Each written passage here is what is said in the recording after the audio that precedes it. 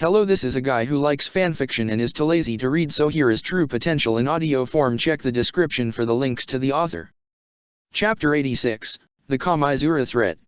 In a windowless room, lit through ceiling tags and candlelight, with multiple lab tables and a desk that was covered with copious amounts of papers, Kabuto stood by the door, making a series of hand signs. Summoning Jutsu, Edo Tensei. A coffin arose from the ground, opened, and disappeared as quickly as it appeared. Kabuto's deceased master Orochimaru appeared in its place, standing completely still. "Welcome back to the land of the living, Orochimaru-sama," Kabuto said, smiling. Orochimaru managed to turn around to face his former subordinate. A grin developed on his face as he shook his head. "What's this? You summoned me from the dead with my own autonomy? You are being rather gracious to allow me to walk freely, Kabuto-sama," Orochimaru taunted as he walked towards the silver-haired man. Kabuto's grin quickly faded and was replaced with a frown. "We've discussed this. Please, do not call me Kabuto-sama." "Why not? It is the manner of our relationship nowadays.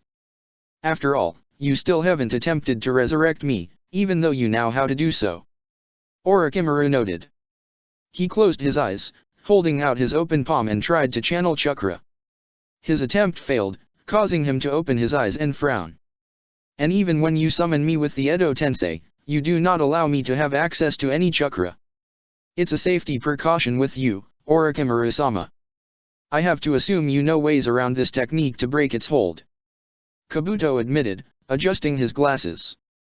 "This is the extent of our relationship nowadays. Rather disappointing, from a man who pledged full loyalty to me, that you still haven't attempted to bring me back permanently," Orochimaru said, scowling. "How long has it been now since I've died? The last time you revived me was when you wanted to know the location of Ryokai Cave. It's been nearly 3 years since then. I suppose close to 4 years since you've died," Kabuto noted. Orochimaru's scowl deepened in response. The man said nothing as he walked around the room towards one of the lab tables. A body was displayed on the table. Orochimaru quickly went over to it to analyze. "I noticed your clothes and the room we are in IWA," he noted. "This corpse is rather blemish-free. This one was taken very well care of. Well, it is the corpse of a Kurogane shinobi. One, Kurogane Ichiro, a famous shinobi who died in the Third Shinobi World War. Their Kekii Genkai apparently helps with body preservation.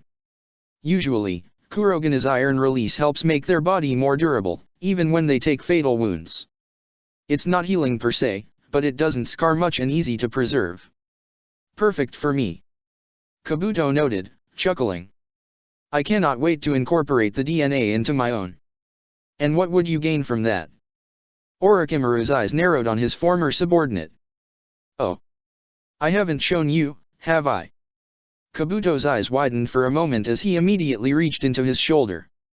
He then immediately pulled out a long bone from his shoulder, causing Orochimaru's eyes to widen. "I accomplished what we had been researching for years. The Shikatsumayaku, amongst other Kekii Genkai, is mine." What?" The Sunin was at a loss for his words, his eyes glued to the bone in Kabuto's hands. "How?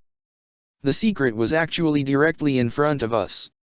The Kekii Genkai of Seikon and Yukon had rather unique properties to it that, when combined with some of your research and some of my additional research, proved to be the key to successfully integrating Kekii Genkai into my own blood," Kabuto said, chuckling as he tossed the bone into the sky. He then held out his hand as a large, red crystal formed in his palm. The Shikatsumayaku of the Kagaya clan, the crystal release Gurren possessed, the scorch release. Even the Kurogane clan's iron release, hidden in the cadaver in front of you, all of it is possible to obtain. A grin developed on his lips as he closed his palm, smashing the crystal instantly. "All possibilities in the world are open to me." Orochimaru was silent for nearly a minute. His eyes moved back from Kabuto to the Kurogane corpse, then back to Kabuto. An even deeper scowl developed on his face as he shook his head.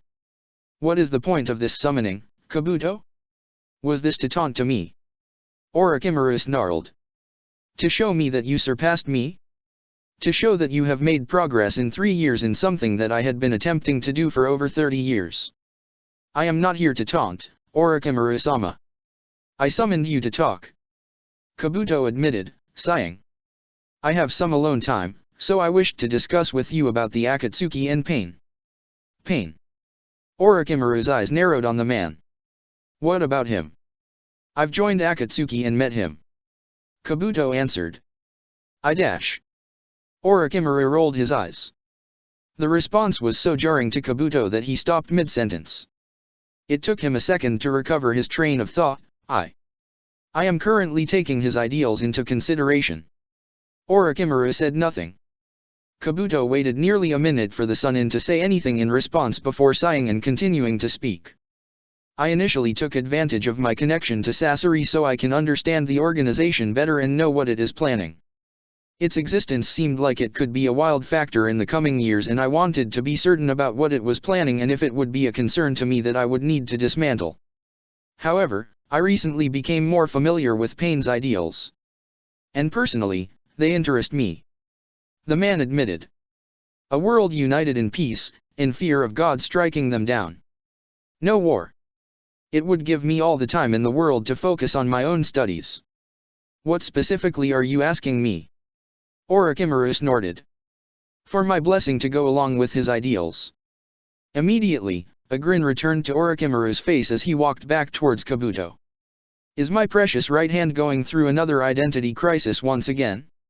You can't leave to follow a new master without getting the old one's permission? Do I still have this much sway over you, even in death? No. Kabuto scowled in response, snapping his fingers. Immediately, Orochimaru stopped moving closer to him. The Sannin was unable to move once again. That is not the case. What is, then? Orochimaru asked. He continued to try and move, but he was unable to. Kabuto had stolen all his autonomy. The scowl returned to his face. What did you wish to speak with me about? I wished to discuss Tobi and Zetsu with you. Kabuto said. Zetsu? Orochimaru shook his head. I cannot recall the amount of times I tried to get a DNA sample from that thing. I do not have much to say about it. It's an enigma that I have always been curious about but have yet to understood. Tobi, on the other hand, is someone I understand a bit more, but equally as interesting. A chuckle escaped his lips. A rather mischievous brat. He clearly is hiding his true persona, but he manages to pull off his facade so well that you tend to forget at times. It's almost comical. Do you know anything about him? Kabuto pressed. I do. Orochimaru grinned in response. I managed to obtain a sample of his DNA and analyzed it. Not enough to get a specific identity, but enough to pinpoint a general background. His grin seemed to widen. Uchiha DNA is so fascinating. The Akatsuki member's eyes widened. So you know he is an Uchiha. I do not know what specific Uchiha he is, since he's masked his identity well enough and none of the Uchiha I could assess him to matched identity-wise. Still, DNA does not lie, it shares plenty of similarities I've seen in Uchiha shinobi DNA. Orochimaru noted. I suspect he's an Uchiha, formerly loyal to Konoha, that went missing sometime during either the Second or Third Shinobi World War. I assume one of the reasons for his childish facade is to mask his age. I have no clue which period he went missing in to assume one over the other. If it were not for the one sample I had, I doubt I would be able to piece him to any village in particular or as an Uchiha. Do you believe he knew that you knew? Kabuto asked. I could not say. Akatsuki had hunted me down in the past, but I do know I earned their ire simply leaving the organization and keeping one of their precious rings. Orochimaru stated. His eyes then moved down to Kabuto's right hand, noting the ring he was wearing. The very ring you are wearing right now. This Tobi is an Uchiha. Kabuto rubbed his chin, closing his eyes in thought, seemingly ignoring his former master. Fascinating. I'll try and study this. Look into any Uchiha that went either missing or died out of the village in the Second and Third Shinobi World War. If I can figure out who he is, I can maybe gather more of an understanding of his motives and hopefully gain more insight into his relationship with Pain. And then I can respond accordingly to Akatsuki, whether to help or dismantle. A grin developed on his lips. My, another project to work on. The journey from Shimogakure back to Konoha was making good progress.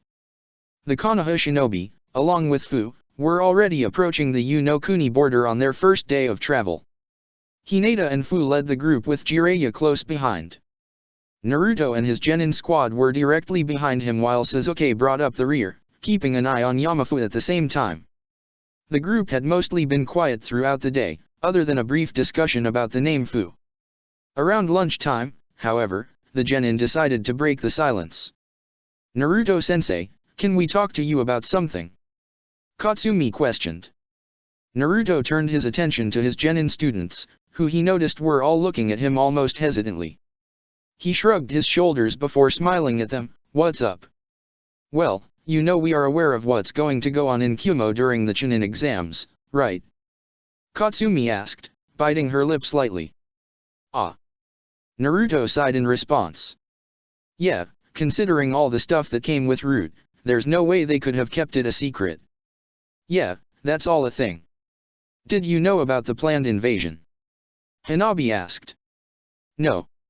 Not until we got to Shimo. I wasn't informed of anything until the first meeting with the Kyumo shinobi. Naruto admitted, frowning. So, what does that mean for us? Katsumi asked. Are you not going to recommend us? Well, they want me to recommend you all. So that way my presence in Kyumo isn't seen as weird to Akatsuki if they see me in the village. Naruto said. I could probably get away with not recommending you all though and just work as a bodyguard for Ero Sennin, though, if I ask. So you're not going to recommend us, then? Kanji noted. I don't know. I need to think about it. The Uzumaki's frown deepened. I mean, I was planning on it before. But But what? Kanji continued. We're ready, aren't we? You're ready for the Chunin exams. Not an invasion with S-ranked shinobi involved. He said sharply. Didn't your Chunin exams end with an invasion, though? Hanabi asked, frowning. Your team was fine. The Uzumaki shook his head, crossing his arms. That's entirely different. We had no idea that thing was going to happen. This is something I know is going to happen and is something I can avoid having you all in. I'm not against you three taking the exams, I'm just trying to think if you all would be okay during the invasion. We'll be fine. Katsumi reassured, grinning at her Jonin-sensei. I promise you that. You're going regardless, aren't you? Especially for that training session for yourself. Kanji added. We can't just leave you behind. You have to let us come with you. That's a whole other thing, you know. Naruto sighed. 'Cause while I can probably do something with my shadow clones, if I bring you all to Kyumo and you all make the third round, I'm going to have to be focused mostly on my own training. You said it yourself. Shadow clone training would be fine. We'll be fine and make do. Hanabi replied. Just give us the chance, Naruto-sensei. Katsumi insisted. We'll talk more about this when we get back to Konoha. After this stuff with Danzo is taken care of. Naruto said, shaking his head. I'll need you all to show me that you'll be safe in this invasion. You'll need to prove to me that you'll be fine. The genin of Team 9 nodded their heads in agreement, seemingly okay with that answer. With those words, conversation stopped again and the group as a whole remained quiet. After another failed meeting about Han's love life, Teiwa and Han's students split in different directions, Roto and Risho going to do some more preparations for the rally, Teiwa going to the Kurogane clan compound early to practice, and Kuratsuka going to meet up with Shikamaru for a moment. The Iwa Jonin was quick to inform him about the meeting and its subject, much to his amusement. Wait, you all are seriously trying to find Han a girlfriend? Shikamaru asked, grinning. Yeah, we are. Kuratsuka noted, chuckling. Roto, Risho, and I have kinda thought about it for a little bit a while ago, but then Teiwa is the one who's been pushing it forward a bit more than we used to. I am surprised Teiwa would care about his relationship status so much. Shikamaru chuckled, shaking his head. Naruto's going to die laughing when I tell him all of this. You better save it till I'm there, I wanna break it to him too. Kurotsuka stated, grinning. The two continued to laugh for a moment as they walked through Uegakure. They walked up a set of stairs alongside the tallest mountain in the village, the one where the Tsuchikage's office was placed. So, you have that rally tonight you have to crash. You're going to be training until then, right? Shikamaru asked. Yup. I've been training with Gramps every day this past year. Usually it's at the end of the day, but since I got that thing tonight, I have to make it up with him earlier. Kurotsuka said, shrugging her shoulders. He's a tough instructor, yeah? He questioned. Oh fuck yeah. She said, sighing. He's ruthless. But that's good. He doesn't let me slack off. Sounds horrible. Shikamaru said with a chuckle, faking a shiver. To you, lazy ass. Kurotsuka tapped his shoulder, frowning. Hey, I'm not nearly as lazy. I take my training seriously. Shikamaru said, shrugging his shoulders. I'd actually be really curious to watch you both train. He'll let you watch in. Kurotsuka said. The two shinobi finished their climb as they finally reached the door to the Tsuchikage's building. As they were about to enter, Kitsuka walked out of the building, nearly bumping into them. My apologies. Kitsuka stopped himself from continuing as he noticed the pair in front of him. Ah. Kurotsuka. Good morning. His eyes then moved to Shikamaru and narrowed in on the man, which caused him to stiffen slightly. Morning, Dad. Kurotsuka greeted, waving her hand. Realization dawned on her as she immediately gestured towards Shikamaru, seemingly unaware of their stare down. I just realized you two haven't met yet, huh? Dad, this is Nara Shikamaru, my boyfriend. I know I've mentioned him to you a lot of times. She then turned to Shikamaru, grinning. And this is my dad, Kitsuka. Good morning. Kitsuka greeted. Morning. Shikamaru nodded his head, doing his best to remain calm. God, what the hell? This is literally my second time meeting him, why is he so intimidating? You're on your way for training with your grandfather, I assume. Kitsuka questioned, turning his attention back to his daughter. Yup. She nodded her head, grinning. Don't know if we're going to spar today, though. We're gonna pick off on some other shit. Understood. Her father nodded his head before turning back to Shikamaru. And you? Shikamaru nearly choked at being addressed. I'm just going to observe their training. There's much more fruitful things you could be doing with your time. Kitsuka noted, his eyes narrowing. You could be training, for example, instead of simply watching others train. Shikamaru shook his head, frowning. I don't intend on slacking off on my own training down here. Well, if you have the spare time right now, why don't you leave Kurotsuka alone to train with her grandfather in peace and go train yourself then? Kitsuka stated, crossing his arms. If you must be someone with, you can be with me. Excuse me. The Nara nearly choked. Actually, that's not a bad idea. Kurotsuka realized, rubbing the back of her head sheepishly. Truth be told, Shikamaru, my training with Gramps recently has gotten a bit destructive. So maybe it's better. Her grin seemed to grow. Plus, you can get the chance to get to know my dad. That's the last thing I want right now. Shikamaru took in a deep breath, shoving his thoughts deep into his mind, as he turned to Kitsuka and nodded his head. I'd be honored to train with you. Then let's go. Let's not waste time. Kitsuka said, walking past the two and going back down the stairs. Kurotsuka and Shikamaru stood still, in front of the doors to the Tsuchikage's office building, before they turned back to face each other. So, I guess this is happening. Shikamaru said. Heh, you'll be fine. Dad's gonna have fun with you. Kurotsuka said. He's kinda dull to be honest, and a real big stick in the mud, but he's nice. He'll be dash. Don't waste time, Shikamaru-san. Kitsuka hollered back, his voice booming from further down the stairs. Welp. Shikamaru sighed as he started to turn the stairs. Guess that's my cue. I'll meet up with you later tonight then. Depending on how long training goes, I'll see you either before or after that rally. Kuratsuka said, waving her hand at him. Love you. Have fun with Dad. Love you too. Shikamaru replied, smiling as he started down the stairs. The Nara moved down the stairs, trying to catch up to Kitsuki. I'm going to be alone. With Kitsuki. Why did I agree with this? He questioned, taking in a deep breath as he tried to push his last, paranoid thoughts out of his mind. God, I hope this isn't some elaborate excuse to get me alone to kill me. Suzuki? Mind if we switch places? I'll keep an eye on Yamafu. The Uchiha turned his attention to Fu, the Nanabi Jinchuriki. He stared at her for a brief second, his eyebrow rose.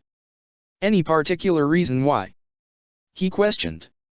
Change of pace. Plus, I wanted to speak with him. Fu admitted with a chuckle. Fine. Suzuki sighed as he picked up his pace, walking up to the front of the group next to Hinata. Let me know when you're done with your conversation. Fu was now at the back of the pack with Yamafu. A grin developed on her face as she stared at the silent, orange-haired Yamanaka. How's it going, Yamafu? She asked. His eye twitched in response. You do realize that you all could have simply called me Fu? With only one U. That would be much easier to distinguish us. I suppose. But honestly, I like Yamafu. The Jinchuriki admitted, chuckling. We're keeping it. It's stupid.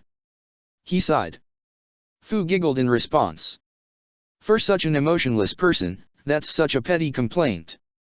Well, whether it's stupid or not, I guess that's just what you're going to be called when you and I are together. And until further notice, I'm in Konoha, so suck it up. She said, grinning. So, can you tell me about yourself? I have nothing to say. Yamafu replied. That trick doesn't work. You don't have that seal thing on your tongue. Fu reminded him, frowning. Plus I'm not even asking about Root. I'm asking about you. Then let me rephrase for you, I do not want to talk. He said sharply. Why not? The Dakigaku or Shinobi asked. Cause honestly, you don't strike me like the silent talk. I have nothing to say. He repeated. Whatever. She sighed. Well, why don't you ask me something then? Like what? The Yamanaka asked. Anything. Ask me anything. Fu said, smiling. The Root agent was silent as he stared at the Kunoichi. She remained still, waiting for a response. After a minute of silence, she sighed and opened her mouth to ask him again. He, however, cut her off with his question. Why are you close with my brother? He asked. Huh. She blinked in response. I've heard that you two became close. And I've observed some conversation between you two. I just wanted to ask why. Yamafu clarified, crossing his arms. You aren't from the same village. There's always a chance in the future Taki and Konoha could become enemies. Why bother? The hell is that supposed to mean? She scowled. Our villages could never be enemies. Not after all the help Konoha gave to Taki during Kakuzu's attack on our village. You can never safely assume that. That's a very naive thought to have. The Yamanaka stated sharply. Well, I disagree. She replied, crossing her arms. But to answer your question, I'm close to Kanji because we just clicked. He's a very nice guy, very witty, and smart. He's easy to talk to and is just super sweet. A sad smile then developed on her lips. I know from his side, though, he also felt a connection to me because I had your name. Oh. Yamafu noted. Silence filled the air between the two for another minute. The Dakigaku or Shinobi's eyes narrowed on Yamafu. You do realize that Root deprived you both of getting to know one another, right? She asked. I am aware. He nodded his head. And you still have loyalty towards the organization? Fu asked. Everything Root does is for the greater good of Konoha. The Yamanaka replied. Even if it means throwing away everything important to you, a shinobi must be willing to sacrifice for Konoha. Shinobi already do that. That's part of the job description. The Jinchuriki said, frowning. And they do that without throwing away their humanity and leaving everything else in their life behind. You can still be a loyal shinobi that would sacrifice anything for Konoha and not completely leave behind your friends and family. You need to with the specific workings of Root. You need to in order to be able to do the tasks we do. He replied. We work in the shadows dash. I've heard. Jiraiya explained. Fu interrupted, which caused Yamafu to scowl in response. Look. I'm just throwing this out there, if you have to go behind the back of the Hokage, the leader of your village, your actions are probably not in the village's best interests. It is when said leader does not act in the village's best interests. He countered. And you think you know better than the Hokage? Fu pressed. That this Danzo person knows better? Cause if he did, then why was he never appointed Hokage? Danzo-sama knows the importance of being the unseen foundation dash. Give me a break. The Jinchuriki interrupted, rolling his eyes. That's just an excuse for someone who wants power but never obtained it. Believe what you want. Yamafu replied. I will. Fu replied. But you should at least think about that, you know? Your organization does horrible things and has done horrible things to your relationship with your family. You should try and think more objectively about the situation. The Yamanaka did not reply nor did Fu wait for a reply. She went back to the front of the pack, switching places with Sasuke again, who silently walked side by side with Yamafu. The man was silent as he contemplated her words. Danzo-sama is willing to do what needs to be done for Konoha. He will act on the threats the Hokage is too cowardly to act against. That does not make the organization horrible. He mentally noted, frowning. But she is right, it has done horrible things to me. To Kanji. To our parents. Such thoughts would be considered poisonous or treasonous in the past, thoughts that he would have done his best to squash into the recess of his mind. Right now, however, he did not have that ability. He had, for the most part, the freedom to think freely against Root, and that freedom was starting to really annoy him. I really wish the Raikage had simply killed me. He sighed. Dust style. In the crystal-filled cave training ground, underneath the Tsuchikage's office building, Kuratsuki held out her hands, spacing them apart slightly. A three-dimensional cube of chakra appeared between her hands. Sweat started to develop on her forehead as she concentrated all of her energy on the cube. You can see it, yes? You formed it. Oniki noted, nodding his head. Now, move it. Kuratsuki nodded her head as she started to move her hand forward. The cube rushed out of her hand and expanded, completely surrounding one of the crystal formations in the cave. She immediately began to grit her teeth. Now. Release. Oniki ordered. Dust style, particle dismantling jutsu. The inside of the cube exploded on itself, completely filling it with dust. Within a second, the cube faded away and the dust scattered. The crystal was no longer present. I did it. Kuratsuki's cheering stopped as she immediately felt her legs starting to wobble. She fell to one knee. Ugh. Heh. I remember when you were like 5 or something, you asked me why I don't simply spam dust release ninjutsu to win all wars and get rid of all of Iwa's threats. That is why. Oniki said. This style of ninjutsu, not even taking into consideration that it takes a bit more time to prepare than most standard jutsu, requires extensive chakra, a heavy strain on your body, and a great deal amount of concentration. It would be impossible, I think, for even the Rakudo Sennin to non-stop use dust release ninjutsu. A grin then developed on his face as he pointed to the dust that had dissipated into the air, noting the lack of the crystal. But as you can see, there are good reasons to still use it. I can see. Kuratsuki noted as she pulled herself off the ground. She was breathing heavily and still sweating, but a grin of her own was on her face. Finally. After years of trying, finally. I managed to use it. You've done well, Kuratsuki. Oniki nodded his head, his grin relaxing into a more sincere smile. I'm proud of you. Thanks. She said. The Iwa Jonin started to walk towards her grandfather, but immediately fell back to the ground. She winced in pain as she started to pull herself off the ground. I want to continue our training, Kuratsuki, but we'll take a break for 5 minutes for you to recover. Onaki said, crossing his arms. I don't care how strong you think you are, this style of jutsu is something you cannot do over and over again without breaks. You need to rest. Understood. She sighed, lying down slightly in a comical fashion on the ground's cave. I don't understand how you are able to use it so easily, though. You think I use it easily? The Tsuchikage laughed in response. I blame this fucking Kekii Tota for my bad back. I've gotten to a point where I can use it multiple times in a battle, but it still overexerts me after a while. Even Mu-sensei could not continuously use it. Still. Ugh. I need to get used to it more. Kuratsuka grumbled. You will. You just need more practice. Which we can make sure you get. Her grandfather said, crossing his arms. But you need to not strain yourself.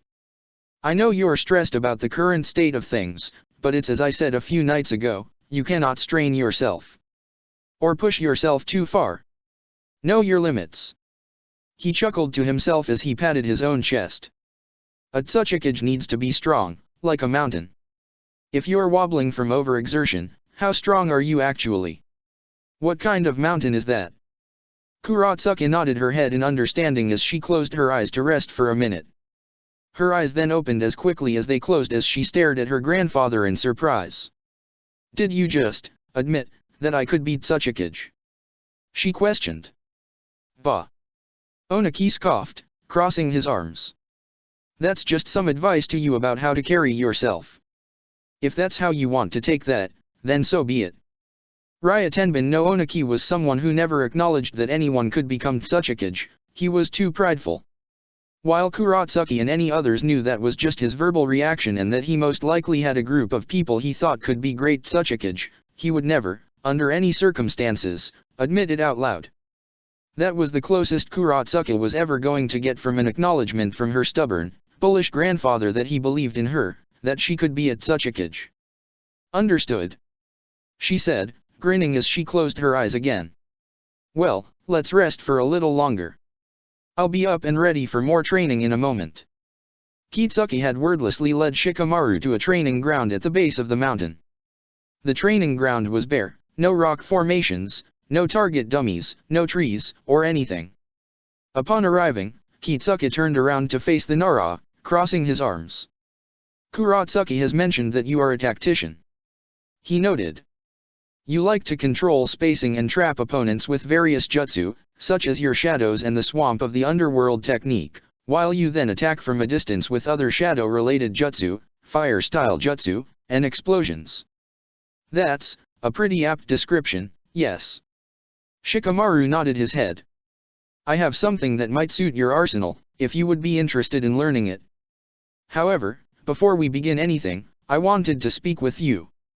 Kitsuki said, crossing his arms. What specifically are your intentions with my daughter? Shikamaru's eyes narrowed on the IWA shinobi, trying to appear as confident as possible. I want to be with her. I understand that, but what specifically are you intending to do with her? Are you seeking to marry her one day? Kitsuki questioned. The Nara nodded his head. If she would say yes, then yes dash. So, you are willing to leave Konoha for IWA? Kitsuki interrupted. Shikamaru's eyes widened at his response. I hope you have not assumed that Kuratsuka would simply accompany you back home to Konoha if you two married. Kuratsuka's aspiration is to be the Tsuchikage. She is on track to become it. If she is not the Yondame, then she will be the Godame. Not a single person in her generation compares to her in regards to skill, name recognition, and pride in Iwagakur. Kitsuki continued, his eyes narrowing. She cannot leave IWA. If you two were to get married, you would have to leave. I don't intend on being someone that comes in between Kuratsuka's dream. I never expected to have her move to Konoha. Shikamaru said, shaking his head. So, you do intend on leaving your village? Her father questioned. As of right now, no. Konoha needs me. Shikamaru said. Shikamaru did not care for titles or positions. He had no desire to replace his father as Jonin commander of Konoha, and he even cared little for the title of Nara clan head. The one thing he knew, however, is that he wanted to be Naruto's advisor with Konoha. He wanted to sit side by side with Hinata, helping lead Naruto as Hokage into making Konoha the best village it can be, one that fostered peace within itself and around the world. You are at an impasse, it seems. Kitsuke noted sternly. No, I'm not. I am certain of the things that I want in life. Shikamaru said, crossing his arms. I am a loyal Konoha shinobi and I want to serve as an advisor to my friend, Uzumaki Naruto, when he becomes Hokage. I also am in love with your daughter and want to spend my life with her, helping her in any way I can as a lover and as an advisor. Do you intend on serving both Konoha and IWA in such a role? The IWA Jonin's eyes narrowed even further. It would be impossible to adequately perform both roles. I know what I want. And I'll accomplish both. Shikamaru said. I do need to talk to Kurotsuke more. About this. About us. About how we can manage all of this. But I stand by statements. I have a loyalty to Konoha and the people there that are precious to me. But I also love Kurotsuke and I'll do whatever I can to stay by her side. Kitsuke was silent for a moment. He stared long and hard at the boy. Shikamaru felt no killing intent from him, but the man's intense gaze was enough to unnerve him. Still, he held his ground and stared back. You are naive. And too idealistic. Kitsuke said sharply. You will one day have to make a choice. Maybe. I do have an idealistic friend that has rubbed off on me a bit. Shikamaru admitted, chuckling slightly. But I stand by my ideals. And I'll fight for them. If anything, you're honest. I appreciate that. Kitsuke said, a small smirk developing on his lips. And I can tell you love Kurotsuke. Both from your words and your demeanor. I love her more than anything else. Shikamaru said sharply. Good. Kitsuke nodded his head. He walked forward towards the Nara until he was standing directly face to face with him. I do not intend to speak of your ideals. You and Kurotsuke can work out what you intend on doing for both her and Konoha. The only thing I ask is that you stay by her side should she ever need you. Especially right now. A frown developed on his face. My daughter is at her lowest right now. I have never seen her this stressed in my life. And I know you help manage to calm her down. So regardless of anything, I will always be by Kurotsuke's side. You have my word on that, Kitsuke-san. Shikamaru stated. Kitsuke's eyes narrowed slightly on the boy, having been interrupted. They lightened up almost instantly, however, as another smirk developed on his lips. He then held out his hand to the Nara. Please, just Kitsuke. No need for honorifics with me, Shikamaru. He said. All right. Shikamaru said, smiling, as he shook the man's hand. You have my word, Kitsuke. As the two broke their handshake, Kitsuke walked over side by side to Shikamaru. You said you want to stand by Kurotsuke's side? Then, I have a jutsu that I think would be a good addition to your arsenal for your fighting style. He noted, clapping his hands together, Earth style, mobile core. The ground in the training field in front of them shot upward, creating a raised platform that went 10 feet into the air. Kitsuke then made a gesture with his right hand, causing another patch of ground next to it, sinking into a hole. The Iwa Jonin then brought his hands to his side, causing both the elevated and sunken earth to return to their original positions. For a strategist, it is important for you to control the positioning of yourself and your opponent. What better way than the earth itself? Kitsuke noted, rubbing his bead. This jutsu allows you to terraform the battlefield to your advantage, locking opponents in, potentially crushing them, and controlling their placement on that battlefield. Perhaps an opportune jutsu to trap people with your shadows or with other techniques. I see the benefits. Shikamaru noted, nodding his head. Good. Then I hope you'll take this seriously. I don't have all day to work with you on this. Kitsuke noted, smirking. Let's begin, then. I can do the jutsu without hand signs, but you will probably not be able to do that for a while. Let me show you the signs. The Iwa Jonin began showing Shikamaru how to perform the jutsu. Uzumaki Tawiya walked into the Kurogane clan compound, holding onto her flute. She walked through the courtyard to the large assembly hall, circular building that was going to be used for the rally. The hall was rather large, extending downward like an amphitheater. At the bottom was a large marble platform. Standing at the center of the platform downstairs was Suzumibaki, who was pacing back and forth, speaking to herself. Good people of IWA, we are a proud village with the will of stone. We are as strong as the mountains that guard and protect our village. She spoke passionately, bringing her hand to her chest.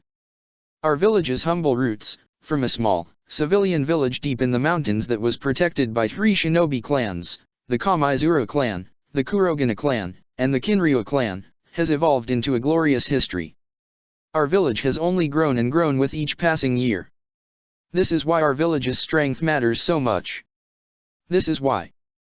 Suzumibaki's words came to a halt as she noticed Tawiya starting to walk down the stairs of the theater. A grin developed on her face as she waved at the Uzumaki. Tawiya, I see you're here early as well. That makes me glad. She said, cheerfully. You're practicing, aren't you? I am. I think I'm ready, but it wouldn't hurt to get some more practice in.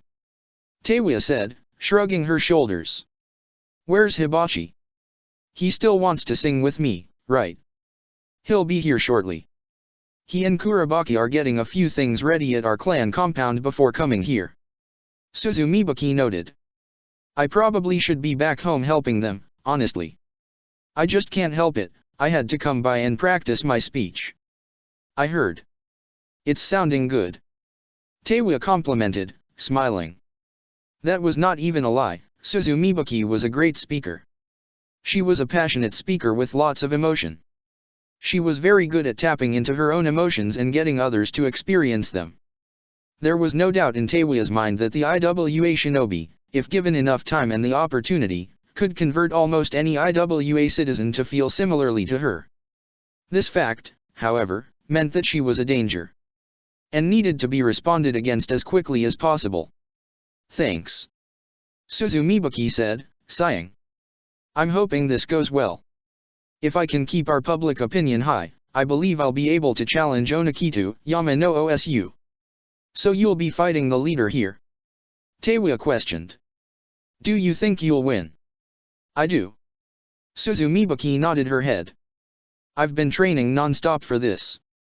I know Onaki, regardless of his shitty policies in recent years, is formidable.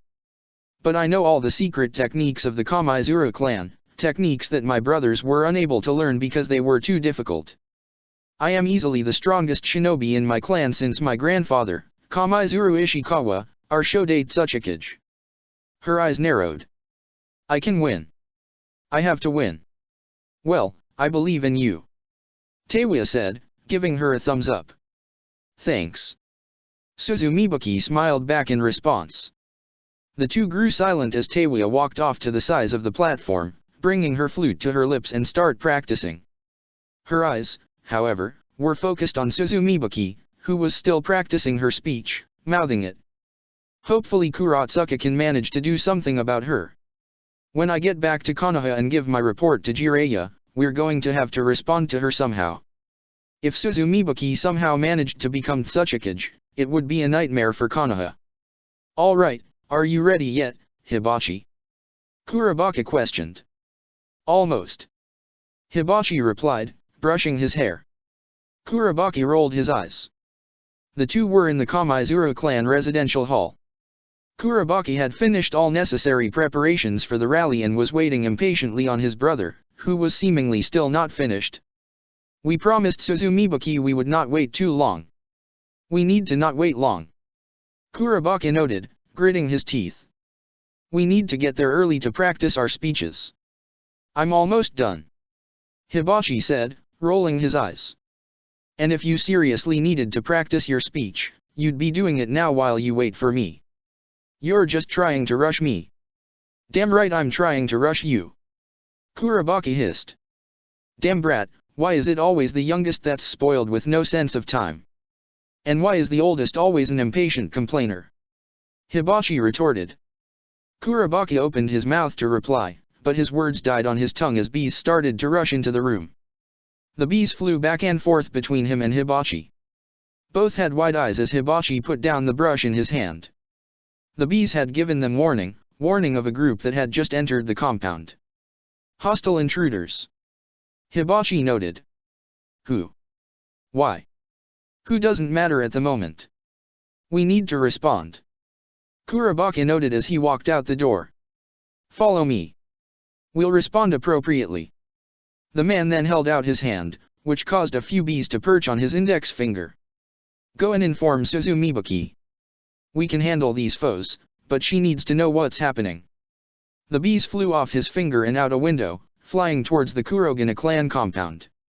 Both Kurabaki and Hibachi rushed out of the room, both looking around the hall carefully. Both had bees flying by their side and Hibachi was gripping a kunao in his left hand.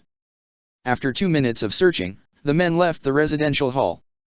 The second they walked out into the Kamaizuru clan compound, a shadowy figure descended from the doorway on top of Hibachi. The blonde Kamaizuru, noticing on time, held out his kunao and managed to block an attack from the figure's tanto. His eyes narrowed, taking in the appearance of his assailant. While he did not recognize the shinobi in the slightest, he seemed incredibly nondescript. He took in the Iwagakuer uniform. Who are you? Why are you attacking us? We are loyal Iwa shinobi. Down with the Kamaizuru. Long live Sandaime-sama. The man replied, kicking Hibachi. The blonde Kamaizuru managed to jump away in time, avoiding the kick. Kurabaka jumped back, landing next to him and creating distance between the two brothers and the assailant. On cue, however, 14 more figures appeared from the shadows of the courtyard and surrounded the two Kamaizuru shinobi, all brandishing tanto. 15 versus 2. Unfortunate numbers. Hibachi noted, frowning. Hold them off. If we can survive until Suzumibaki gets here, we'll win. Kurabaka said sharply. Still. Hail Sandaime-sama. Oniki would never order a hit on loyal Iwa shinobi. Regardless of his thoughts on our movement, he can't do anything to us. That would upset the balance of everything here in Iwa. Hibachi noted, frowning. Something must be going on. This can't be an assassination on his behalf. Then. The Kamaizuru was forced to abandon his thoughts as the assailants charged forward. Ugh, where the hell are they? Suzumibaki grumbled. Her complaint was loud enough that Teiwa got distracted and messed up her intonation. Her rendition of a local song Bluebird turned very sharp. The hell? She turned her head to the Kamaizuru. You cool? Yes. No. Ugh. Suzumibaki sighed, bringing her hands to her face. Where the hell are Kurabaki and Hibachi? Those assholes do know the rally is in 2 hours, right? Perhaps they got distracted. Teiwa suggested. Want me to go fetch them? No, that can't be the case. Maybe for Hibachi, but Kurabaka's the most responsible of us three. He'd be here by now, at least. She responded. And no, they shouldn't need someone to fetch them. Tonight could have major consequences on our perception with Iwa. They need to fucking get here already dash. As if on cue, a bee flew into the room. The bee quickly flew towards Suzumibaki's face, getting directly into her face. Huh? What's up dash Suzumibaki's words died on her lips as the bee continued to buzz. Suzumibaki, seemingly, managed to ascertain a meaning. Her eyes widened in horror. What? Huh? Teiwa turned to her in confusion. A concerned look developed on her face. What's up? Did something happen? My brothers, there. The Kamaizuru was unable to finish her sentence. She quickly ran up the stairs, leaving Teiwa behind. As Suzumibaki rushed up the stairs, the door to the amphitheater opened up, revealing Kurogane Kuzari. The man was quickly shoved to the side by Suzumibaki as she bolted. Humph. He hissed, his eyes turning to face Suzumibaki. Kamaizuru Suzumibaki, where the hell are you going dash? Ninja art, Hornet Wings Jutsu. Suzumibaki jumped into the air as a pair of golden wings, seemingly formed from honey, developed around her back. She then quickly flew into the sky. Teiwa hurried out of the building in time to see her flying away. What is she doing? Her rally starts in 2 hours and her brothers aren't here. Now she's leaving. Kyuzari hissed. Attendees should be arriving within the next hour. She doesn't have time to waste. I don't know. Teiwaya shook her head. What the hell was she told? Up in the sky, Suzumibuki continued to fly, heading directly towards her clan compound. Come on, hurry. Hurry. Suzumibuki shook her head as she flapped her wings. I need to hurry. Hibachi, Kurabaki. Please. Hold on. I'll be there soon. Just don't die. Please. You don't want us there with you? Shikamaru questioned. After everyone completed their training or various errands, Kuratsuke, Shikamaru, Risho, Roto, Doso, and Susumu all met up at Han's home. The 3 Konoha shinobi stood at the door of the house while the IWA shinobi were walking outside. Honesty, taking you all would be a bad idea. You all being there may set off more bad blood. Roto noted. Anti-Konoha sentiments will be at its highest when the rally really begins. Risho said, frowning. While we will argue back when we get the chance, you all being there would be a giant target for Suzumibuki. You all will be safe, right? Susumu questioned. This rally will not get violent. None have. None will. Kuratsuka said, smiling. Don't worry about us. We'll be safe. Just take care, all right? Shikamaru said. We promise. Kuratsuka replied. Love you. Love you too. Shikamaru said, waving goodbye. With those words, the IWA shinobi started to walk off, preparing for another rally to disrupt, seemingly expecting it to be just like the last ones. Completely unaware of what else was happening in the village. Ack! Hibachi shouted as he was stabbed with a tanto, the blade piercing the one weak spot in his beeswax armor. The Kamaizura started to choke up blood. His eyes moved towards Kurabaki, who was down on the ground in his own pool of blood, dead. He then focused on the assailants around them. Both he and Kurabaki were only able to kill 4 of the 15 assailants. The other 11 were still alive, 10 of them looking down on him while the 11th was directly in his face, his blade dug deep into his stomach. These men knew. They knew about the weaknesses related to his and Kurabaki's fighting style. They knew how to coordinate and work together. And yet, they did not fight like any IWA shinobi he had ever met. Who, the hell, are these people? His mind thought. The 11th assailant pulled out his tanto from Hibachi's body, which caused the blonde to hiss in pain. When the sword was fully out, his body went weak and he fell to the ground, head hitting the courtyard hard and his glasses cracking upon impact. 2 down. The assailant noted as he turned to the other 10. Only 1 more left. Sai-san, your thoughts? We wait for her. She'll have to return at some point. Sai noted as he pocketed a scroll. We need to clean up the area, though. We can't have her being suspicious upon her arrival. Unlike these 2, she is going to need to be ambushed to have the highest chance of success.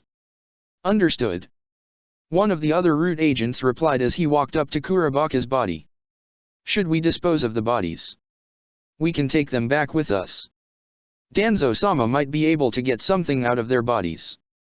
Sai stated. They do have a bloodline, after all. Some research and study could be beneficial. The root agent nodded his head as he pulled out a sealing scroll.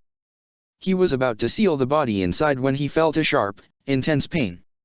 A yellow-colored needle, the size of a senbon, was sticking inside his neck. What the dash, the man was unable to finish his sentence as he fell to the ground, dead. The remaining 10 root agents jumped away, avoiding similar needles. They then turned their attention to the sky. Suzumibuki was flying directly above the Kamaizura clan courtyard, her eyes narrowed.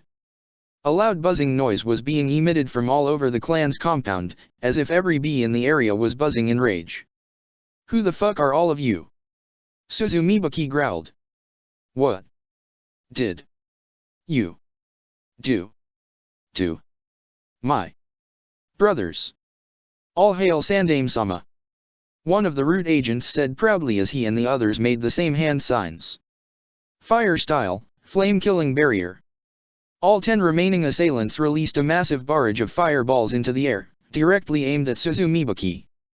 The Kamaizura flew through the air, avoiding each and every fireball as she quickly made contact with the ground.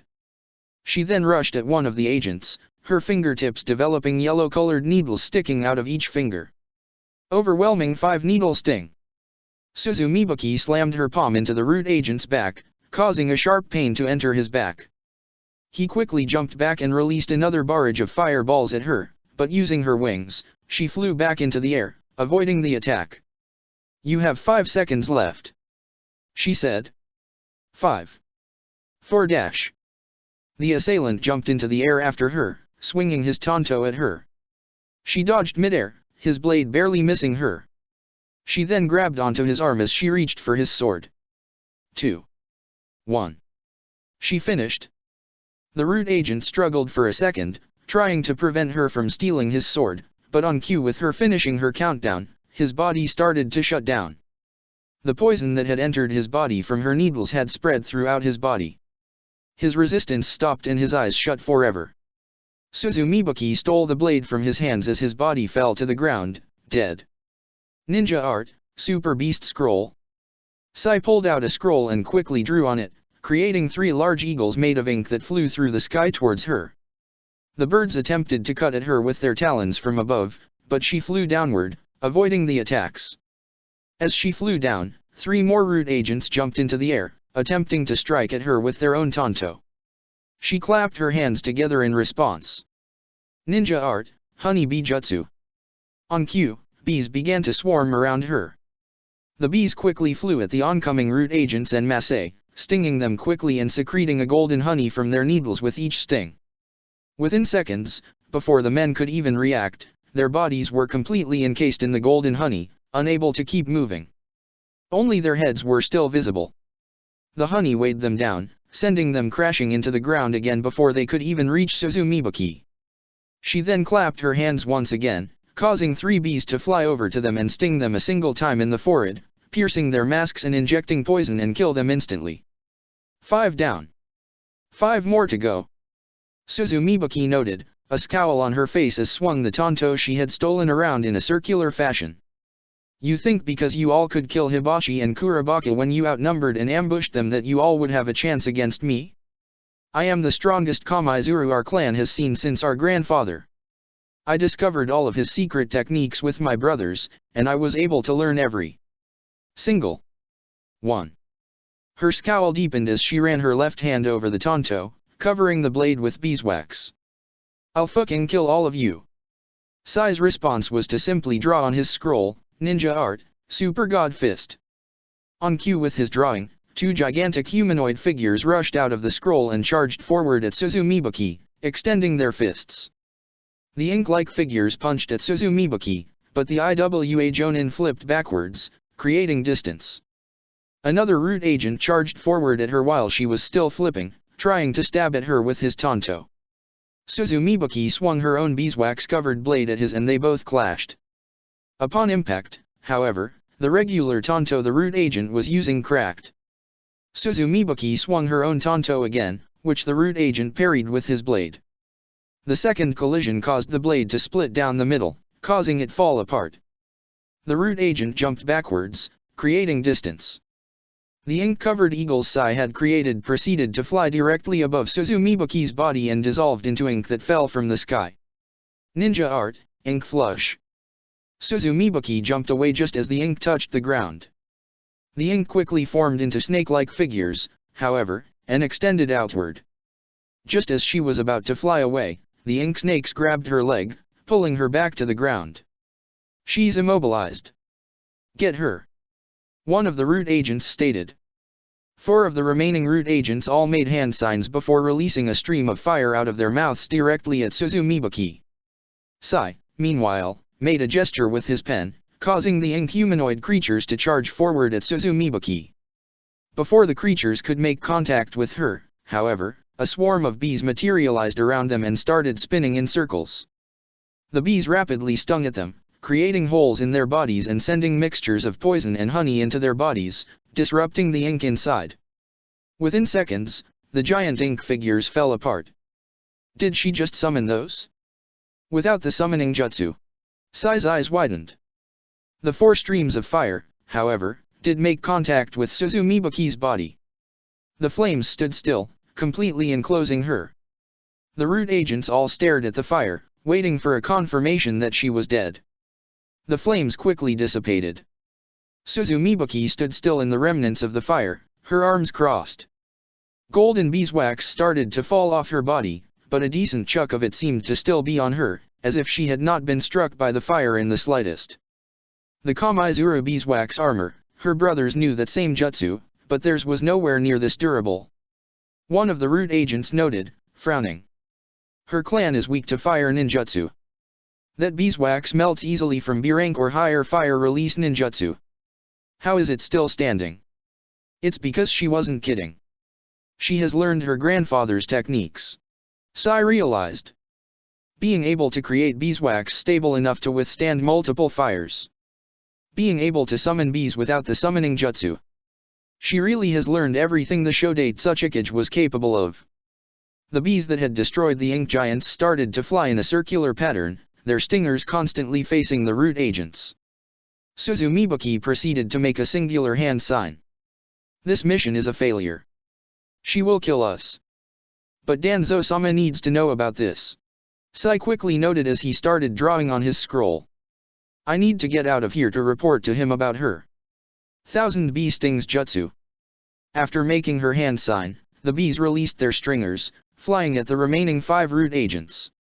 Sai quickly created a giant ink bird from his scroll and jumped on its back, flying back away from the compound. The stingers made contact with the remaining 4 root agents, completely piercing their skin and drawing blood with each attack. Their entire bodies were covered with the needles as they all fell to the ground, a combination of blood loss and the poison from the stingers. Sai only barely avoided the attack, his bird flying away. Don't think you're getting away. Suzumibuki hissed as she made a hand gesture, causing the bees to start turning towards Sai's fleeing figure. I'll dash. Ack.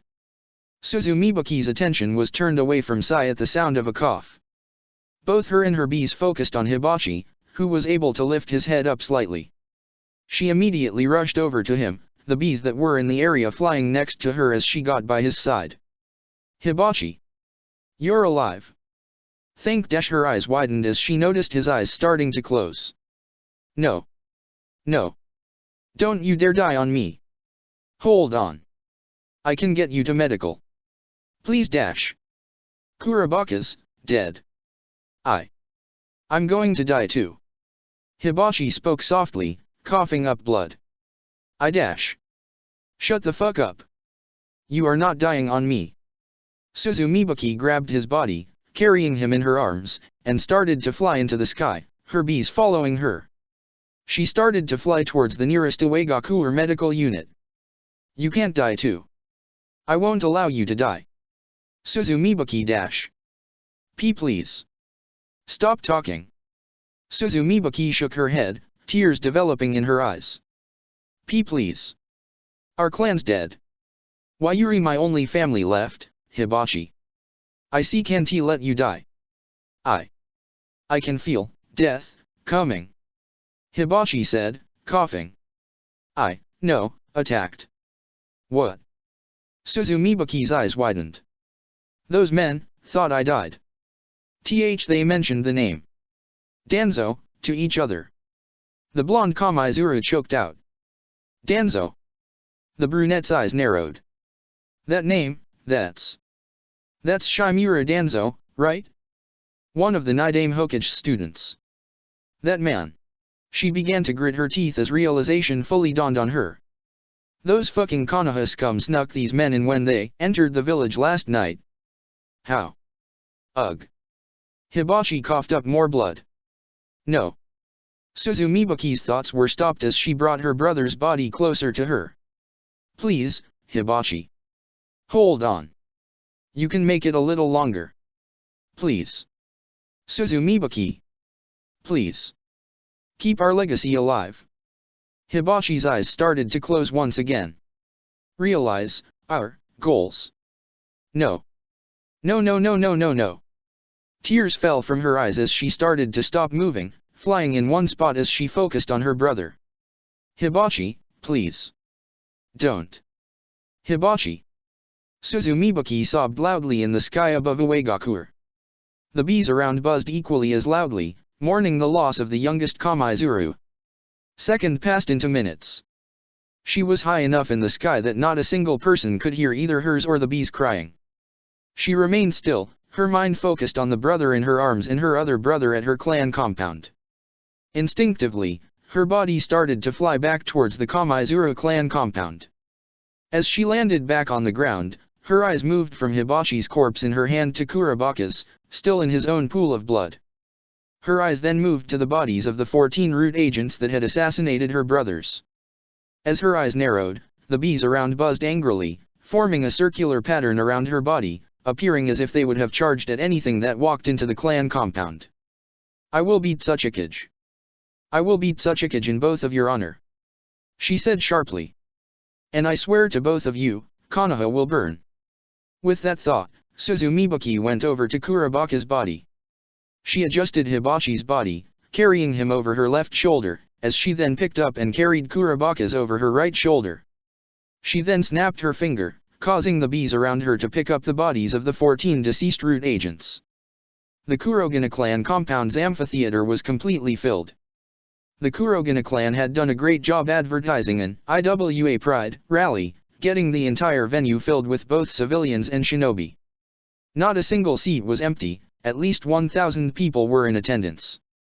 There was quiet chatter amongst the crowd as they all talked about what the subject of the rally was and what would be discussed. Within the crowd, Kuratsuke, Risho, and Roto were hidden, all focused on the stage, waiting intently for the rally to start. On the stage, only Kyuzeri and Teiwa were present. Kyuzeri was fuming, his eyes focused on the door to the amphitheater. Where are they? He hissed. I went through all the trouble organizing this for them. Where the fuck are they? What happened? Teiwa shook her head. I'm feeling really anxious about all of this shit. Suzumibuki should have been back long ago. Something bad must have happened. 5 more minutes passed with the audience's chatter started to turn louder and more irritated. Where are the Kamaizuru? Why hasn't this started yet? Was this just some kind of prank? We were promised an entertaining show of IWA Pride. What's taking them so long? Should we go? I don't wait around for nothing to happen. Another minute passed by. The door to the amphitheater was kicked up, banging hard against the wall, the action silencing the crowd. All eyes focused on the door. Suzumibuki, her wings no longer activated, walked down the stairs of the amphitheater, carrying the bodies of her 2 brothers. There was a horrified gasp from the crowd. Oh my god, is that Kurabaki and Hibachi? Are they? They can't be. This is supposed to be a show, right? Is this part of a skit? There's blood on her shoulders. This isn't an act? Are they actually? The muttering started to grow louder and louder as a panic began to develop in the audience. Are those 2 dead? For real? Roto questioned, his eyes wide. What happened?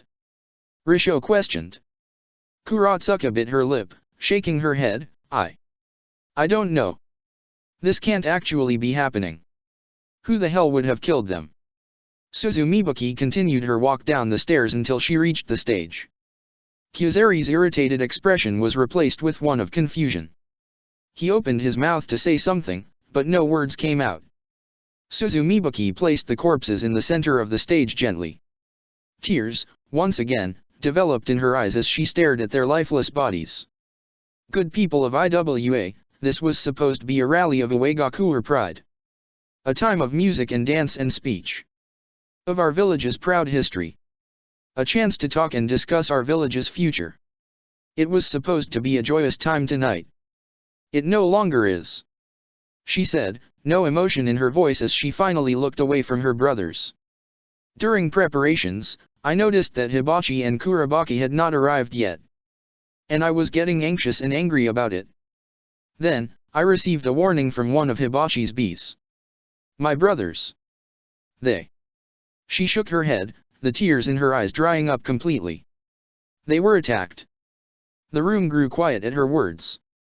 Suzumibuki snapped her fingers, causing her bees to come flying in the room. The collective group of bees were dragging the bodies of the rude assailants with them. These are their attackers. Don't let their clothes deceive you. They are no IWA shinobi. And why would they be? Loyal Uegaku shinobi do not attack and kill other loyal Uegaku shinobi, regardless of political differences. I suppose these could have been up-and-coming missing ninja, but they aren't. I know who they are.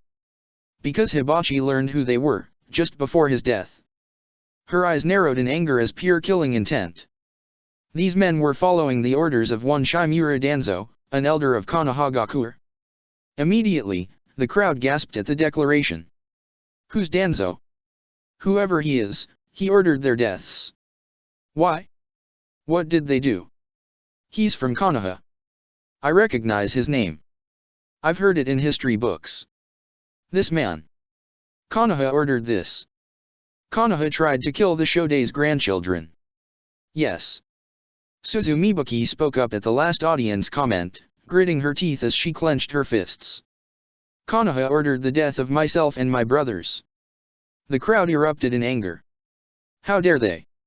Aren't we allies? Weren't we supposed to be allies? Were they that angry that someone in IWA was against them? Hibachi and Kurabaka were harmless. This was completely unprovoked. Konoha wouldn't order this. Roto shook his head, his stomach dropping.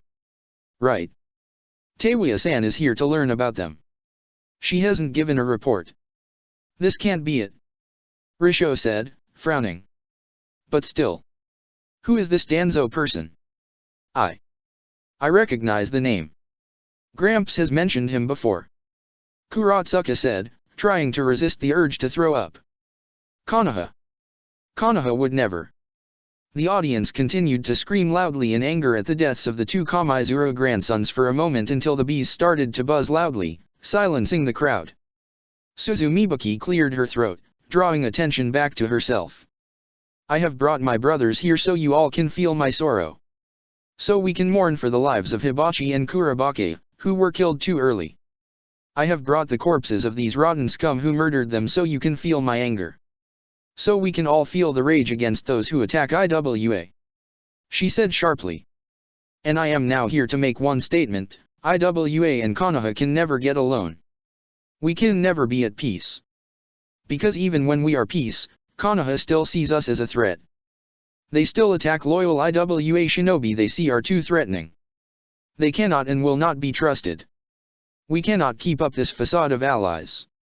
We need to respond appropriately to them, which we can't with Itsuchikage who allowed this joke of an alliance to happen in the first place. The bees rushed to her side, forming a circle around her. They continued to buzz loudly, but Suzumibuki was able to speak above them. I hereby challenge Raya Tenbin no Onakitu, Yama no Osu. She shouted. I implore all of you to give me your support and get the rest of IWA to support this message. Go and tell the crowds outside what happened to my brothers. Let them know what Konoha done. Let them see why Uegakuer needs change. She clapped her hands together. Let them know. Why? Konoha must pay. Konoha must pay. Konoha must pay. Konoha will pay. Long live Kamaizuru Suzumibuki, the Yondaime Tsuchikage. The crowd, as a whole, erupted into applause, with loud chanting in agreement with her. Suzumibuki. Kyuzeri grinned in response at the Kamaizuru as he cracked his knuckles. Good. This will get us closer to keeping IWA strong. As it should always have been. Oh God. Kuratsuka's stomach dropped once again. Her eyes moved to Risho and Roto, who both had similar expressions. None of them made any attempt to argue against her. They all knew, nothing was going to work tonight. This really is going to happen. This is going to lead to war against Konoha if Suzumibuki wins. Teiwa realized, scowling. As Konoha's spymaster, she recognized the name Suzumibuki mentioned, which only deepened her scowl. Shimura Danzo, what the fuck did you just do? Deep within the crowds of screaming Uegakuer citizens, one person was watching and not making any emotional reaction. He had only gone out of curiosity after hearing that the surviving Kamaizuru grandchildren were holding a political rally and was curious to see what they were planning. A grin developed on the man's face as he adjusted his glasses slightly. My. Things here in IWA are very interesting. Kabuto noted, chuckling, his eyes focused on Suzumibaki. They're very interesting indeed. I have some extra spare time. I suppose I can sacrifice some of my research time to learn more about what's going on. Chapter 87, Build-up and Unrest. As the crowds of people left the Kurogane clan auditorium, Suzumibaki's eyes wandered from person to person. She saw the rage in their eyes, heard the anger in their chants, and felt the lust for revenge in their hearts. It would never bring her brothers back from the dead, but it was enough to give her some solace. Hibachi, Kurabake, rest easy. In your name, IWA will rise anew. She told herself, resisting the urge to tear up again. Minutes quickly passed by until the entire area was empty. Suzumibaki's eyes moved from the now empty chairs and stairs to the stage. She noticed that Teiwa was no longer there and left with the crowds of people. A frown developed on her face at that realization, but she noticed that Kyuzeri was still there. The Kurogane looked at her, crossing his arms, a grin on his face. You are definitely a passionate speaker, Suzumibaki. You'll make an excellent Tsuchikage. He told her. We all feel your rage. We all want revenge for your brothers. And we will have it. Suzumibaki said sharply. The Kyumochinen exams are approaching. When Konoha's Hokage goes to the village to observe, we will send our army to Konoha and decimate it to the ground. That will be my first order as the Yondaime. I more than approve. I want to lead it. Kyuzeri said. She shook her head. If you want, you can be at my side, but I'll be leading it. I want to do it personally. I want to see that wretched village in ashes. The room was quiet for a moment as Suzumibaki walked back up to the corpses of her brothers. She reached down to Hibachi's body and picked it up, carrying it over her left shoulder. She then went over to pick up Kurabake's. Suzumibaki, may I make a suggestion for you? Kyuzeri spoke up, causing her to turn to face him.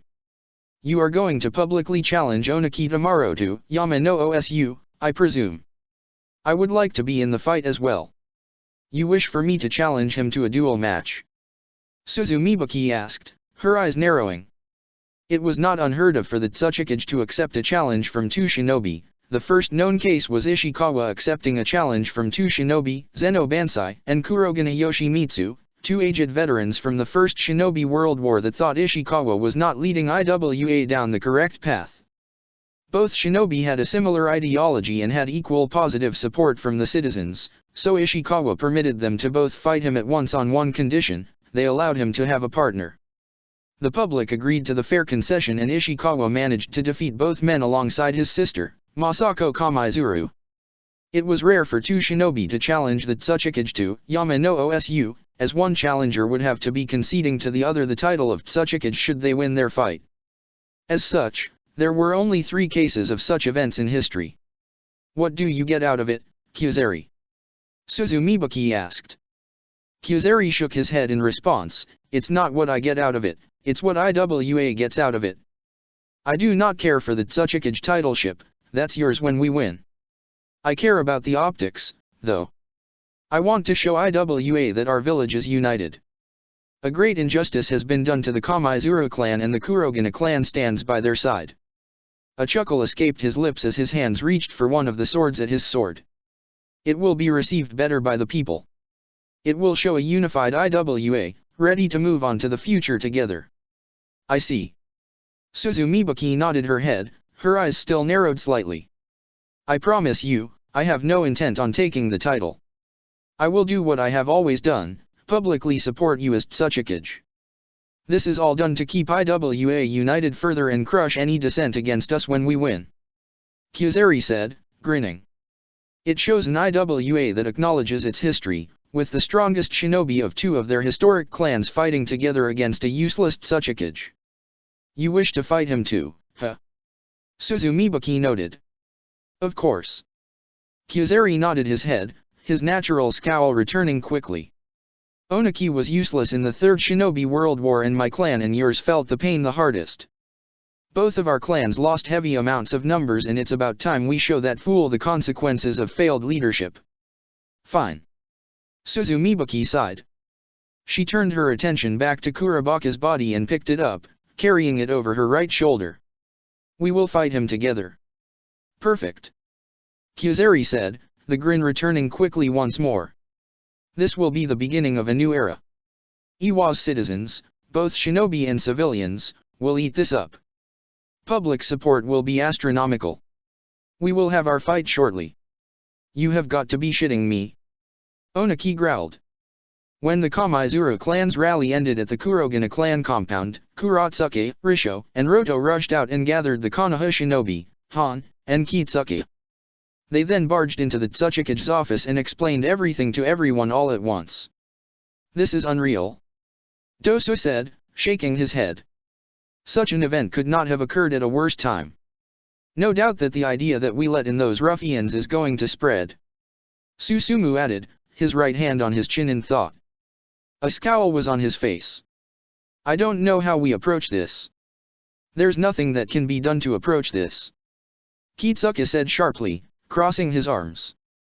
The damage is done. This will spread. Konoha has murdered Kamaizuru Hibachi and Kamaizuru Kurabaki. That fact will spread through the village. Bah! Onaki scoffed. The Tsuchikage slammed his hands onto his desk, creating two large cracks on it. The entire room focused on the Tsuchikage, who stood up from his chair and walked forward it. He got in front of Shikamaru's face, his eyes glaring into the Nara. I need to you be completely honest with me, did you help these shinobi into the village? He asked quietly. No. Shikamaru replied, scowling. Gramps, Shikamaru's right about that. I can guarantee they didn't let them in. Kuratsuka spoke up, frowning. Konoha would not allow that. Not under their current Hokage, at least. Humph. Onaki sighed, bringing his hands to his face. When this mess is over, I am killing Shimura Danzo, and after I'm finished, I'm killing Hiruzen for doing nothing about him over the years. So. Roto started to speak, frowning. Can someone explain who this Danzo guy is? Why does he have the influence to pull this off? He's a student of the Nidaime Hokage and a former colleague of the Sandaime. Teiwa answered, crossing her arms.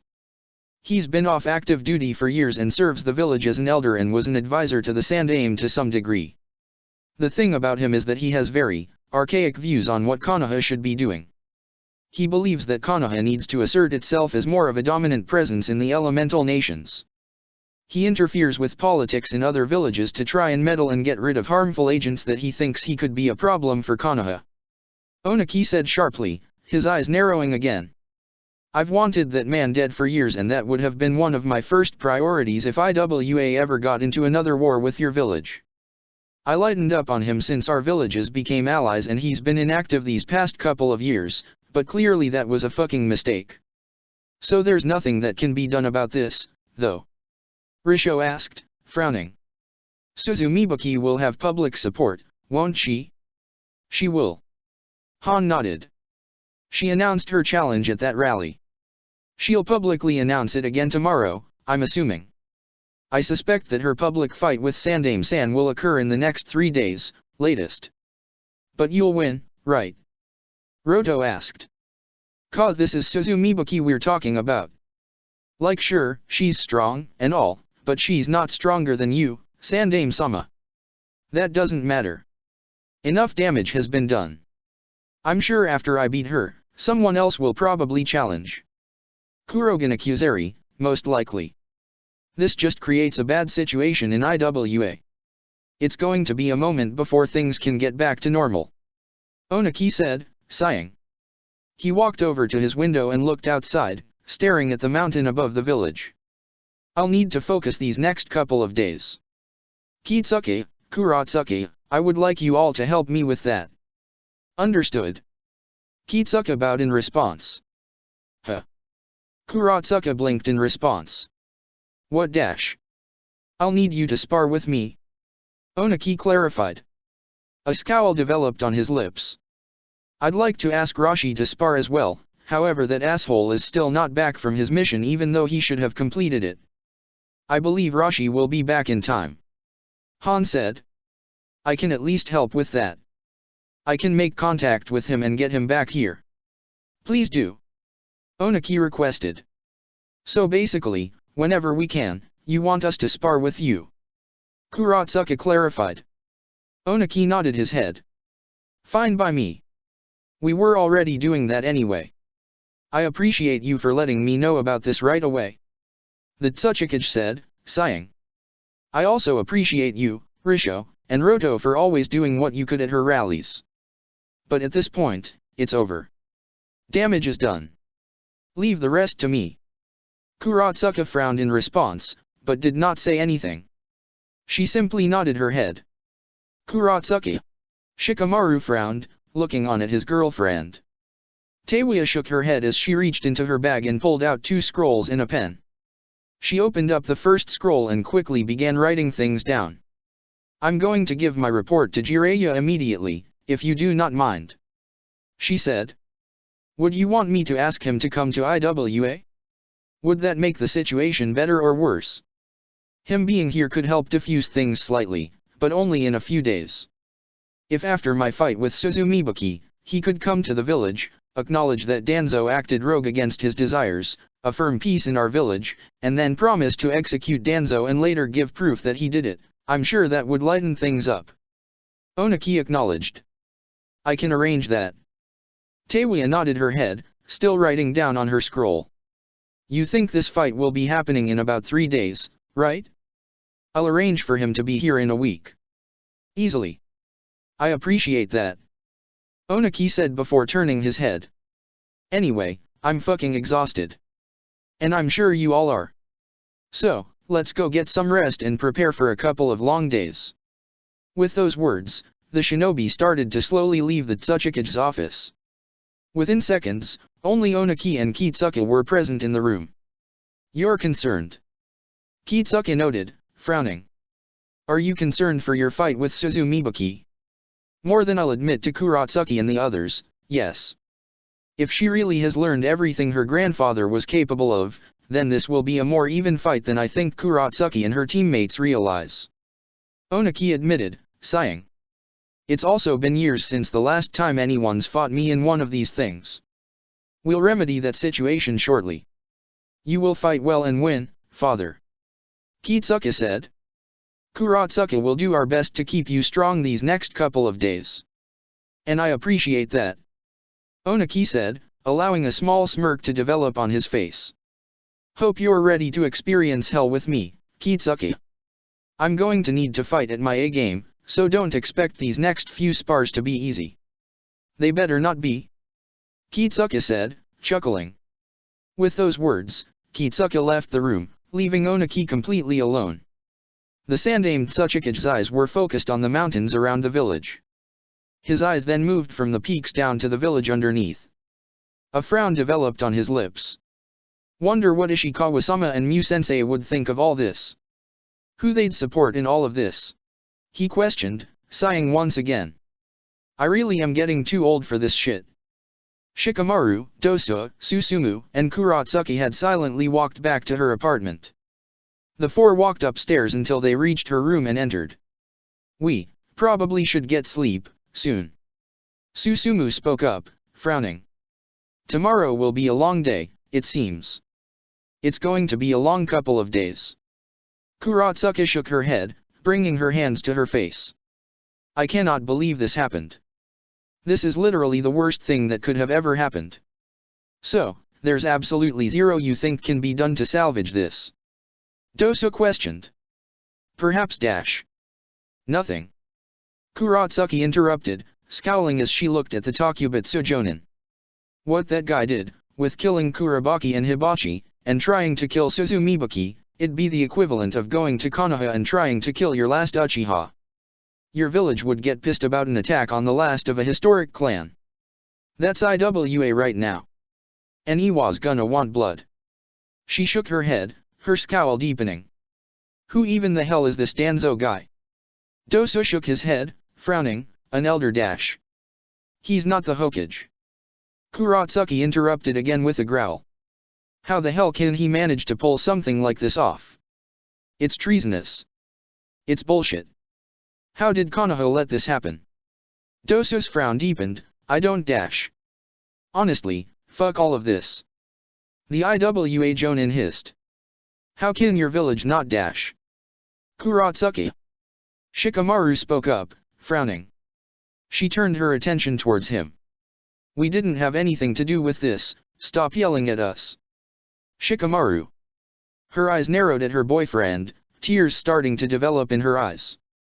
I have been trying like hell to fight back against Suzumibuki's anti-Konoha rhetoric for months now. And literally, it all just went up in flames, all at once, because of this one asshole. She rubbed the tears out of her eyes and narrowed them even further at her boyfriend. It's not your fault, but this is at least Konoha's. Or the Hokage's. How the hell could this man get away with this type of shit? I don't know, but yelling at me or Dosu is not going to solve this. Shikamaru replied, sighing. We aren't your enemy, Kuratsuki. We're here to help. Kuratsuki's eyes moved downward to the floor. I know that. Kuratsuki-san, Shikamaru-san is right. Dosu noted. We can report back to the Hokage and hold him accountable for this, and try and do something about Danzo afterwards, but for now, Konoha as an entity is not your enemy. We are not your enemy. We wish to help somehow. Susumu added, a small, sad smile on his face. I'm uncertain how, but we would like to. I don't know how. She said, sighing. It's just, things are going to get toxic here. A shiver went through her body and she brought her hands together to her face. That rally. I haven't seen something like that in a while. People were chanting things. Disgusting things. Down with Konoha, I presume. Dosu questioned. She nodded her head. A chuckle escaped his lips. That takes me back to days in Otagakure. It's scary. Kuratsuki said, shaking her hand, her hands still in her face. That isn't the IWA I know. It isn't, because it isn't. The people there were hurt. Susumu noted. Those beliefs were common in Mizu no Kuni and it transferred to hatred for those with Kekkai Genkai. They're not permanent though, since they only exist from the hurt. It will pass. You just need to help it pass. Your grandpa's going to have to do his fight with Suzumibuki first. Shikamaru added. After that, we can work together and show that IWA and Konoha are okay. And we'll definitely get into contact with the Hokage so we can make sure that IWA knows we take this seriously and that our alliance and relationship is serious. She finally pulled her head out of her hands and looked at the group of Konoha shinobi, her eyes finally setting on Shikamaru. Sorry. For yelling earlier. Don't apologize. It's alright. Shikamaru replied, shaking his head. Your feelings are valid. You have a right to be angry. Truth be told, I am as well. Dosu admitted, frowning again. I am aware of Danzo, but I was unaware he still had an authority to organize something like this. The Hokage needs to address this. Teiwa is going to get into contact with him. Susumu noted. She'll give him an earful and we'll get this addressed. Most likely with this Danzo ruffian's body brought back to IWA as an example. Good. Kuratsuki crossed her arms. This is treasonous, after all. I hope his execution is painful. With those words, the group started to say goodnight to one another. Susumu and Dosu walked to their separate rooms alone while Shikamaru and Kuratsuki walked together to her room. They both got changed and laid down on her bed. Things are going to be okay, Kuratsuki. Shikamaru told her, a light smile on his face. Maybe not immediately, but you're strong. Your family is strong. Your vision of IWA is strong. It'll survive this. I know. She said, sighing. I guess I just need to really think about that, though. It's just weird, I guess. What exactly? Shikamaru asked. All that hate. All that anger. Konoha will pay. Konoha must pay. All hail Kamaizura Suzumibaki. Kurotsuka quoted, closing her eyes. It's just. I don't know. I know the anger feels justifiable. But like. It was disgusting. It just felt overwhelming. I understand that. Shikamaru admitted, looking downward. Probably felt something similar to how I remember the bloodline executions in Mizu no Kuni were. Ah. Kurotsuka's eyes focused back on Shikamaru. That's what Naruto was referring to back then, right? When he asked you to write a letter to me. Yeah. Shikamaru nodded his head, frowning. To some degree, Karatoriki's anger about what happened to his village were valid, which I think made the whole thing worse to me. His justifiable anger was converted to pure rage and hatred that just swallowed everything around him. It was consuming to see. And see a crowd of people just scream about death to bloodline freaks. Yeah. Kurotsuka nodded. That's probably right. Cause Suzumibaki definitely deserves to be angry about her brothers being killed. Her eyes narrowed. But if she has it her way, she'll take it too far. She'll kill everyone if Konoha if she had it her way. She won't, though. That's what your grandfather and you are doing. You're stopping that. Shikamaru said. And you'll succeed. We're trying. She said, sighing. You'll succeed. Shikamaru affirmed again. And I'll be here to see it. And be able to make up for all the help you gave me after the Kirigakure Civil War. Kurotsuka was quiet for a moment as she stared at the Nara. A smile developed on her lips as she pulled him closer to her, holding him in a tight embrace that he was quick to return. Thank you. She said quietly. No need to thank me. He replied. The two did not say anything else, they drifted off to sleep shortly after, still in their embrace. Upon leaving the Tsuchikage's office, Teiwa had followed Han back to his home, writing on her scroll the entire way back. Upon arriving back at his home, she finished it and walked into Han's living room. If you don't mind, I need some privacy for a second. Teiwa told him. Of course. Han nodded his head as he walked to his room. I need to get a few things together, anyway. Teiwa, alone in the living room, reached into a sleeve in her jacket and pulled out another scroll.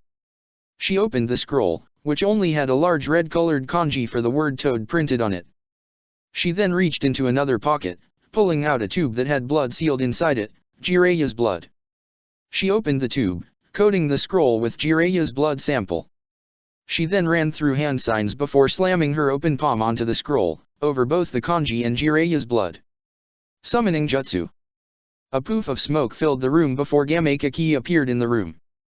The orange toad looked around the area for a moment, looking for either Jiraiya or Naruto, before his eyes settled in on Teiwa. A frown developed on his face. You're not a toad summoner. How did you summon me? He asked. I used Jiraiya's blood and that scroll that he had prepped for me. Name's Uzumaki Teiwa. She greeted, waving her hand. You're Naruto's cousin then. I've heard of you. Nice to meet ya. Gamekaki greeted. His frown seemingly deepened. You know my pops is going to be pissed that you're doing this. Both you and Jiraiya are going to dash. Yes, I get it. Teiwa cut off the toad, scowling. Gamabunte's going to want a sacrifice of tons of sake that I can't afford. I am well aware of that bullshit. That's why I told Jiraiya I'd only do this in case of serious emergencies. She held out her completed report. This is serious enough. I need you to deliver this scroll to Jiraiya. Like now. He can't wait for me to get back to Konoha to deliver this in person. Gamekaki nodded his head and grabbed the scroll from Teiwa. For what it's worth, if this is that serious, I'll make sure Pops doesn't get too pissed. He'll probably only demand a drinking night with you and Jiraiya. Just don't make a habit of doing this. I won't. Just make sure Jiraiya gets that quick. Teiwa said, crossing her arms. Gamekaki disappeared in a poof of smoke, returning to his world and heading to do exactly as Teiwa requested. The Uzumaki sighed, laying down on Han's couch. Jiraiya's going to be so pissed. She grumbled. Whatever. It's not going to be at me. He'll know why I sent that to him like that. You are talking to yourself. Are you okay? The Uzumaki turned her attention up towards Han, who was now back in the living room. The man was now carrying a small bag over his shoulders, which caused her eyebrows to raise slightly. Yeah. She nodded her head. Where are you heading to? To get Rashi. I should be back by tomorrow evening latest. Han said. You're going now? She asked. Shouldn't you wait until the morning? I barely get sleep as is. Besides, it won't take long. I have a feeling I know where Rashi is. If I leave now, we'll be back by tomorrow evening. Han said. And I need to drag him back here. It would mean a lot to Sandaime-san. Gotcha. Good luck with that. Teiwa said, shrugging her shoulders. Her eyes then softened slightly as she started to relax more into her couch. Hey, Han. What do you think of all this? The Jinchuriki brought his hand to his chin, frowning behind his mask. I am well aware of what happens when the people of Uegaku get angry. They are humans with stubborn, earthen hearts that take momentous amounts of pressure to change their ways of thinking. This news will infuriate the masses. Sandaime-san is going to need to be able to fight Suzumibaki off and end this now before this gets any worse. Do you think it will? She asked. For our sake, I hope not. Otherwise, I'll probably turn missing ninja. I do not wish to fight a war against Konoha, on this village's behalf, that is. Han admitted. So, I'll do what I can right now. And what I know would be that Oniki would benefit from Rashi being back in the village, both for training and to simply chat with him about the dynamics going on. So I'll be back. Understood. Teiwa waved her hand at Man. Bring him back quickly then. Han nodded his head in response as he continued to walk out of the house. Teiwa was now left alone. She remained still on his couch as exhaustion finally caught up to her, exhaustion from all the political drama in IWA. She quickly passed out on his cough, too tired to walk back to her bed or change. Let's try this out. Kabuto mumbled to himself. The Yakushi had set up a desk in the small laboratory and had stacked various kunao and shuriken on top of it. He stared at the items and clapped his hands together, iron style. On cue, the iron weapons rose up from the table, floating it. Kabuto waved his hands in a circular motion, causing them to move on cue. Kabuto then focused his attention on one particular kunao and snapped his finger. The kunao's blade sharpened, turning into an even deadlier weapon. He then brought his hands together, causing all the iron to clump together into a large ball. Lava style. Kabuto opened his mouth and breathed out a stream of lava from his mouth that collided with the giant iron ball. The lava melted the iron before changing shape, forming a spiraling orb of lava in the air. The former right hand of Orochimaru stared at the orb for a moment, adjusting his glasses, before he rushed at it. He held out his right hand before touching the orb with his open palm. Explosion style. Upon contact, the lava orb erupted, creating a massive dust cloud throughout the lab. Kabuto looked around momentarily as traces of lava and melted iron fell onto the ground of the lab, melting into the floor itself. Kabuto then looked at his right hand, which still had smoke releasing from it as a result of the explosion. All three bloodlines were mixed into my DNA perfectly. Splendid. He chuckled, taking off his glasses momentarily to clean them. I'll need to test them out in better detail, but it's good to see that my body has not rejected them. As Kabuto pulled out a cloth and began wiping his lenses, his eyes focused on the cadavers in the room, the origin for his newly developed powers. I'll return those three back to their graves. I assume all of this drama in IWA has helped hide their disappearances, but I don't want to risk it for too long. I should also return the other samples as well. I got what I needed from those bodies. Although the body of Gari, perhaps I should give that one to Sasori-sama. He might appreciate the gift. He noted to himself as he finished cleaning and put on his glasses. If I have some spare time, maybe I should try and get a Kamaizuru body. I know those two Kamaizuru brothers just passed. Perhaps their bodies hold some secrets for me.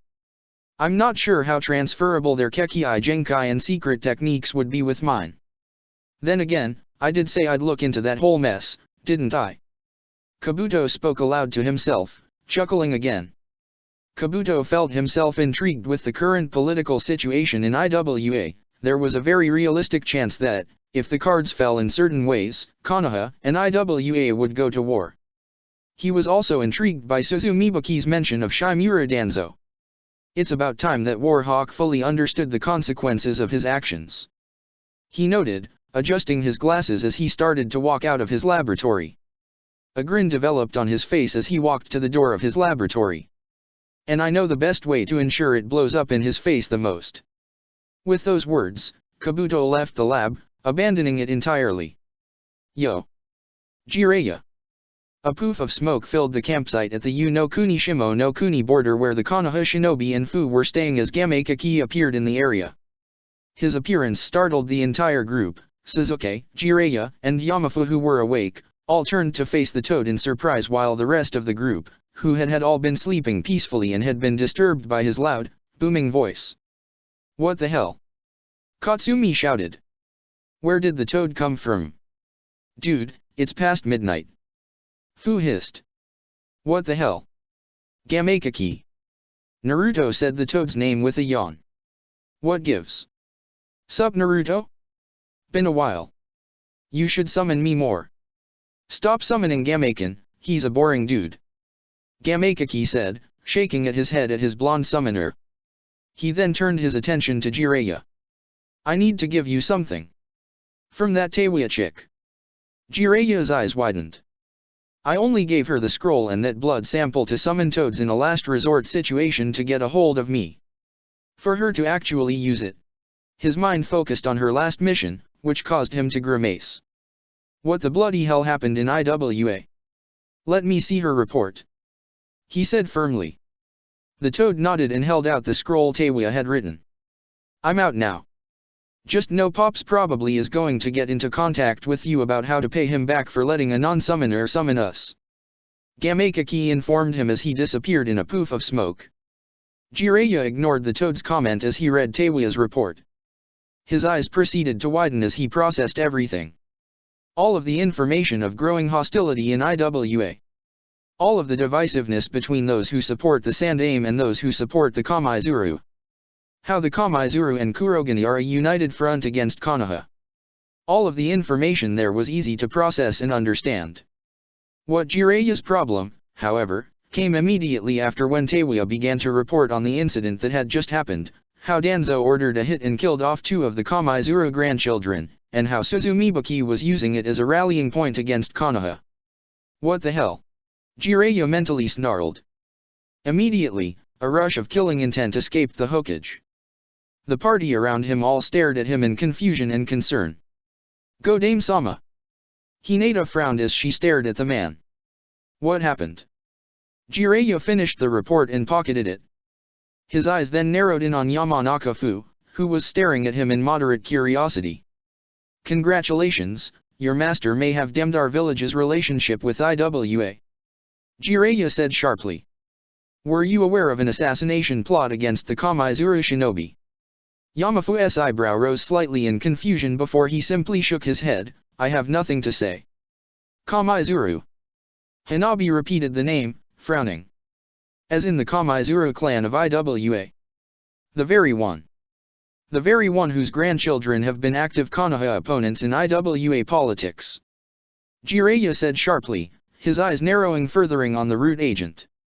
Shimura Danzo, after sending out you and your comrade, sent a group to IWA to kill the 3 last heirs to the Shodate Tsuchikage. And they failed to kill Suzumibaki, and now IWA is blaming Konoha as a result. All eyes widened in horror. What? Hanabi choked out. But, does that mean IWA is going to end our alliance? More than that. They could declare war. Sasuke said sharply, crossing his arms. War. Hinata felt her heart drop, recalling the events of the Kirigakure Civil War. Why? Why now? This same Danzo guy organized this. Kanji mumbled, shaking in fear and anger. Why? How? Because the Kamaizuru shinobi were anti-Konoha, meaning they could have been potential threats later.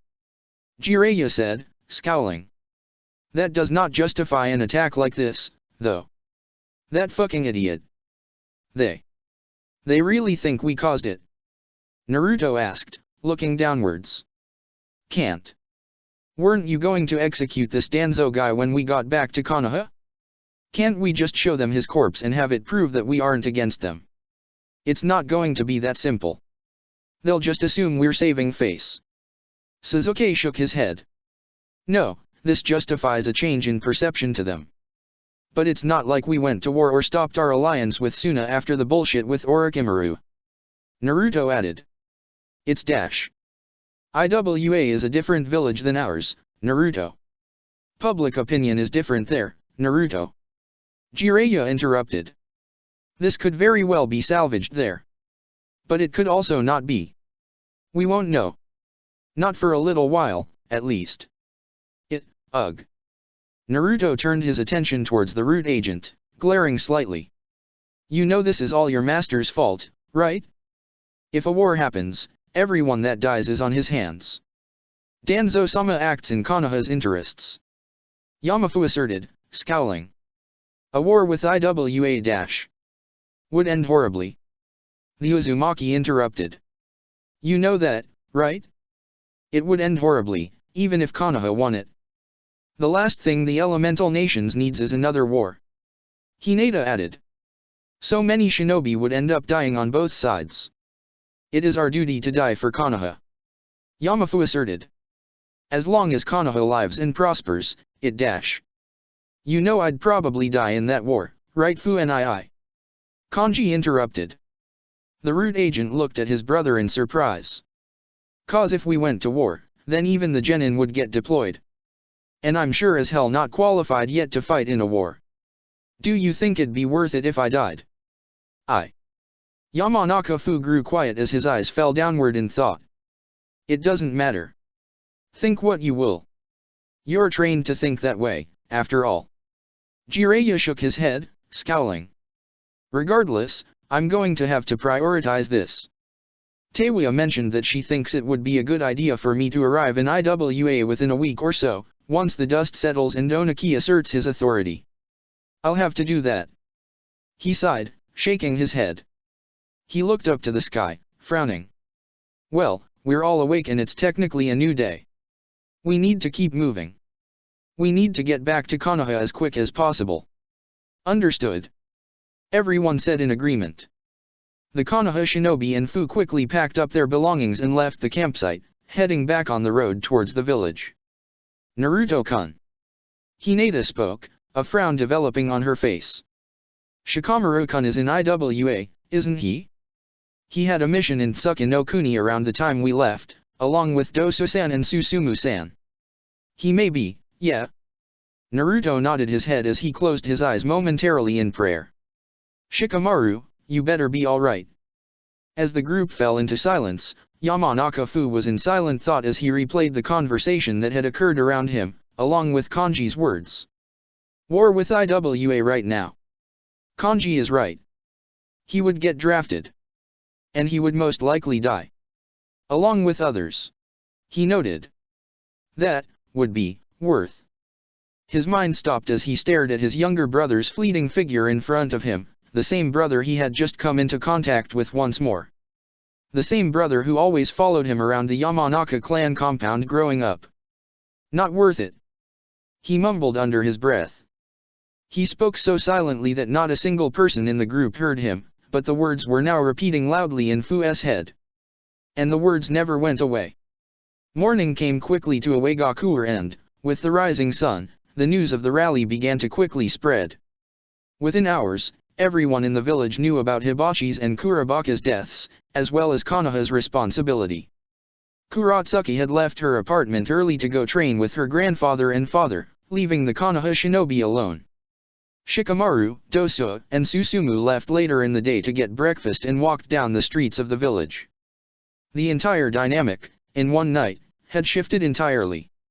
Instead of curious stares with mixed opinions behind each sets of eyes, all Iwagakure citizens, civilian and shinobi alike, were glaring at the three men. Many shook their heads and tried their best to ignore them while others were leaking killing intent. They were also talking amongst one another. I can't believe they're allowed to just walk down the streets. Didn't they just kill Shode-sama's grandsons?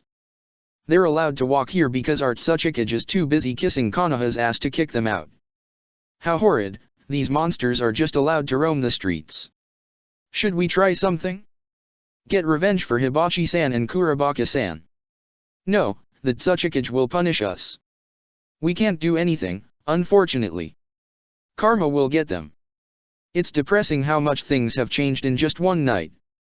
Dosu spoke up, frowning. You're hearing everything they're saying, aren't you, Dosu-san? Susumu asked, shaking his head. I'm just drowning out the white noise. It is reminiscent to times in Mizu no Kuni during the Civil War. I wish I could, but it's difficult when they don't keep talking. Especially since my hearing is rather sensitive. Dosu's frown deepened. Also, I bet someone does try something on us. You think we need to be preparing for a fight? Shikamaru asked. Not immediately, but I bet so. The only thing stopping some of these people from attacking us right now is the fear that Onaki-san will punish them. The former Oto shinobi noted, biting his lip. All it takes is for one idiot who doesn't care about consequence to rush in at us. Shikamaru said nothing in response. He kept the pace forward as they continued to walk forward through the village, ignoring the hateful gazes and words. As he continued to walk by, he started to recall memories from long ago, when he noticed Naruto getting treated similarly from villagers in Konoha. People staring at him with thinly veiled disgust, saying things behind his back, but never acting upon them. A sigh escaped his lips. So, this is what it was like growing up in Konoha, wasn't it, Naruto?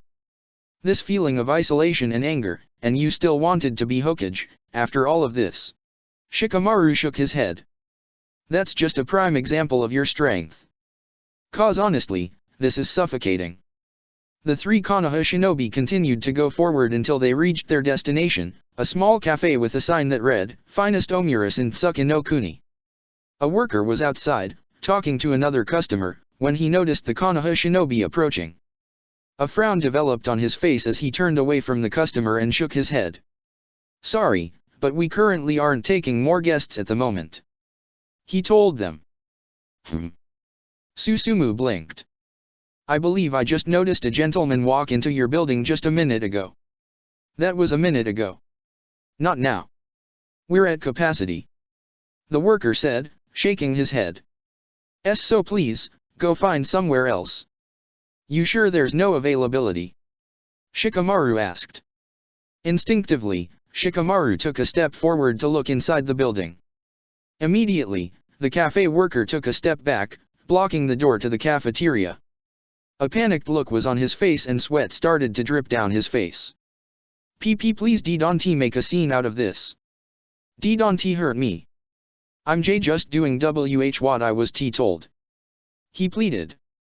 I promise you we don't have our room, so go find somewhere else to eat please.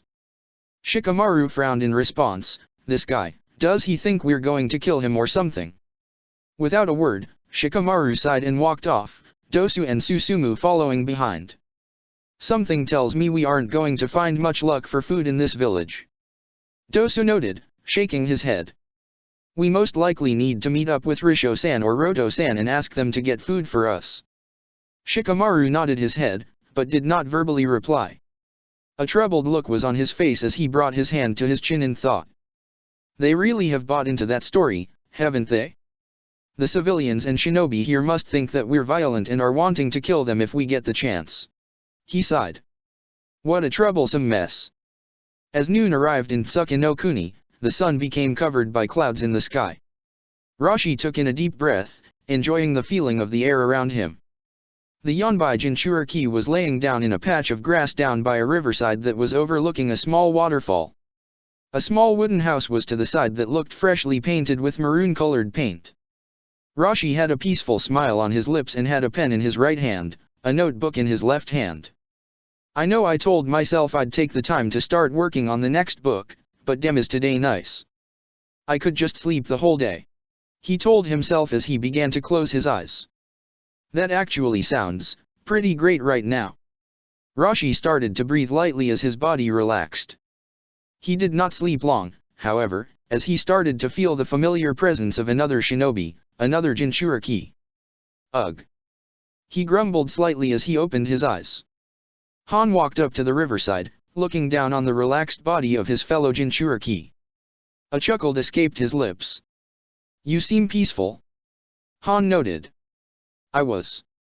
Rashi said, sighing as he closed his eyes. I regret telling you about this place years ago.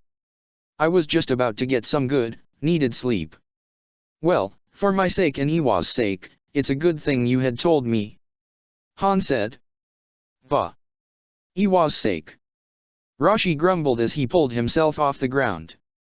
You know, I kinda started feeling that old dream again, Han. Just leaving the village, going to explore the world. Setting up little cottages around the world where I could just relax, right, and maybe take some time to figure out the limits of my power as a Jinchuriki. I've noticed. You spend less and less time in the village. The Goba Jinchuriki said, frowning. Any particular reason why? I don't know. The Yonbai Jinchuriki admitted.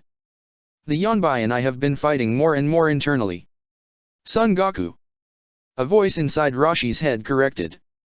Rashi shook his head, ignoring the voice. I'm getting a bit sick of it, to be honest. So I'm trying to spend more time relaxing. Exploring the world. Seeing new things. Getting anything out of it that I can.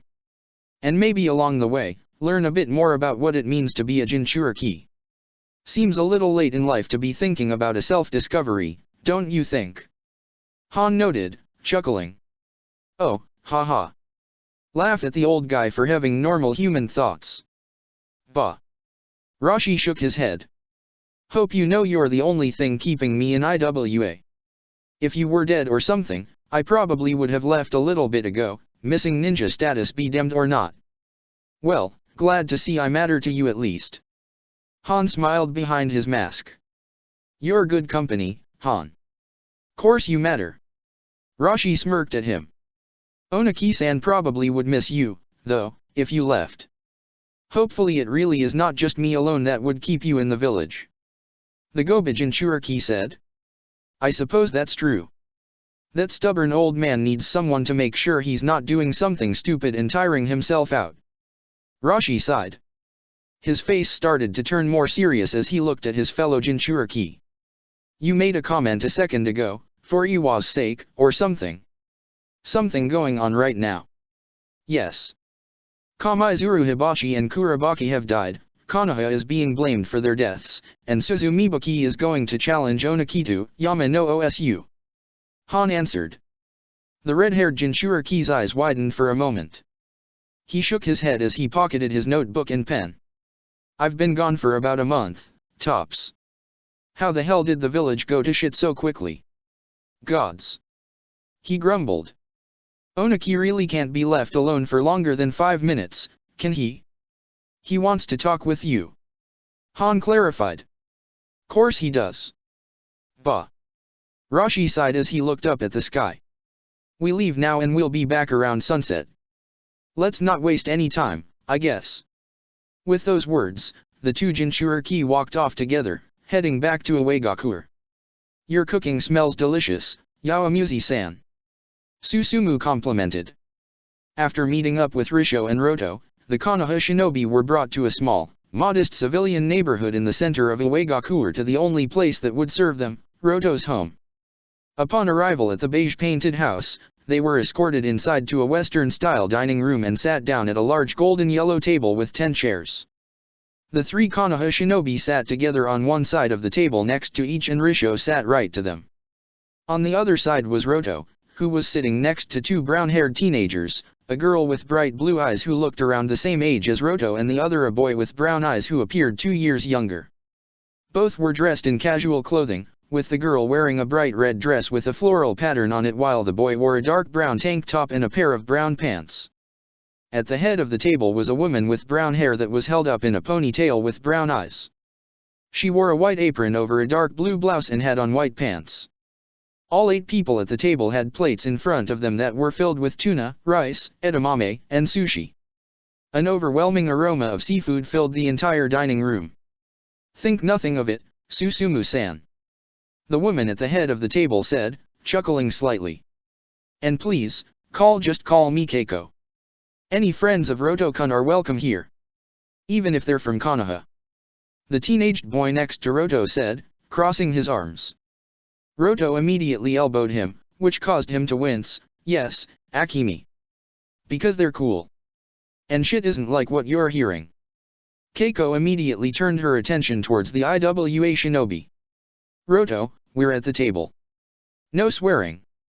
Immediately, a shiver went down his spine. Yes, Mom. The group started eating from their plates. Upon taking their first bites, the Konoha shinobi started to eat rapidly. The tuna is amazing. Shikamaru praised, grinning between bites. I've never had it this fresh before. All freshly caught this morning. Keiko admitted, grinning. Whenever Roto-kun isn't on a mission, he and I go out to a nearby lake outside of the village to fish for our lunch or dinner. Cheaper, tastes better, and a lot more fun than buying fish. I remember you saying you fished. Shikamaru noted, turning his head back to Roto. Back on that mission at Tenchi Bridge. You remember from back then? Dude, that was years ago and we all hated each other back then. Roto said, chuckling. Good times. Ah yes, getting jumped by S-rank missing ninja and nearly dying on one of our first missions out of the village. Risho reminisced, rolling his eyes slightly. Good times indeed. The civilian-born shinobi noticed the look his mother was giving him, which caused him to shake his head, shove off Risho. So, you are Kuratsuka's boyfriend, right Shikamaru-san? Keiko questioned. I am. Shikamaru nodded his head, chuckling. Don't know why, though. She's way too good for me. She's too good for everyone. What a lovely girl. The woman noted, her smile widening. She really helped straighten up my son out of some bad habits of his back in the day. I'll say. The girl sitting next to Roto noted, grinning. Was actually hoping they would have gotten together. Kuratsuka would have been an amazing sister. Exactly, Takara. Kuratsuka makes an amazing sister. Dating her would be weird. Roto shook his head. I was hoping that Hinata girl would have been with you all, actually. Keiko added. Roto-kun would always go on and on about the most beautiful girl he had ever met. Oh yeah. I forgot you had a thing for her. Shikamaru chuckled. He still does. Risho said, smirking. Roto's response was to raise his middle finger. He noticed his mother scowling at him, so he dropped the gesture and opted to shake his head. I mean, course I liked her. And of course I still do, she's phenomenal. But no, of course she and Naruto got together.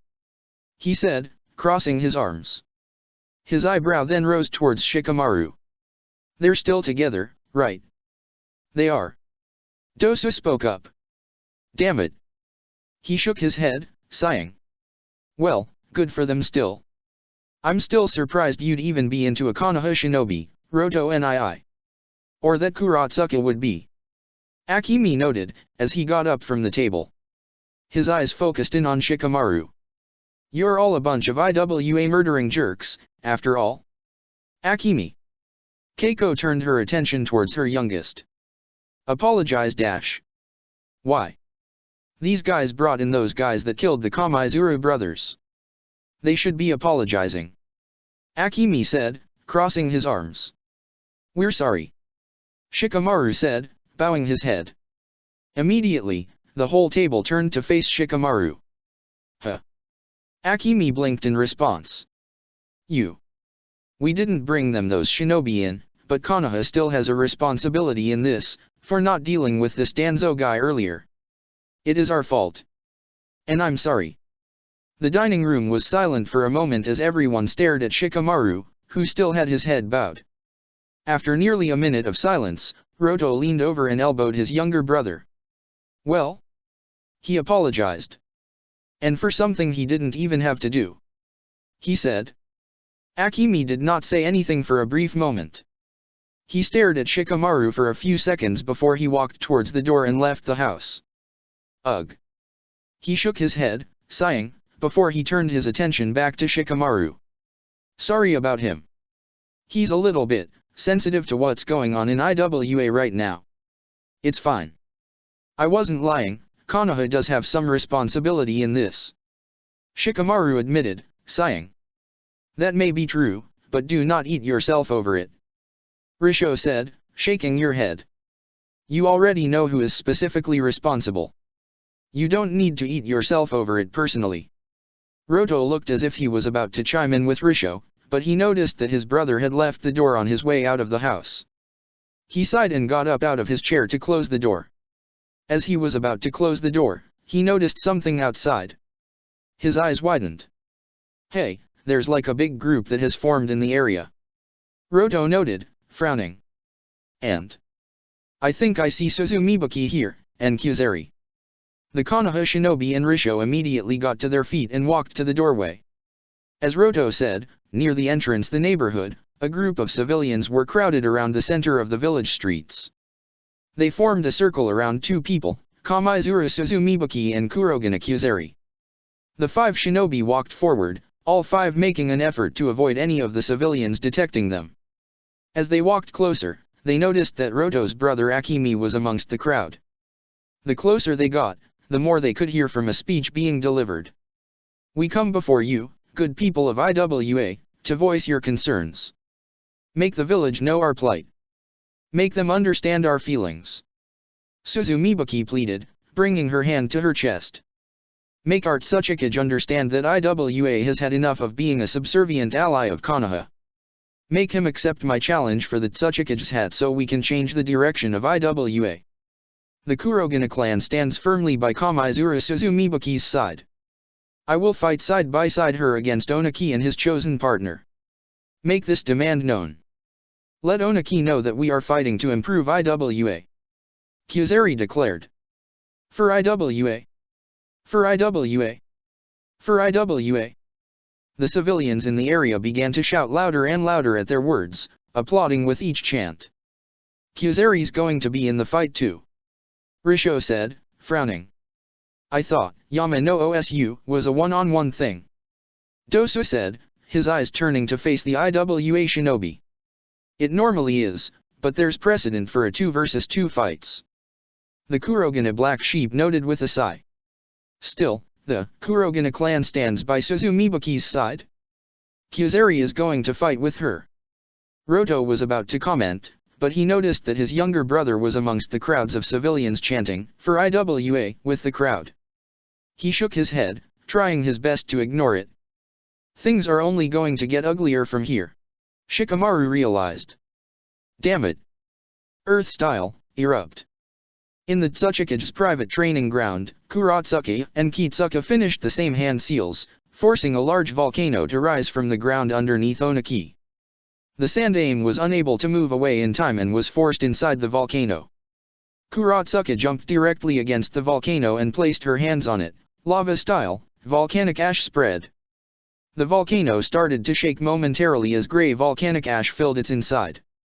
Before the ash could affect Onaki, however, the Tsuchikage slammed his fist against the volcano around him, causing it to crumble into piles of rock and dirt that hit the ground. He then floated through the air, seemingly ignoring the volcanic ash around him and rushing directly at Kuratsuki. Try harder. He demanded as he extended out his fist. Earth-style, stone fist jutsu. Rocks materialized around Onaki's arm just as he attempted to deliver a punch to Kuratsuki's face, but the kunoichi avoided by jumping into the air. Lava-style, scorching rocks jutsu. Kuratsuka breathed out a barrage of large, flaming rocks surrounded by lava directly at Onaki. The Tsuchikage responded by delivering punches with his stone-covered fist to each oncoming rock, shattering them instantly before they could hit him. I said try harder, damn it. He demanded again. As he continued to block Kuratsuka's barrage, Kitsuki rushed at him, his fist covered in stone as well. He attempted to land a punch at Onaki from behind, but his father, while still smashing Kuratsuka's attacks with his right arm, blocked him with his left, grabbing onto his stone-covered fist with his bare left hand. Earth-style, stalagmite. With a sharp step on the ground, Onaki created a large pillar directly underneath Kitsuka's feet before he could move, forcing him upwards. While Kuratsuka was still breathing out her lava rocks, She made a singular hand sign, Earth-style, mobile core. The stalagmite that Onaki had just created started to topple, falling to the ground directly above him. The Sandame's eyes turned to focus on it for a second as he jumped to his right before it crashed down on him. Predicting his movement, Kuratsuka changed the direction of her lava rocks just in time. Onaki was unable to avoid one of the oncoming rocks and was hit head-on, forced into the ground as the lava started to burn at him. He hissed in response. Kuratsuka proceeded to fall down from air directly down towards Onaki and the large lava rock. She held out her fist as she punched downward, her fist now covered by lava as well. Her fist pierced the rock effortlessly and continued until it made contact with Onaki, punching him in the gut. He coughed up blood as he felt his chest get burned. Before Kuratsuka could hammer on him, Onaki moved his legs and proceeded to kick Kuratsuka off him, sending her flying in the cave to the ceiling, causing her crash against it. She coughed up blood herself as she fell to the ground, catching herself barely. She joined her father, who was suffering from a similar injury from Onaki's previous jutsu. "That's more like what I was talking about," Onaki acknowledged, chuckling as he faced his son and granddaughter. He spat out some blood as he cracked his knuckles. "Keep that up. I need more of a challenge. Father, you should probably rest for a moment," Kitsuke noted in between heavy breathing. "We've been training since the morning started. This will only exhaust you. You suggested we stop whenever you were training me. Now, we need to tell you that," Kuratsuka added. "Fine." The Sandame sighed as he relaxed his stance. "We'll take a break for lunch." Onaki proceeded to walk off, stretching his muscles as he left the training ground to go prepare food. Kuratsuka and Kitsuke watched the Sandame Tsuchikage leave with a concerned look on his face. "He's pushing himself hard," Kitsuke noted, frowning. "I haven't seen him like this in years. Is he that stressed about Suzumibuki?" Kuratsuka asked. "He's probably more concerned about just being strong for Iwa's sake," her father noted. "He knows that she won't be the last opponent championing anti-Konoha sentiments. A new wave of fights are going to start. He needs to be strong and ready for them all. There's a lot of responsibility related to that hat," Kuratsuka noted, crossing her arms. "More than people will ever realize," Kitsuke said as he turned to face his daughter. "I hope you use this time yourself, Kuratsuka. This is what your life as Tsuchikage could very well be like." Kuratsuka did not say anything in response. The father and daughter walked silently towards the exit of the training ground, prepared to rest for a moment and join Onaki for lunch. The Konoha shinobi made quick progress on their return back to Konoha and, by 2 o'clock, were already halfway through Yu-no-Kuni. They were on track to make it to Hai-no-Kuni by tomorrow morning and would be back in Konoha in 3 days. As the group continued on with their progress, Naruto fell back in formation, heading to the back of the group, alongside Sasuke and Yamanaka Fu. "Oi, Sasuke, let's switch places," he requested. "I can watch this asshole for a moment." Sasuke's eyebrow rose slightly. "What for?" "I want to talk to him for a moment." "Won't be long. We can switch when I'm done," Naruto replied. Sasuke shrugged his shoulders before he picked up his pace, falling in line with Naruto's original position by his students. With that in mind, Naruto continued to move at Yamafu's pace, making sure the root agent was not trying to sneak away. As Naruto started to look at Fu, he noticed the troubled look on his face. He doubted the man even noticed that he was here. A frown developed on his face as he snapped his finger in front of his face, causing him to turn to him. "You got a lot on your mind?" Naruto asked. "I have nothing to say," Yamafu replied. Yeah. I'm getting that." The Uzumaki rolled his eyes. "Look, I've been meaning to talk to you one-on-one for a little bit and I've been hoping we could have had a peaceful, nice conversation where we talked about kanji or something, but that's not happening. Instead, we're talking about what we learned about last night." "We won't be talking about anything," Fu replied, crossing his arms. "I have nothing to say." "Yes. You do." Naruto shook his head, scowling slightly. "Tell me about Danzo." Fu shook his head. "I have dash." Talk to me about his ethics. The Uzumaki interrupted, causing the Yamanaka to stare at him in confusion. I already know everything he's doing that's relevant. I don't need to know secrets. I want to know motive. Why is he doing things? Why is actively trying to sabotage our relationship with the other villages? Danzo-sama has done nothing wrong. Fu insisted, scowling back. His primary goal is keeping Konoha strong, stronger than the other major shinobi villages. But why do it this way? Naruto asked. With ways that risk war? That risk lives. If we rout the enemy, we assert our strength. If we eliminate them, there's no one who will stand in Konoha's way. In the end, Konoha will be at peace.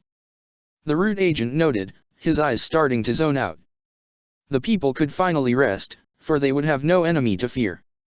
They would be surrounded by protectors that were stronger than anything around them, an active foundation that weeded out developing enemies that kept the village constantly, always safe. But what good does that all do when Konoha suffers alongside the other villages? Naruto shook his head.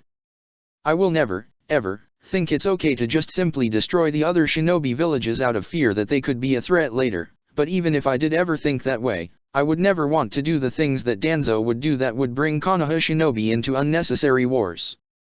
Cause didn't you say that's what Danzo wants to do, right? Keep Konoha at peace? That's the exact opposite way of doing it. You could see it that way, I suppose. Yamafu replied, frowning. But it ensures peace for the Konoha of the future dash. What good is a future if there's no present? Naruto asked, sighing slightly. I get wanting peace, my ultimate goal is to help bring peace to Konoha and the elemental nations as a whole, but this isn't the right way. Yamanaka Fu was quiet for a moment. He closed his eyes, thinking on an appropriate response. He wanted to simply reject them. He fought back the urge to just ignore them. However, he could not ignore some of Naruto's logic. If Danzo-sama is one extreme, you are the other extreme point. He noted. Do you simply believe it is possible for all the elemental nations to exist in harmony? With no threat of war? With no concern that one of them could be growing too powerful? Without one of them actually becoming that powerful and trying to assert its strength? Naruto frowned in response, it doesn't hurt to try at least, you know? An alliance should at least be tried. But I'm not as extreme as you think I am. If a war was absolutely necessary, if fights needed to be fought, then I'd be willing to fight in them. Oh. The Yamanaka looked at him in surprise. But they should be as a last resort. They shouldn't be something intentionally provoked. A war needs to be about keeping the people safe, not about asserting strength or stopping someone from becoming too strong. The Jinchuriki stated. That's how innocent people die. Innocent people die regardless. Fu shook his head. And that's why any war at all should be a last resort. Naruto said, sighing. Not something that's encouraged prematurely. Not like whatever Danzo is doing in IWA. Fu did not reply to Naruto. His eyes started to zone out, which caused Naruto to shake his head. I'd like to think you're not a bad guy, Fu-san. Kanji talked about you a lot before we met. And I do feel, to some degree, you think you're doing things for Konoha. You're doing things because you value the village. I do too. We all do. He said. But you have to at some point realize that nothing can justify some of the actions that this Danzo guy has done and is trying to do. If you true value peace for Konoha, peace where the people of the village, including your brother, can live safely without risk of pointless death, then you have to acknowledge that fact. All this root group is doing is causing Konoha pain. With those words, Naruto picked up his pace, switching spots back with Sasuke. Fu's eyes were focused on Naruto the entire time as he bit his lip, trying to come up with a rebuttal. Trying to come up with any form of argument back.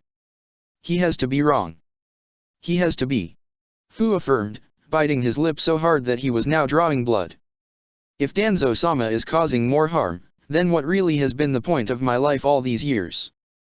Yamanaka Fu now had more questions, and he was now terrified to think of the answers. Ugh. Oniki groaned as he walked back to his office. He Kitsuke, and Kurotsuka did not stop their sparring outside of their lunch break. By the time they finished, at sunset, they had accumulated over 10 hours of fighting and all three walked away from the training ground completely sore. Same time tomorrow as well, although I'll probably take a few more breaks. Make some public appearances to refute Suzumibaki's claims. And I guess publicly acknowledge and accept her challenge. Onaki noted, his hand on his back. The Tsuchikage made a stop by his office before deciding to head home to get rest. As he walked into his office, however, he noticed that the room was already occupied. Rashi was in the room, sitting in his chair, writing at his desk. You made yourself at home, bastard. Onaki shook his head, chuckling. Rashi briefly looked up at Onaki. A small smirk developed on his lips as he closed his book and he stood up. You weren't here when I got here, so I decided to wait for you and kill some time writing. I'm at the penultimate book of my series and it's almost ready to be sent to the publisher. Rashi noted. Well, congratulations. The Sandaime replied. How long have you been here? About 30 minutes ago. Han and I rushed back. The Jinchuriki said. Onaki shook his head. I'd ask about how your mission went, but I know it was a success. The only reason it took you so long was because you were fucking around somewhere in Tsuki no Kuni. You can't blame me for that. I already told you I want a leave of absence at some point to do some self-discovery and you still haven't approved it. Rashi replied, scowling. You owe me that, at least. I owe you shit. The Sandaime Tsuchikage replied, smirking in response. Stubborn fence-sitter. The Jinchuriki shook his head, chuckling. Although, I'll permit your little self-discovery adventure if you do not mind assisting me. Onaki started. What? This related to your duel with the Kamaizuru brat. Rashi's eyebrow rose. It's not a duel anymore. She's publicly challenging me with Kurogane Kuzari. Onaki replied. Huh. The red-headed shinobi blinked in response. What for? Why does she want a 2 versus 2? I know the game. It's political, getting more support from the masses with the very public support of the Kurogane clan. The Tsuchikage noted, rolling his eyes. Bah. I've been in the political game longer than both of them have been alive. I know her tricks. Realization dawned on Rashi's face as he crossed his arms. You want me to be your partner, don't you? Onaki nodded his head. When I sent Han out to get you, I just wanted you as a sparring partner. But since this is going to the way the fight's gonna go, I want to fight them with you. I'm not sure I'm your wisest option, Onaki. Rashi admitted, crossing. I can use the Yonbai's chakra, but it's not gonna help me any other than what I can take from it. Son Goku, damn it. The voice repeated in Rashi's head. You're still feuding with the Yonbai? God damn it, Rashi. You've been its Jinchuriki for over 40 years. Onaki hissed. Not even Han has that bad of a relationship with his Biju. Han avoids nearly all conversation with the Gobi. Seems to me I'm better in that regard, at least. Rashi acknowledged with a chuckle. Whatever. Onaki shook his head. That's not even why I wanted you to fight with me. They want to fight me as a Kamaizuru and a Kurogane? I'll bring in a Kinryu to assist me. I can play their little political game. Now you know I only have Kinryu blood. I haven't been associated with my clan in a long time. Rashi noted, rolling eyes. It'll be good enough for the public who will watch the fight. Onaki replied, smirking. Besides, there's no one else I'd rather have fight by my side. Oh, I see. Now you're gonna get sentimental about it to get me to accept? Rashi shook his head, chuckling. No, it's just a fact. We've known each other for how long now? 50 years. The Tsuchikage said, chuckling as well. I've known you longer than the Yonbai has known you. I know you, Rashi, and what you are capable of. There's no one else I'd rather have fight by my side. I think I'm gonna cry. Rashi snorted, grinning response. Fuck off. Onaki rolled his eyes. Are you going to agree or not? I'll fight, Rashi said, raising his hands. We'll kick their ass. Show the rest of IWA what two old guys are capable of. Onaki snorted in response, heh. Sure. As night fell over Uegakure, Yakushi Kabuto walked through the village streets, his eyes wandering, a small frown on his face. Few were out this late at night and even fewer passed him a sparing glance. He came across like any other IWA shinobi walking through their village, giving him a moment to focus on his thoughts. Other than Konoha, IWA was the village that he spent the most time as a spy in. Memories returned to him as his eyes moved from building to building. It's so weird to think how Nono was walking down these streets back then at the same time I was. Kabuto noted, his frown deepening. He tried to push these thoughts away, but he could not help himself. Memories started to blend together, merging with those from his time in the Konohagakure orphanage. His thoughts turned to the image of a young woman with shoulder-length light brown hair, emerald green eyes that were behind a pair of identical glasses to the ones Kabuto wore. Orochimaru-sama is clearly disappointed in me and my priorities. Mother would probably be disappointed in me as well, wouldn't she? Kabuto noted before shaking his head, sighing. Nono did not even recognize me when she died. Her thoughts on my ethics are irrelevant.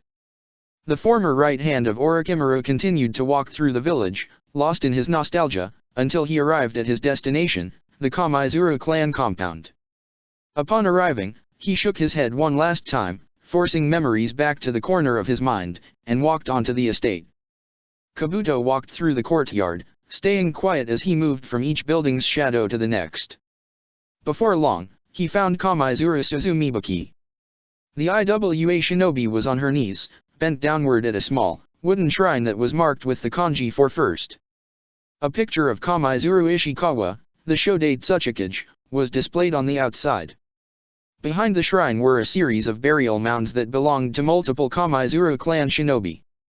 Two mounds looked recently created with pictures of Kurabaki and Hibachi placed in front of them. Suzumibaki's eyes were closed and her entire concentration was focused on the shrine. Bees were buzzing by her side, appearing equally as focused. As Kabuto moved closer to the shrine, he noticed that she was praying aloud. I will win. I have to win. The fate of Uegakure is in my hands. I need to take over so we can stop before Konoha routs our village entirely from the inside. The Sandaime has grown senile and needs to be removed. I need to save our village, the village that our clan has fought for generations upon generations, ever since the end of the Warring Clans era and the beginning of the Shinobi Village era. She spoke. Kurabaki. Hibachi. I will fight in your honor. I will win in your honor. Suzumibaki bowed her head further, placing it against the ground. Ishikawa-ji-san, watch over me. I will do everything in my power to steer this village in the correct path. What a beautiful sentiment. Kabuto noted, a small smile on his lips. Immediately, Suzumibaki pulled herself up. Bees rushed forward at Kabuto, surrounding him, all poised to strike. The Kamaizuru turned to face him as he lifted up his hands in surrender. I'm impressed you got onto the clan compound without alerting me or my bees until now, but you have a death wish sneaking up on me this late at night. She said sharply. Forgive me. Kabuto chuckled lightly. You just seemed particularly busy all throughout the day and I wanted to talk to you when I knew we could have a private conversation. Her eyes narrowed. Who are you? Hajime Uroshi. Kabuto replied. Jonin.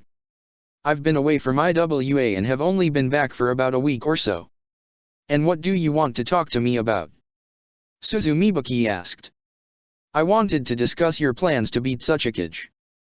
He replied. He noticed the bees starting to get closer to him, which caused him to raise his hands higher. I am no enemy, I'm a friend. I was there for your speech last night and I was moved by it. Her eyes narrowed further. Oh. I felt your rage. We all did. Of the unjust actions in Konoha. We all feel that same desire you feel, for the destruction of Konoha. Kabuto answered, his eyes focusing downward. I feel it too. I wish to see Konoha burn to the ground in revenge. The buzzing noises around Kabuto started to soften. The Akatsuki member looked up and noticed that the bees were starting to back away and were focusing on him in curiosity, not in suspicion. He then turned back to Suzumibaki and noticed a similar expression on her face. My mother, she died at the hands of a Konoha spy in this very village. Kabuto said, a scowl developing on his face. Left to die in the alleyways. Her murderer was a coward and the village he served was even worse. I feel your loss, Uroshi-san. Suzumibaki spoke softly, a sad smile on her lips. I understand.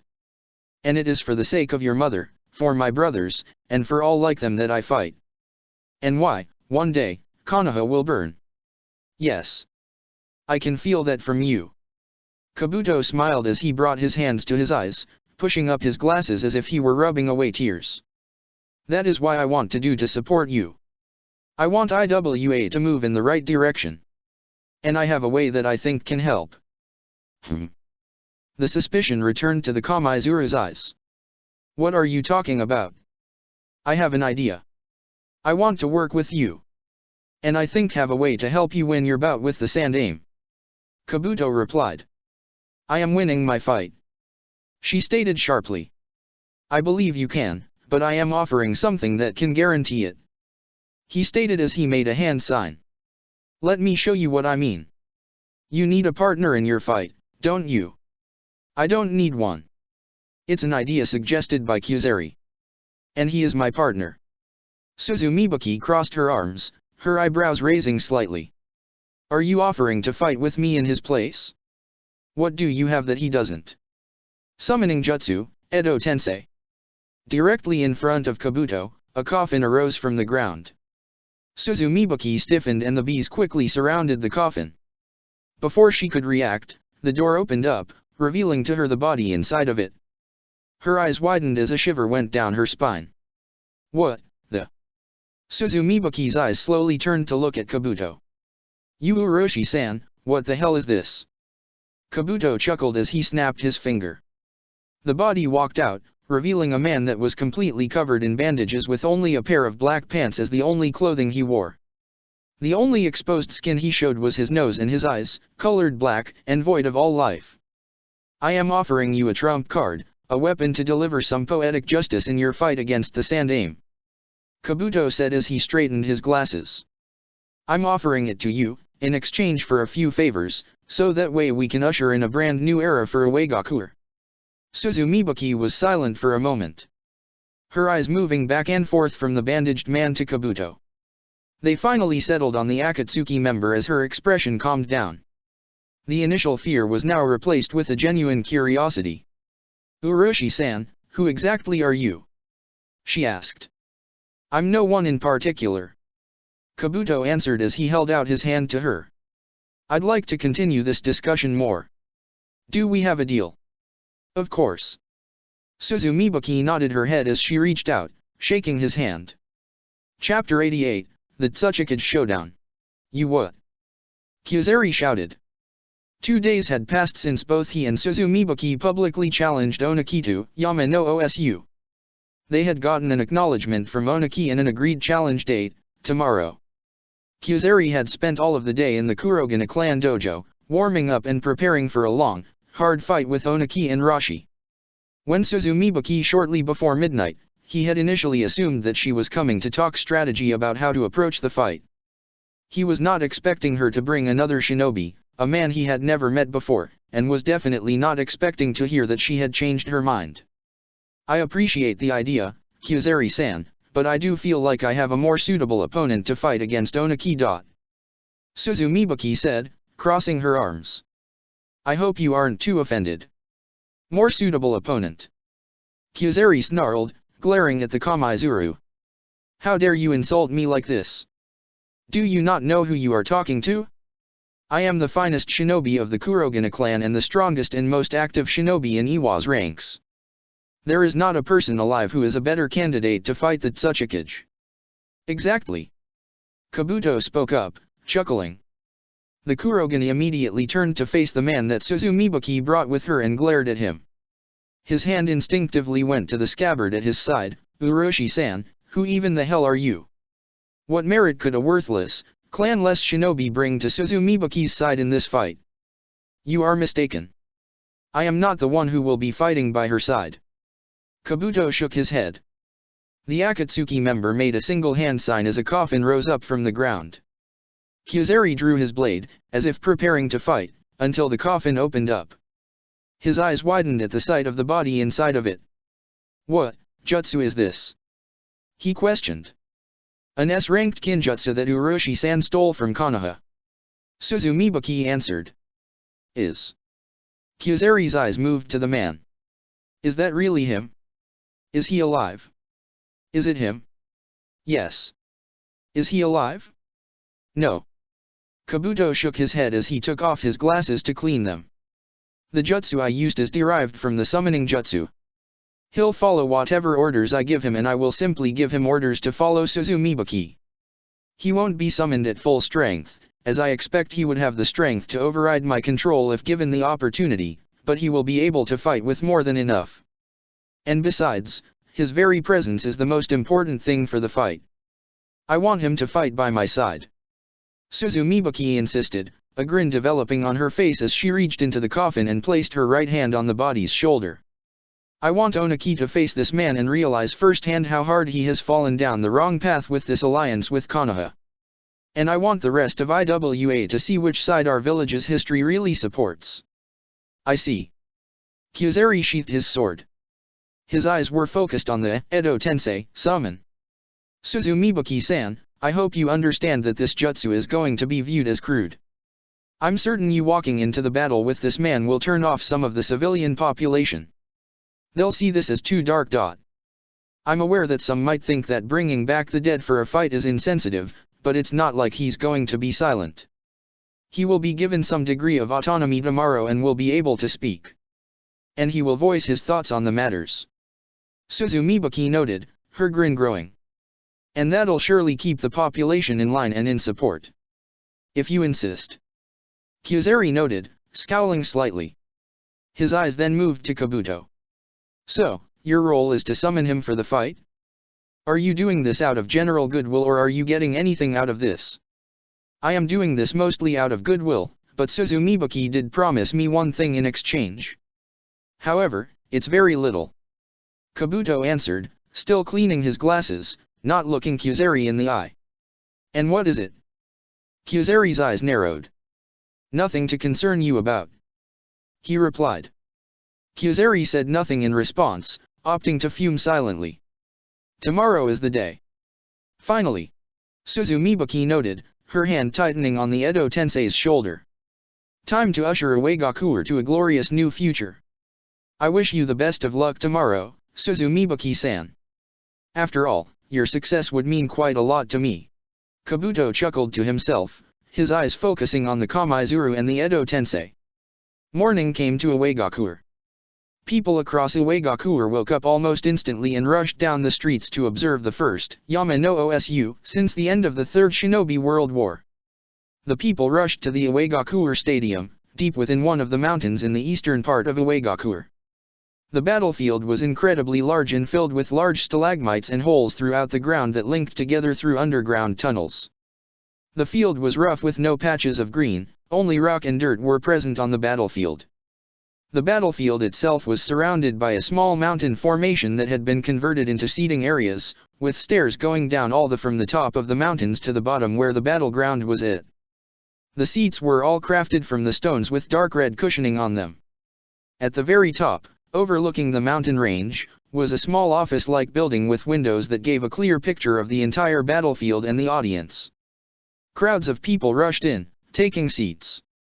Shikamaru, Doso, Susumu, Kuratsuke, Risho, Roto, Teiwa, Han, and Kitsuki all walked in together, taking seats as close to the battlefield as they could get. "This place looks unique. I love the design," Susumu complimented, a smile on his face. "It feels very appropriate for a battlefield in Uegakuer. This battleground was made with that in mind. This is where every Yama no Osu fight occurs," Kuratsuke noted. "Although more recently, it has doubled as the battleground for the third round of the Chunin exams whenever IWA hosts them. The Chunin exams in IWA have the third round here?" Shikamaru asked, his eyes widening. Kuratsuke nodded her head, which caused him to chuckle. "That almost sounds unfair. This environment definitely suits someone that can use Earth-style ninjutsu, which is more common here in IWA. I suppose so, but there's a lot of history here, so the shinobi that fight here are honored to do so. Risho spoke. Also, no genin who has fought here has ever had a strong enough earth element to use this environment like you're thinking. The only people who could would be the Jonin and Cage level shinobi. Which, we're about to watch. Dosu added. In the center of the battleground stood Onaki, wearing the Tsuchikage's hat, and Rashi. The two elder shinobi were standing still, waiting for Suzumibuki to arrive and for the battle to commence. Both had serious expressions on their faces. So, Suzumibuki and Kyuzeri are going to get their asses kicked, right? Roto asked. I mean, they're fighting the Sandaime and Rashi, the Yonbai Jinchuriki. I lean towards Sandaime-san and Rashi winning, but you can never be too certain. This will certainly be challenging. Han spoke up, frowning behind his mask. I worry this match will be closer than we expect it to be. Suzumibuki is no slouch, if you have ever observed her fight. I'm not certain I would say she is the Sandaime's equal, but she is close to it at least. Kitsuki added. She is where this fight is going to get particularly difficult.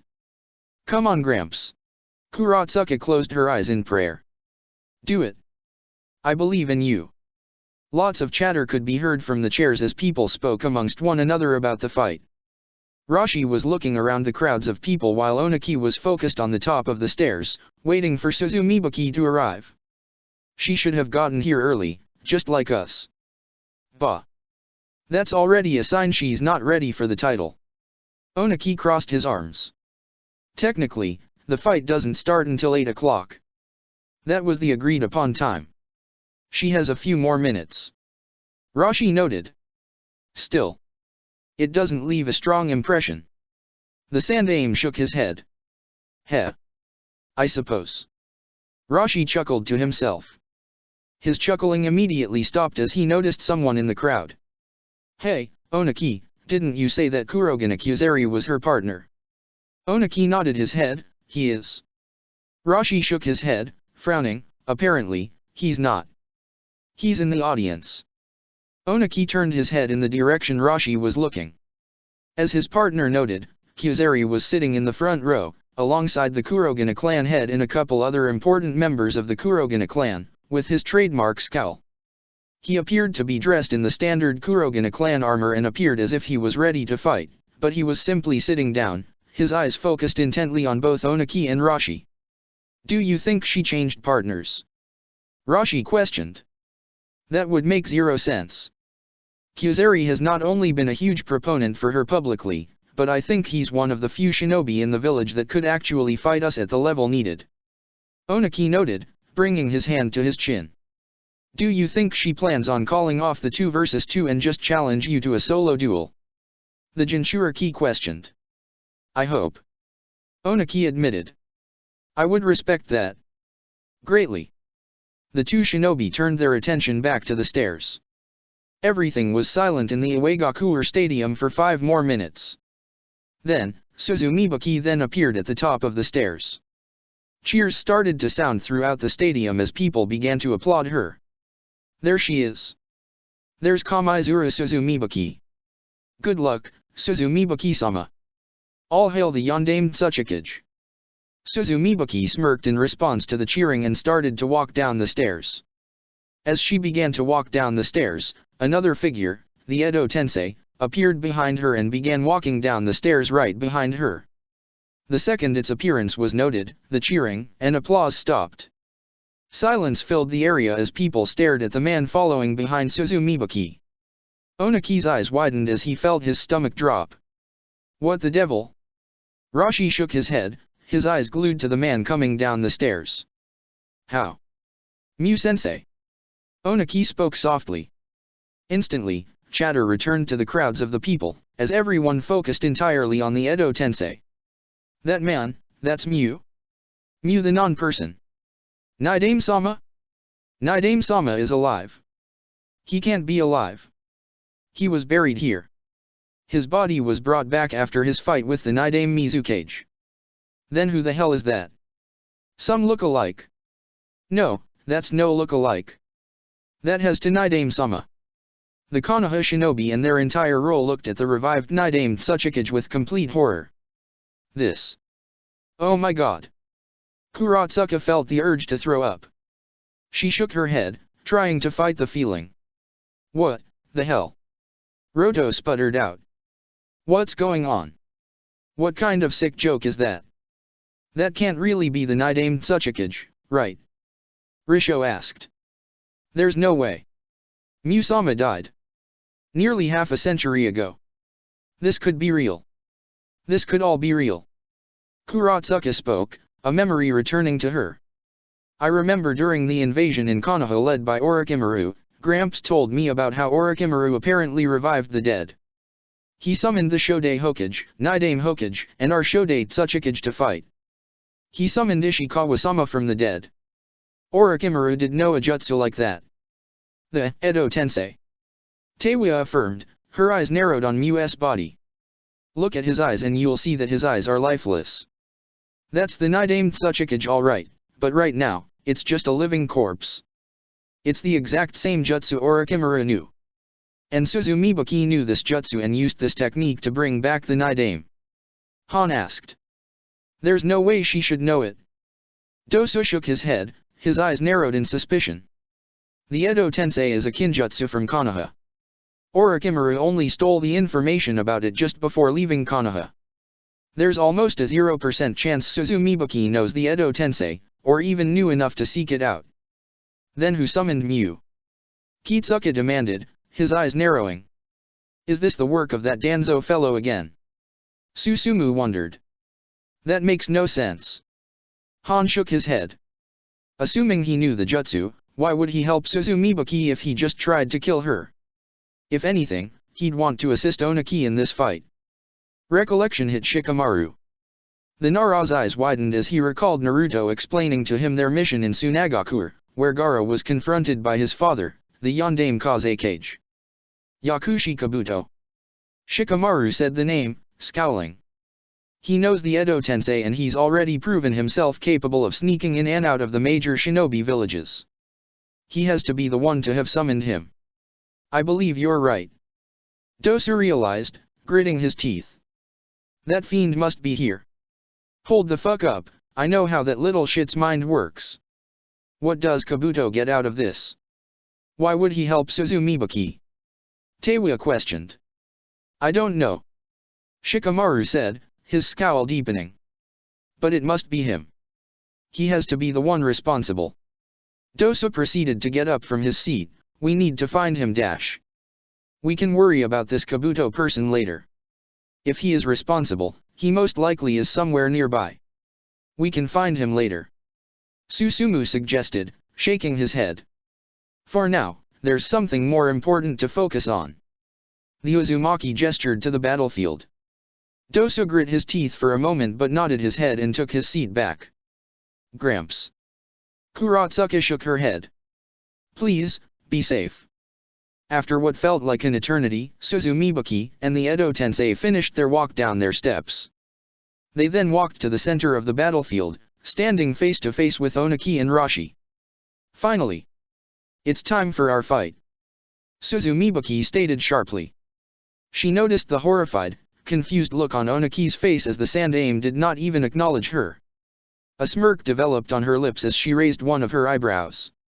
What's the matter? You look like you've seen a ghost. That comment took Oniki back to the situation at hand. He turned to face Suzumibaki and scowled at her, blasting her with killing intent. I am already familiar with the twisted, evil jutsu you used to summon Mu-sensei. How fucking dare you stand here, in my face, with him at your side like this? Oniki screamed, his face getting redder and redder with each word. You have no right to the title of Tsuchikage if you think a jutsu such as this is acceptable to use. Spoken like a man indoctrinated by Konoha. Naturally. They want their kinjutsu to themselves and the rest of the world to be good little sheep and to not try and replicate it.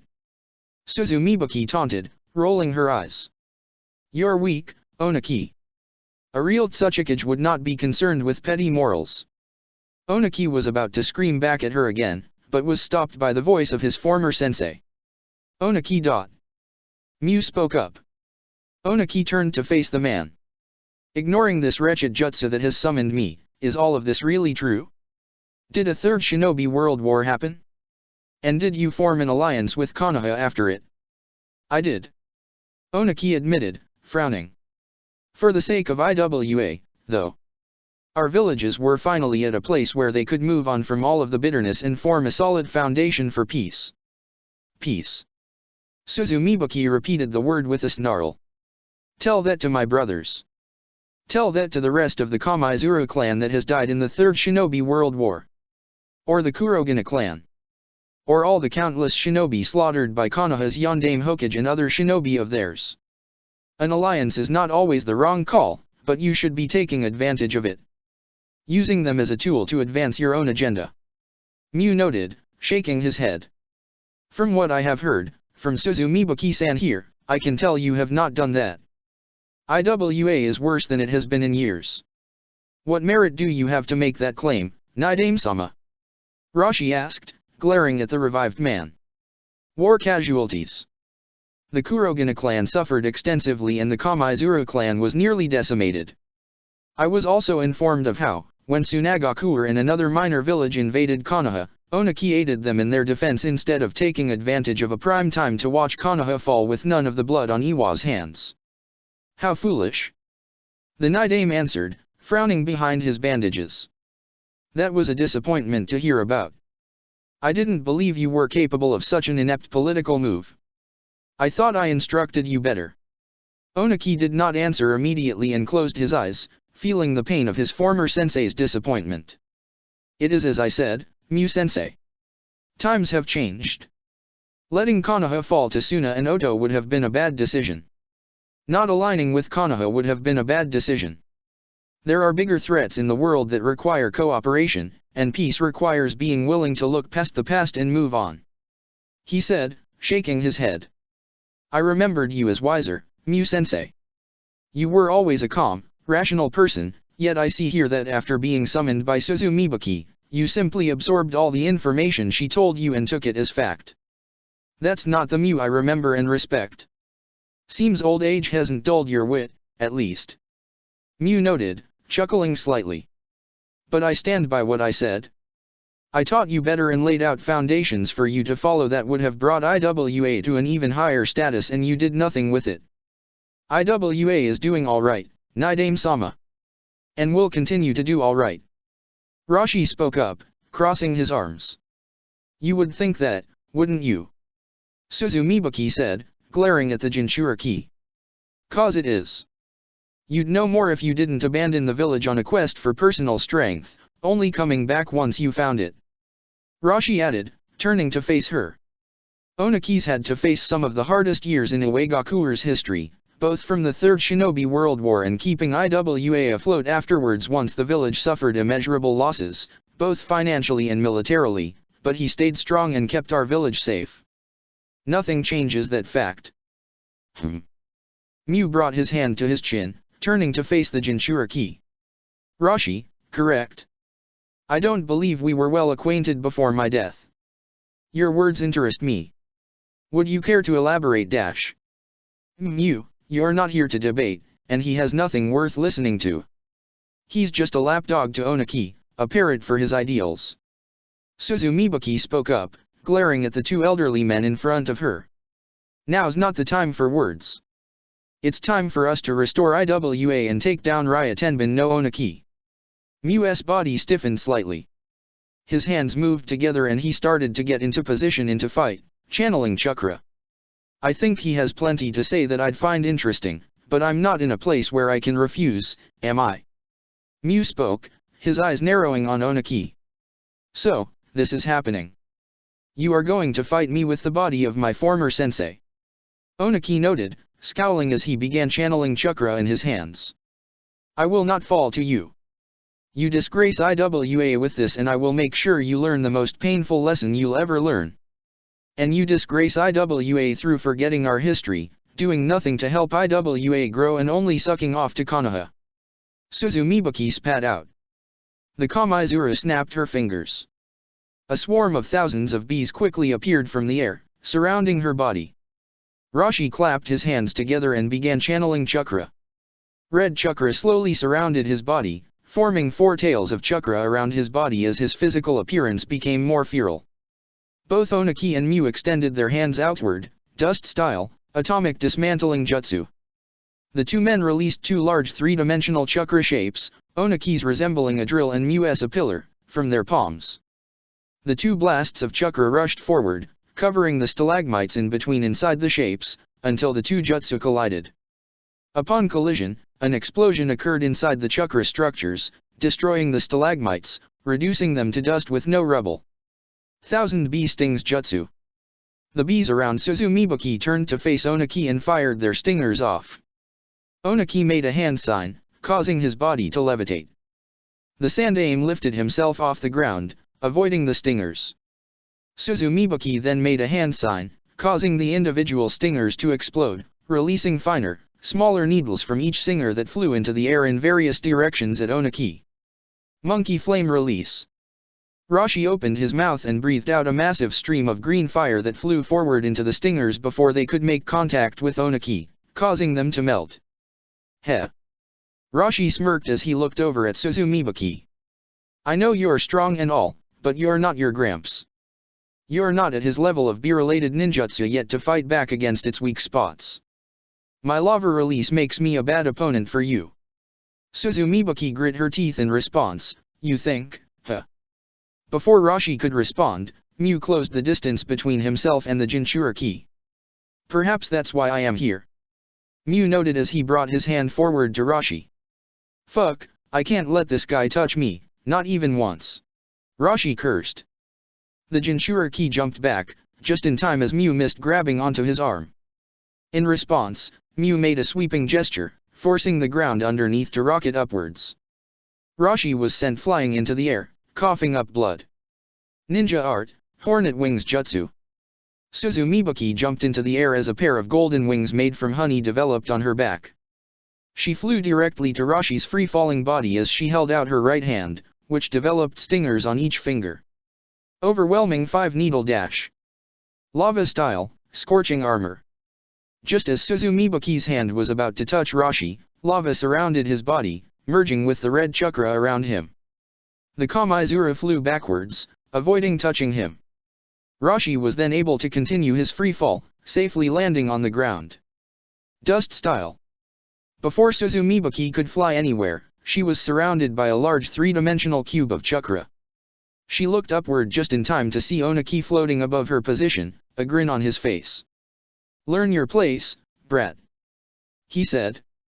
Surrender dash. Ninja Art, Honey Bomb.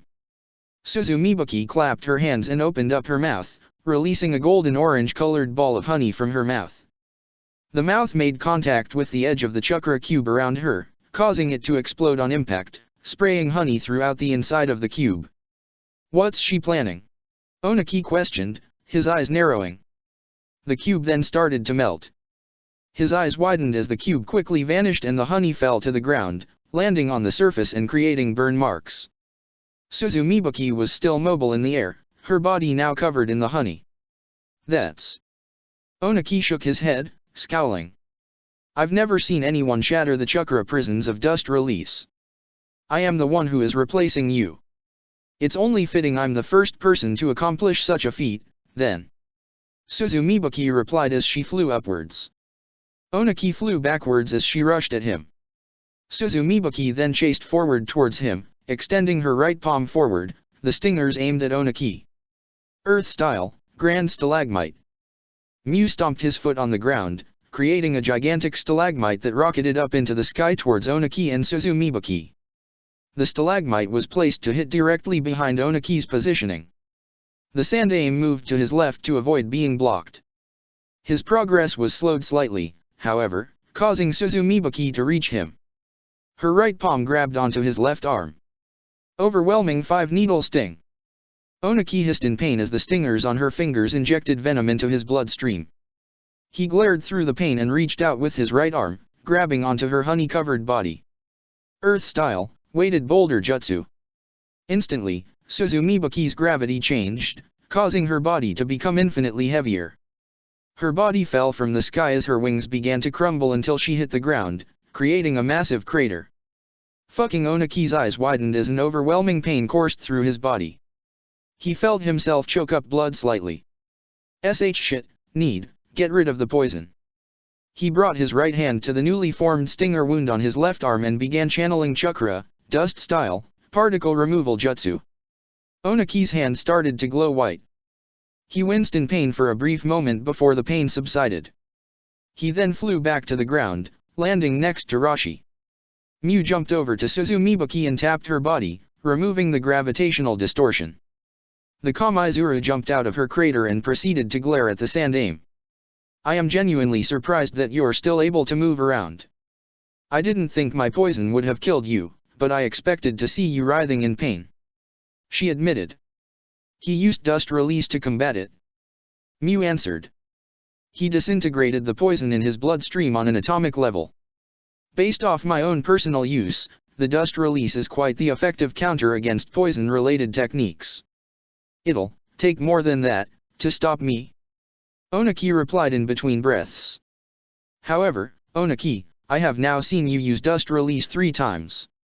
And 2 of which were used rapidly, with little preparation time. While I am impressed that you managed to release those jutsu on demand so quickly, I am also incredibly aware of the strain of doing those jutsu like that would cause to you. The Nidaime noted. I wonder, keep using dust release like that and you'll probably not be able to fight much longer. He's right there, Onaki. Rashi said, frowning. You need to chill with those jutsu. You'll end up doing some serious damage to yourself if you spam it like that. I'll do whatever I need to do to win this fight. Onaki replied sternly, crossing his arms. Whatever isn't going to be enough. Suzumibuki replied. I need to see the Onaki that I remembered training. Miu added as he clapped his hands together. He then started to form a 3-dimensional cube in between his palms. I need that man to still be alive in order to stand against me. Onaki's eyes widened, Rashi. I'm on it. The Jinchuriki replied as he brought his hands together, lava-style, scorching rocks jutsu. Rashi breathed out a barrage of lava-covered rocks from his mouth that flew at Miu. Before they could make contact with him, a group of bees flew directly in front of him, forming a wall. Upon impact with the lava rocks, the bees started to melt, turning into honey. The honey quickly covered the rocks, weighing them down and forcing them to hit the ground. Onaki shook his head and he made a step on the ground. The ground underneath Miu and Suzumibuki rose up, forming a massive stalagmite. Both Miu and Suzumibuki managed to jump away in time, however. Suzumibuki's honey-covered wings reformed on her back as she jumped into the sky as Miu's body began to lift above the ground. Quick! Miu noted, frowning underneath his bandages. He compressed his hands, turning the cube in his hands into a 2-dimensional figure. But not quick enough. I advise you to get off the ground now. Shit. Onaki cursed as he brought his right hand to Rashi's back, earth-style, lightened boulder jutsu. Dust-style, area disintegration. Both Onaki and Rashi's body began to elevate above the ground just as the 2-dimensional structure in Miu's hands made contact with the ground of the battlefield. As soon as the structure touched the earth, it expanded throughout the entire battlefield before destroying every stalagmite and raised rock structures instantly, turning them into nothing but dust. What the hell? Roto shook his head, his stomach dropping. What kind of jutsu is this? It is my father's and Nidaime-sama's dust release. Kuratsuki answered, crossing her arms. One of the most destructive forms of ninjutsu in existence, with the ability to destroy a target on a molecular level. Literally, the Nidaime Tsuchikage just wiped out everything on the ground. Completely. If Rashi or Onaki were even touching the ground, they would have died. Teiwa noted, shaking her head. I can't imagine the strain it is to fight on that level. Onaki and the Nidaime have a jutsu style that only the other can effectively combat.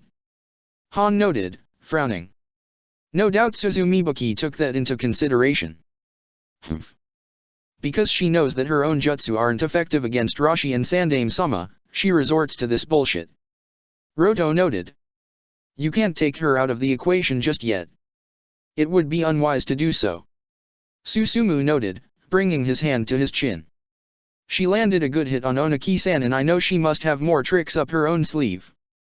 Both he and Rashi-san are going to need to be careful. Gramps. Kuratsuka's eyes were narrowed on the Sandaime, frowning. Why are you using dust release so much? Didn't you just warn me about the problems with using it so much back to back? Make sure you don't get too far from me, Rashi. If Mu-sensei is going to start using area disintegration, then I'm going to make sure I can get you off the ground when necessary. Onaki warned. I appreciate the concern, Onaki, but I'm not gonna be a liability. Focus on the fight around you first and foremost. Rashi noted, frowning. Before Onaki could respond, the duo were completely surrounded by a swarm of bees around them. The bees then began to secrete a honey from their stingers that launched towards at the men. Onaki and Rashi ascended before the honey could connect with them. Suzumibuki made a hand sign, rock hive. The honey solidified, turning into a large rock formation that resembled a beehive with openings. The rock-shaped hive stayed afloat in the air as bees began to slowly come out of the openings. The newly formed bees rushed Onaki and Rashi, extending their stingers outward. As both men dodged, the bees began to glow a white color. Bee bomb jutsu. Rashi and Onaki moved back in the air as quick as they could as the bees exploded. The force of the explosions created a thick cloud of smoke that nearly covered the entire sky. As the smoke began to clear up, Mu flew through the sky towards Onaki and Rashi. He flew directly above Onaki before he kicked downward against Onaki. The Sandaime parried the foot with his right arm, but was forced back downwards into the ground. How did this third shinobi war happen?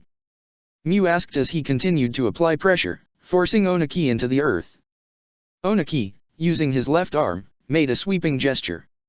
A column of stone rose diagonally, smashing into Mu's body and knocking him off. It was a war of attrition. Caused when the Sandaime Mizukage declared war on Konoha. Onaki answered as he clapped his hands together.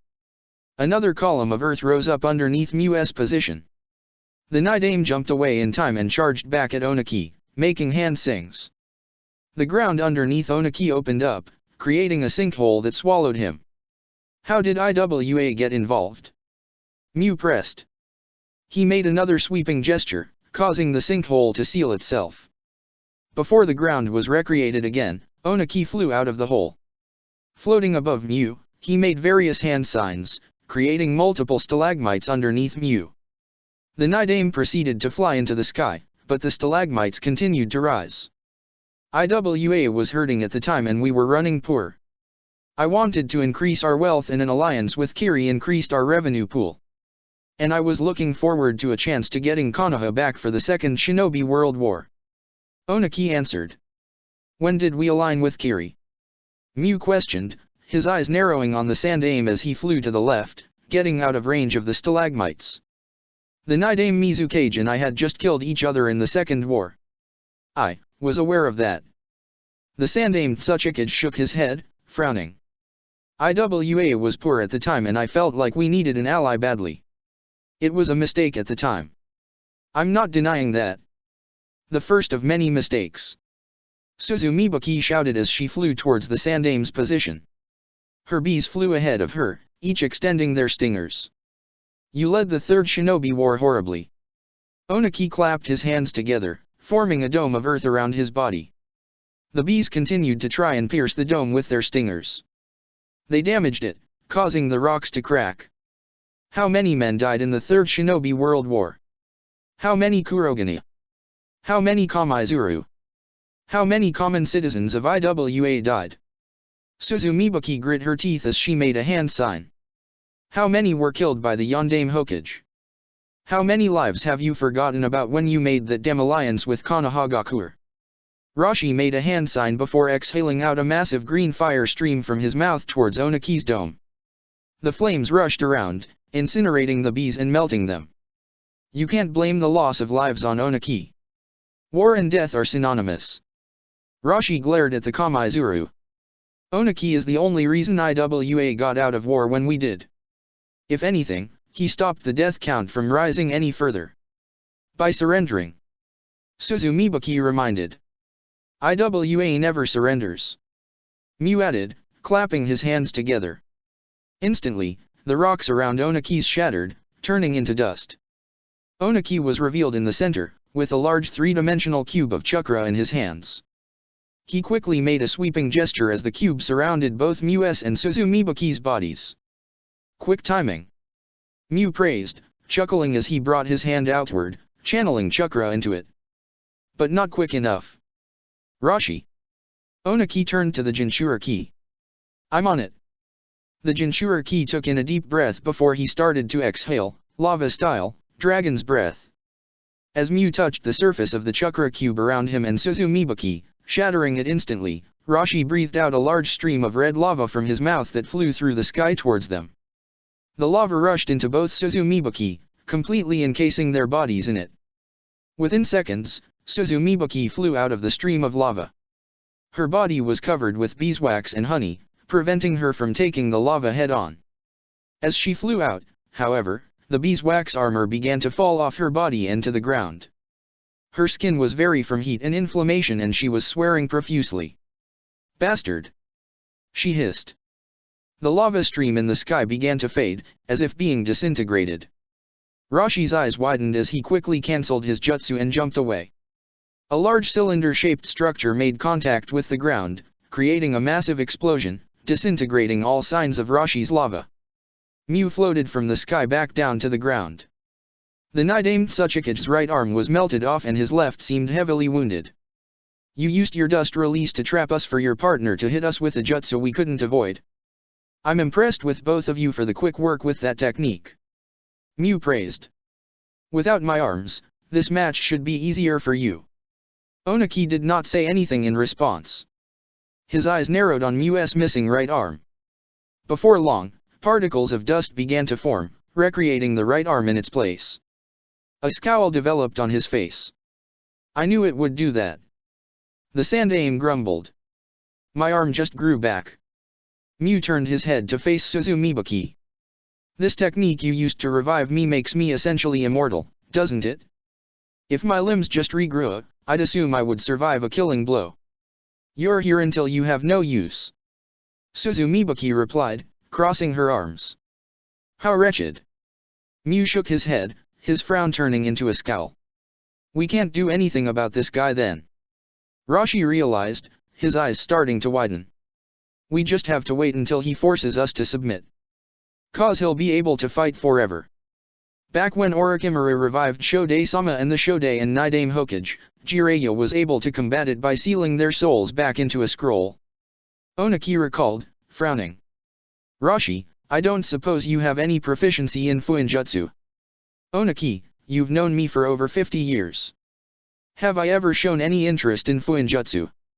Rashi asked. It doesn't hurt to ask. Onaki grumbled before his eyes narrowed on Suzumibaki. Best way to handle him would be to handle Mew-sensei's current master. In this case, it's Suzumibaki. Incapacitate her and we defeat him too. If you can. Suzumibaki noted, grinning. I've been waiting for this moment for so long, Onaki. I'm not going to let you or your monkey sycophant stop me from saving IWA.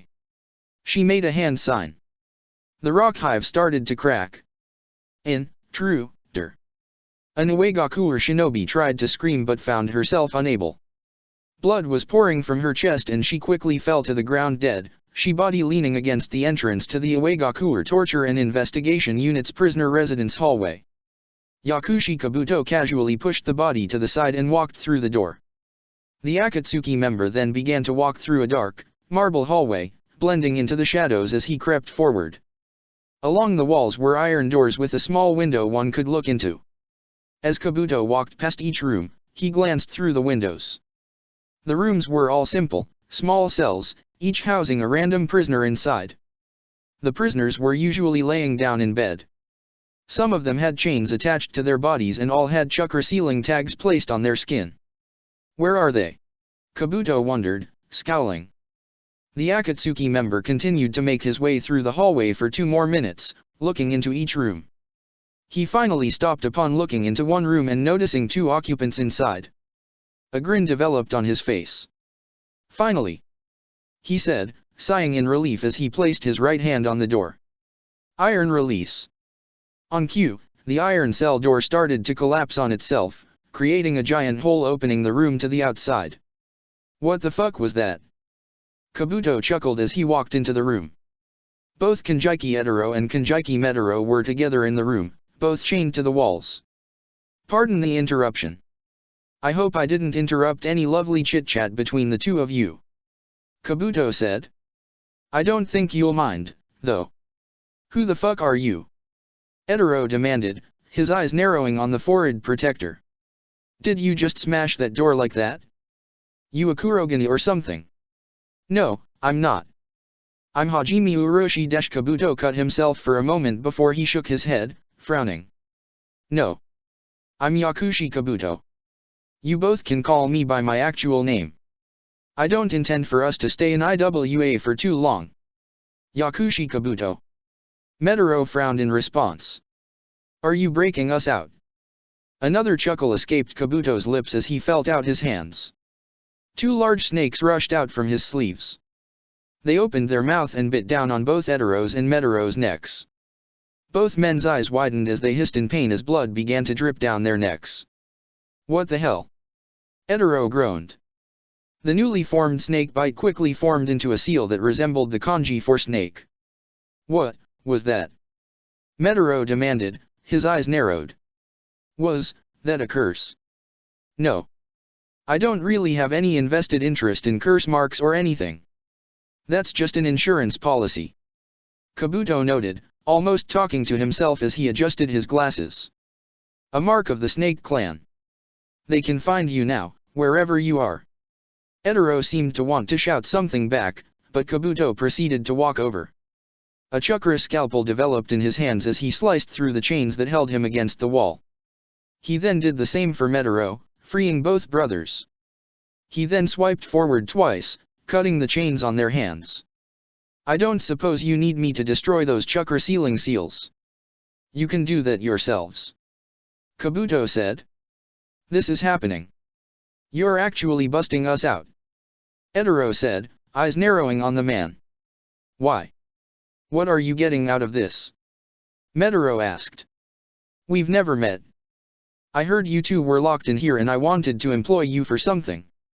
Kabuto answered, chuckling. No need to worry about the details for now, I marked you both for a reason. When the time's right, I'll find you both and we can get down to business. Look, if you want us to do something for you, sure. Whatever. Etaro replied, grinning. He reached for the sealing tags placed on his body and pulled them off.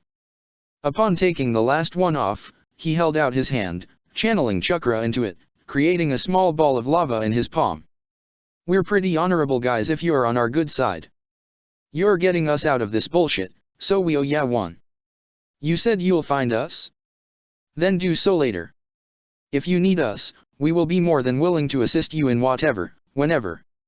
Metaro added as he pulled off his own sealing tags. We appreciate this. With those words, the Kanjiki brothers rushed out of their prison cell, making their escape out of Uegakure. Those two are eccentric. But if the reports I've heard about them are true, they'll be useful asset to use later. Kabuto noted, chuckling. I'm sure Pain-sama will agree. But now I need to make progress of my own. With that thought, Kabuto rushed out of the cell. The rock hive in the sky broke open, revealing a massive hornet that buzzed angrily, turning its head downward at Oniki and Rashi. Let's get this fight moving along. Suzumibuki said as she made a hand sign. Kamaizura's secret technique, a million bee stings. The giant hornet pointed its stinger in the direction of Oniki and Rashi before it fired off a barrage of needles from it. As the needles flew through the sky, they began to multiply, turning into more and more needles by the second. Oniki made a hand sign, causing large rocks from the earth to rise and fly around his and Rashi's bodies. They spun rapidly around each of them, blocking the oncoming stingers. We're fighting too defensively, Oniki. We need to go on the offense. Rashi said sharply. Oniki nodded his head as he made hand signs, Earth style, Earth Dragon. A large dragon made of stone and dirt formed underneath Muse and Suzumibuki's bodies. The two shinobi jumped up into the air and began to float away as the dragon began to fly towards them. Onaki then snapped his finger, causing the earth dragon to implode, unleashing the rocks that made up its body to scatter around, rushing through the sky.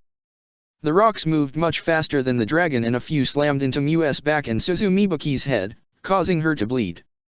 "Now, let's heat things up some more," Rashi declared as he crossed his arms. He broke formation, causing more lava to surround his body. The rocks around his body, still blocking oncoming stingers, were now coated in lava as well. The Jinchuriki charged forward on the ground, leaving a trail of lava with each step he took. He then jumped into the air towards Suzumibaki and held out his fist. Lava style, volcanic stream. Rashi extended his fist outward, causing lava to rush from his fist in a stream. Suzumibaki flew upward more, avoiding the attack. "This is all you're capable of when Onaki's not setting you up, huh?" The Kamaizuru noted smugly, making a hand sign. "Pathetic." She opened her mouth and proceeded to spit out a ball of honey directly at Rashi. The Jinchuriki pointed his fist again and another lava stream burst forward, slamming into the ball of honey and creating an explosion. Honey proceeded to fall onto the ground, melting the surface. "You say shit like that, but you know my fighting style counters yours. That's why you're keeping me at a distance," Rashi noted. He then turned his head, smirking slightly at the sight of the Nidamed Tsuchikage approaching him. "And it's why you're having him do that work for you." The Jinchuriki jumped into the air, creating a plume of lava under his feet to propel him upward just as the Nidame reached him. Mu stopped his approach before hitting the lava plume before he flew into the air, reaching Rashi's position. "Mu-sama, you do see how horrible this situation is, right?" Rashi questioned. "Suzumibaki literally brought you here to fight a battle that, in theory, can't be lost. What honor does this bring IWA? All I see is that she's too afraid to fight unless she can guarantee herself victory. She's a safe strategist, which is useful, but this situation is morally bankrupt," Mu admitted, frowning. "I would never attempt such behavior." The Nidame reached outward towards Rashi, trying to grab onto the man, but Onaki flew behind him, his right arm covering itself in rock. Earth style, rock hammer jutsu. The rock around Onaki's arm began to change shape, forming into a giant hammer. Mu turned around and began to channel chakra into his finger, creating a single, white stone in his hands. Earth style, power gem. The stone Mu formed launched from his hand directly at Onaki just as the sand aim slammed the earth hammer down into Mu's body. Mu was slammed into the ground hard, creating a massive hole as Mu was completely submerged in the earth. The white stone pierced the floating rocks surrounding Onaki's body and struck him in the shoulder, piercing his body and creating a hole and causing blood to pour from the open wound. He proceeded to choke blood as he began to fall slowly to the ground. "Dammit dash!" Onaki shouted in pain as he was hit by stingers from Suzumibaki's giant hornet, who now had an opening on his body thanks to Mu's jutsu destroying a segment of the rocks around his body. He began to choke in pain as poison entered his body. D-Dust style, particle removal jutsu. As Onaki began to concentrate on removing the poison from his body, Suzumibaki flew towards him, stingers developing on her fingers. Monkey flare release. Rashi breathed out a massive stream of green fire at Suzumibaki, forcing her to fly away from Onaki. She glared at the Jinchuriki before flying directly at him. "Why do you keep defending him?" she hissed. "He's my partner here. I'm not letting you take him down," Rashi shouted as he made hand signs. Lava style, scorching rocks jutsu. The Jinchuriki breathed out a barrage of molten rocks from his mouth directly at Suzumibaki. The Kamaizuru flew around, avoiding each oncoming attack, and getting close to him. As she approached, he held out his right hand, creating another stream of lava from it. She flew above, avoiding the attack. The Kinryu clan suffered losses too. "Why do you still support this failure of Tsuchikage?"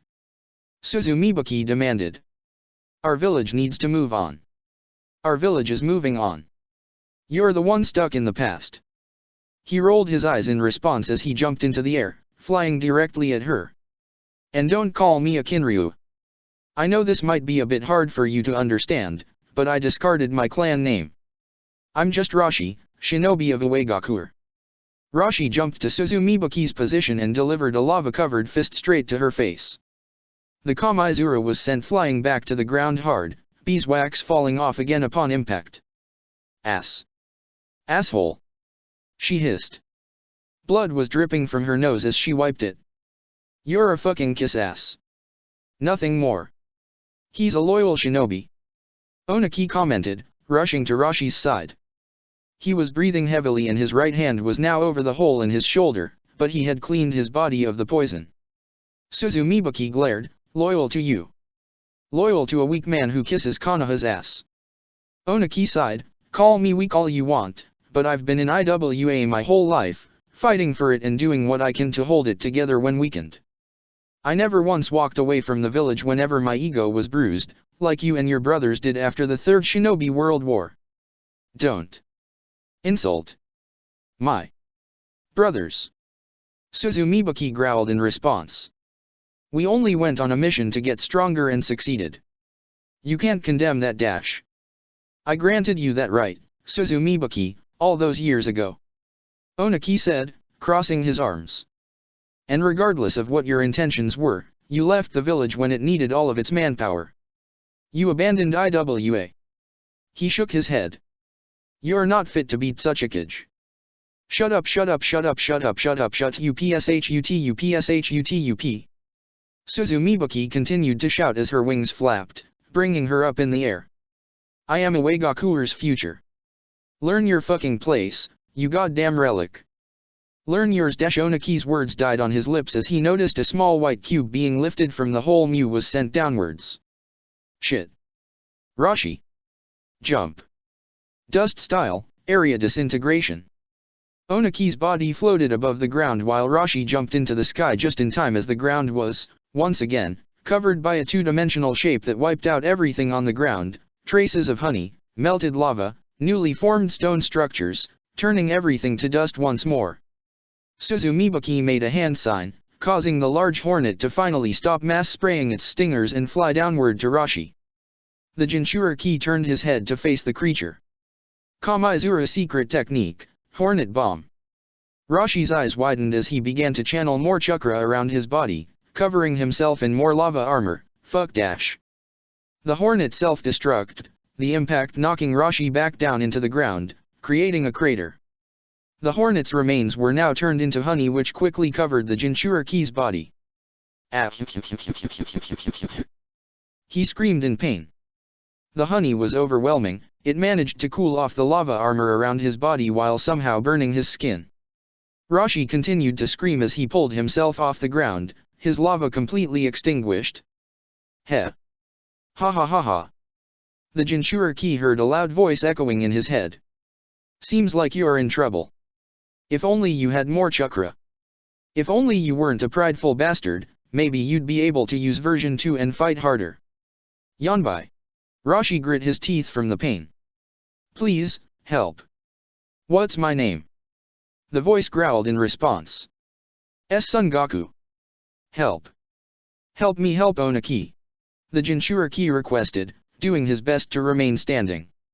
He took one step forward and began to channel more of his Biju's chakra, but as he began, his eyes widened. Exhaustion took over his body and he quickly fell over to the ground once again. The Yanbai chuckled in response, heh. Finally called me by my name. But it's too late. Over 40 years too late. Enjoy your loss, pathetic human. The last thing Rashi could hear in his mind was the sound of the Biju's laughter as he fell into unconsciousness. Rashi-sama is down. Suzumibuki's jutsu is terrifying. And Nidame-sama is equally terrifying. I can't believe that happened. This fight is getting really ugly. I don't remember the last time a Yama no Osu was this ugly. The crowds of spectators gossiped to one another as the fight continued, their words getting louder and filled with more concern. Rashi-san went down so fast, that seemed unreal. Dosu noted, frowning. He had been doing an excellent job avoiding most attacks. I mean, Suzumibuki's technique right there is one of the worst in Kamaizura clan repertoire. Risho explained, crossing his arms. The honey released from one of the giant hornets her clan is potent enough to kill within seconds. And Rashi just got completely soaked in it. Is he going to be okay? Roto asked. Rashi will be fine. Kitsuki noted. The Yonbai won't allow its host to die. It could be doing a lot more for this fight, though. Shikamaru noted, scowling. I know Rashi should have been able to enter version 2 like Naruto can. What was up with that? Why wasn't the Yonbai helping?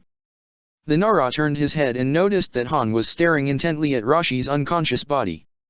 The Gobage in Churaki's hands were tightened and his hat and steam was starting to leak from his armor. He could see the rage in the man's expression. His eyes then moved to Kuratsuki. She was staring at her grandfather intently, biting her lip. Her heart was beating rapidly. Gramps, please. Please be okay. She prayed. Rashi. Onaki shook his head, frowning. This got even worse. The Jinchuriki is down, it seems. Mew noted. I suppose. But it's best to just make sure. Suzumibuki suggested, her eyebrow raising. On cue, Mew's body began to create a circular cube of chakra in his palms. A scowl developed under his bandages. Do not keep attacking an unconscious IWA shinobi. The Nidame hissed. Where's your honor? Humph. Suzumibuki shook her head, sighing. Even you're too soft, Nidame-san. Mew said nothing as the cube in his hand shot forward, surrounding Rashi's body. Rashi. Onaki hissed as he created his own orb of chakra. Onaki shot his orb forward at the cube that surrounded Rashi's body.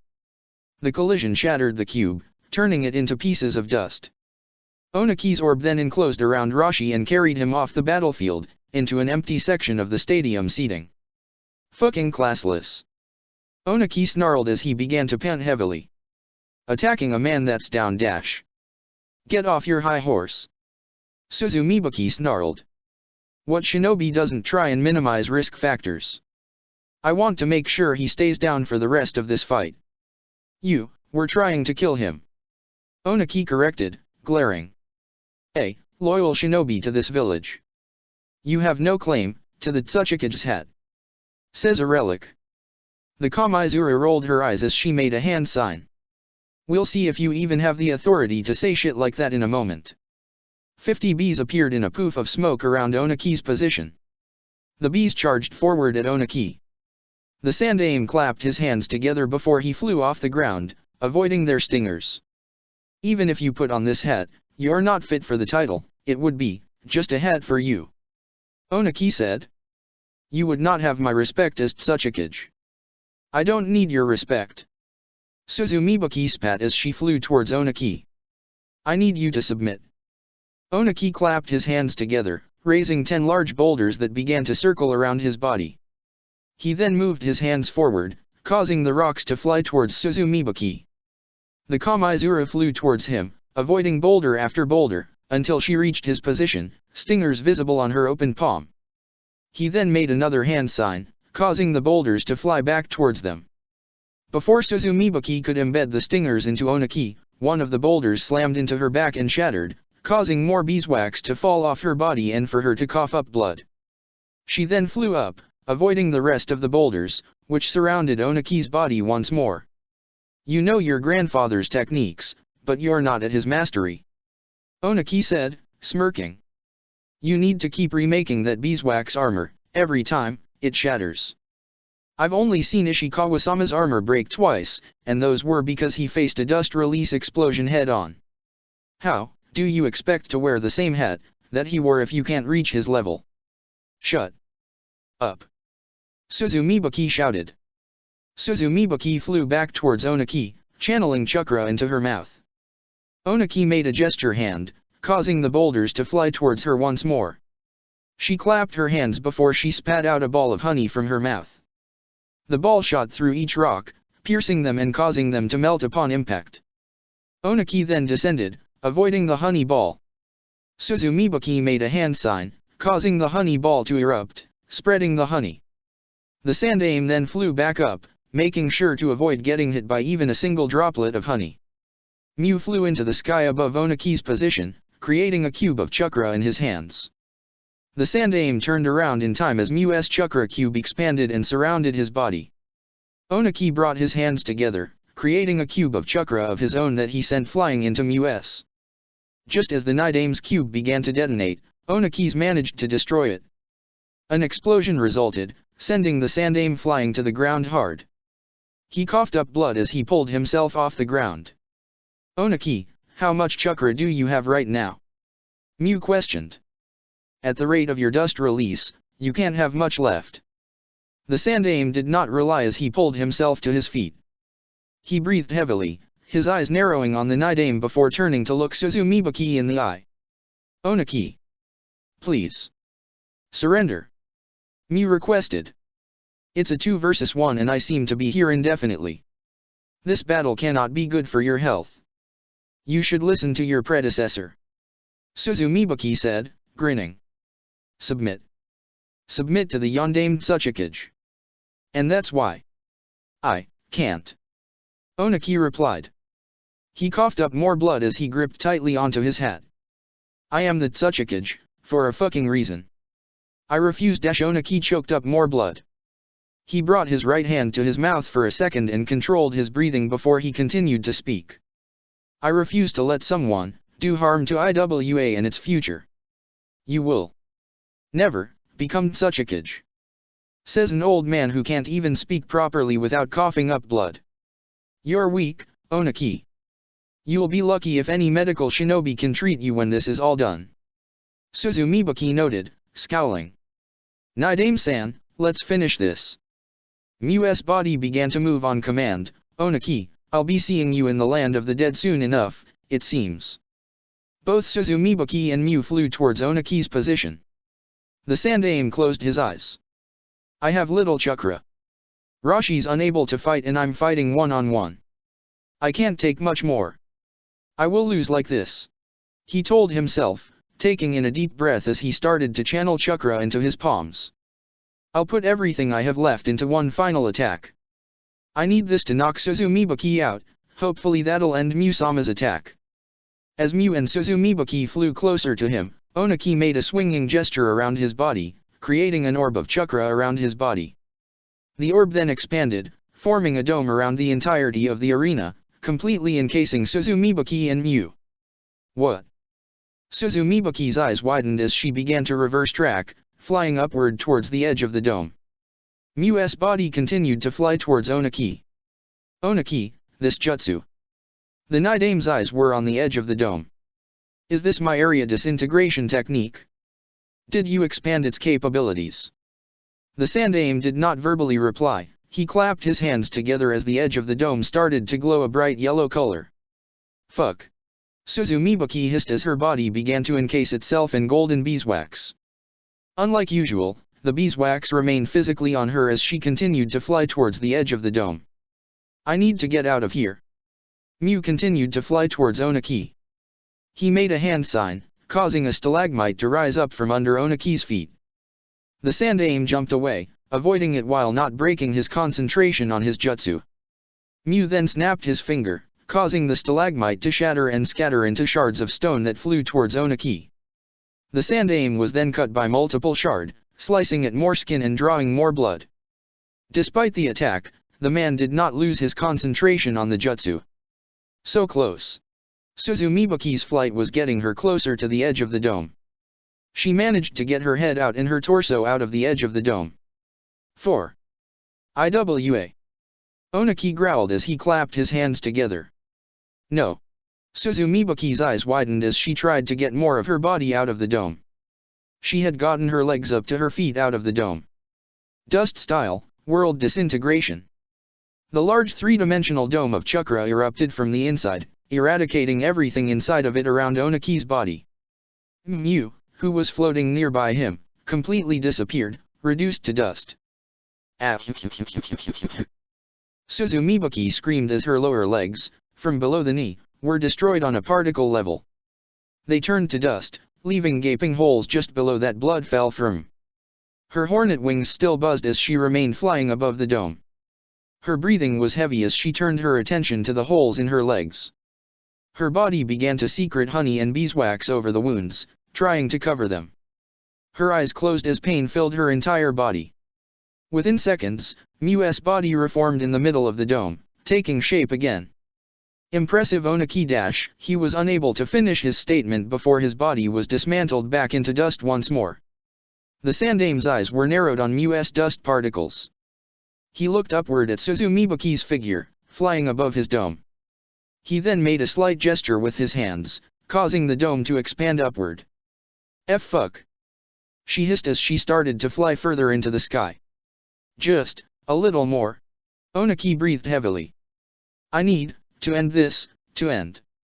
Suzumibaki continued to fly upward into the sky as the dome continued to rise through the air. The dome rose rapidly, catching up to her pace.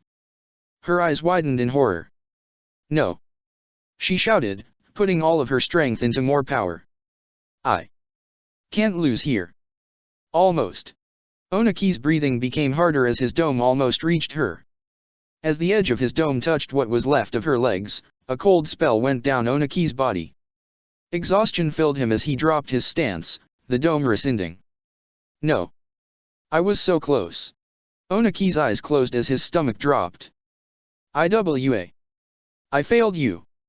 With every drop of chakra spent, Onaki fell to the ground into unconscious.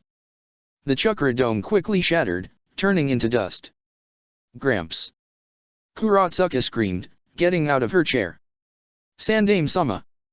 Risho shouted, shaking his head. Father. Kitsuka closed his eyes, looking downward. This is really, really bad. Teiwa brought her hands to her face. This can't be happening. Shikamaru shook his head, his stomach dropping. Before the Nara could say anything else, the crowds of people around them began to speak loudly. He began hearing the reactions of the people in the audience. Sandame-sama is down. She defeated him. Suzumibaki won. Good. Onward to a new day for IWA. But she won by bringing in the Nidame. This wasn't fair. Neither Sandame-sama or Rashi-sama could do anything about him. This is wrong. Mama, is Sandame-sama dead? What's going to happen now? What is going to happen now? Shikamaru mumbled aloud. Suzumibaki slowly lowered her body to the ground. Using her hornet wings to hold up her now legless body, she flew above Onaki's body. As she approached him, Mu's body reformed from the dust, turning back to normal. The Edo Tensei summon walked over to Onaki's unconscious body, shaking his head. The extent of that jutsu was enormous. I felt my body deteriorate over and over again. That was marvelous. Mu noted. And to be able to use it for so long when he must have been running low on chakra. It was a waste on his part. Suzumibaki said, crossing her arms. She flew down to his body and pulled the Tsuchikage's hat off his head. He should have used that technique earlier. That technique was indiscriminate in its destruction. He must not have because he knew there was no way to keep Rashi safe. I also do not believe he wanted to kill you. Mu replied, frowning behind his bandages. Both mistakes of judgment on his part. Suzumibaki dismissed. The Kamaizuru placed the Tsuchikage hat on her head. A grin developed on her lips. A round of scattered applause could be heard from the audience. All hail Yandame-sama. All hail Kamaizuru Suzumibaki-sama. Long may she reign. The cheering, while noticeable from the arena ground, was not particularly loud. Suzumibaki frowned in response. The hat does not suit you. Mu stated. Well, I'm wearing it. She replied. You do not deserve the title. He said. What? And you're claiming he does? Suzumibaki shouted. Her grin returned to her face as she held out her left hand, producing a bee stinger in the palm of her head. A corpse doesn't deserve a title. Mu's eyes widened in realization at what she was about to do. You aren't going to. You can't be. You already won. The stinger in her hand shot out of her palm and towards Onaki's chest. The stinger pierced it and dug itself into his heart, killing him. Shock and horror filled the entire stadium. Not a single person in attendance said a single thing. In every Yama no Osu challenge, for the title of Tsuchikage, no one has ever killed their opponent. Ishikawa, the Shodai, spared everyone. Mu, upon defeating Ishikawa and becoming Tsuchikage, spared Ishikawa and spared all who later challenged him. Onaki spared everyone who fought him. Regardless of intent, it was understood that both parties had the best interests in IWA in their actions. The very act of murder in such a traditional, prideful scenario was unimaginable. No one, from civilian to shinobi, could respond. Onaki, he? Shikamaru's eyes focused on the body for a moment before they closed sharply. This can't be happening. This can't. No. Grandpa, no. Kuratsuka screamed. Kuratsuka's scream sounded throughout the entire arena. Everyone in the whole stadium turned to face her. The granddaughter of the Sandaime did not notice all of the eyes and stared in horror at Onaki's body. Her body shivered as tears began to cascade, falling onto the ground. Memories began to slowly flash in her mind. Of her days running around the Tsuchikage's mansion with both her father and grandfather chasing after her angrily due to pranks. Of her days in the academy, learning her first basic jutsu while the Sandaime watched, being a harsh, but fair, teacher. Of her passing her academy test and becoming a shinobi, with Onaki grinning in pride and taking her out to eat. Of receiving her Chunin vest in Konoha, with her dragging her grandfather, Naruto, Hinata, and Shikamaru out to eat. Of her promotion to Jonin, with him buying her a bottle of sake. Of her moving into her apartment, and Onaki and Kitsuka both helping her move into her new home. Of her long training sessions, where he began to show her how to use dust release. Of sitting down, on the mountain tops of IWA, looking down at the village, side by side with her grandfather, not saying a word, simply enjoying each other's company. Grandfather, no, no. More tears fell from her eyes. Slowly her teeth started to grit, as her eyes narrowed behind her tears. No, no, no, no, no, no, no, no, no. You fucking bitch. Kuratsuka screamed as she moved forward. Shikamaru's eyes widened. Kuratsuka, what dash? Any words he said died on his lips. Kuratsuka did not glance at him as she jumped down to the center of the arena. Kuratsuka, don't dash, Risho began to shout, but his words died on his tongue as Kitsuka jumped down as well. Kitsuka-sama. What are you doing?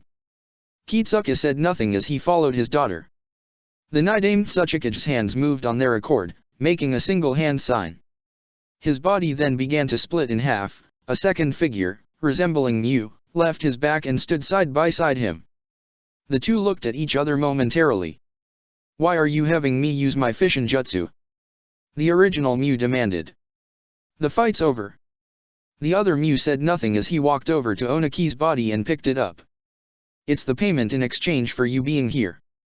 Suzumibuki said, grinning as she tipped her hat at the second Mu. Sendu Roshi-san, my regards and gratitude. You are the most disgusting person I have ever met from IWA.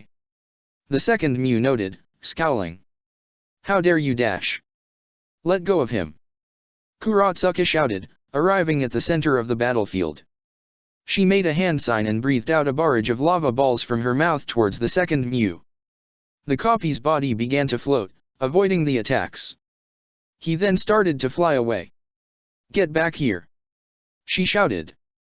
Let go of my father. Kitsuka demanded slowly as he stomped on the ground, Earth-style, mobile core.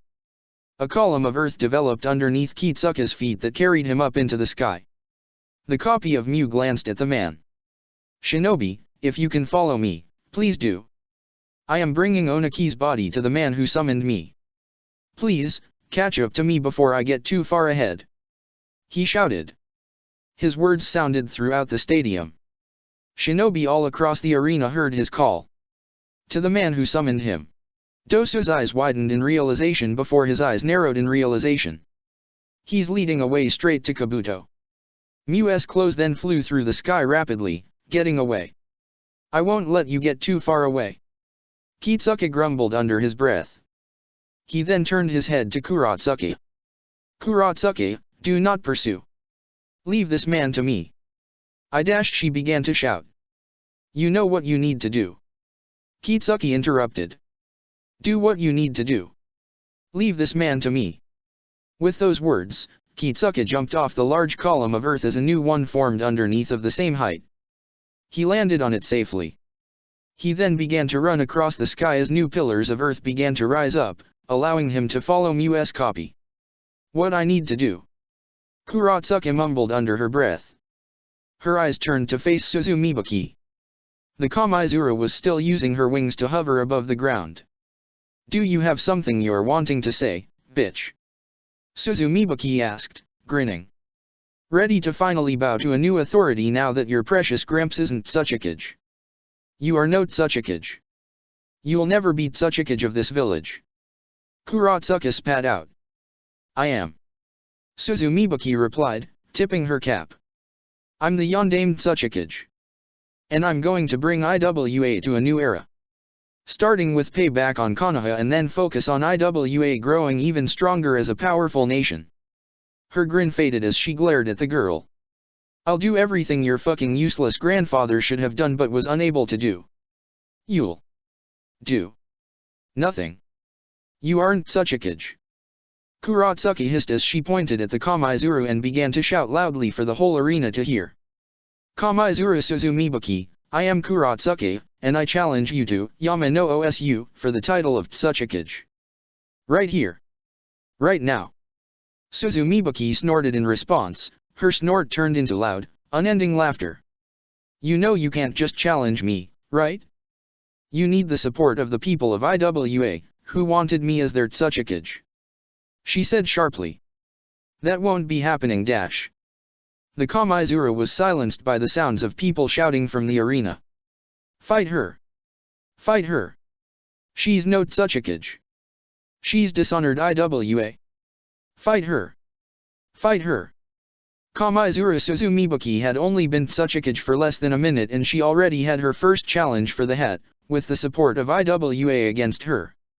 Chapter 89, The Yondaime Tsuchikage. Fight her! Fight her you fucking coward! Kick her ass Kurotsuka-sama! Fight her! Kamaizuru Suzumibaki stared at the crowds of people around her, screaming loudly at her and Kurotsuka. The outrage on their faces was palpable whenever they addressed the newly crowned Tsuchikage. The hell is wrong with you people? Suzumibaki shouted back, gritting her teeth. You wanted change. You wanted revenge for my brothers. Revenge against Konoha. How can you turn your back on me like this? Fight her! Fight her! Fight her! The crowds of people did not address Suzumibaki's question, which only caused her to grit teeth more and more.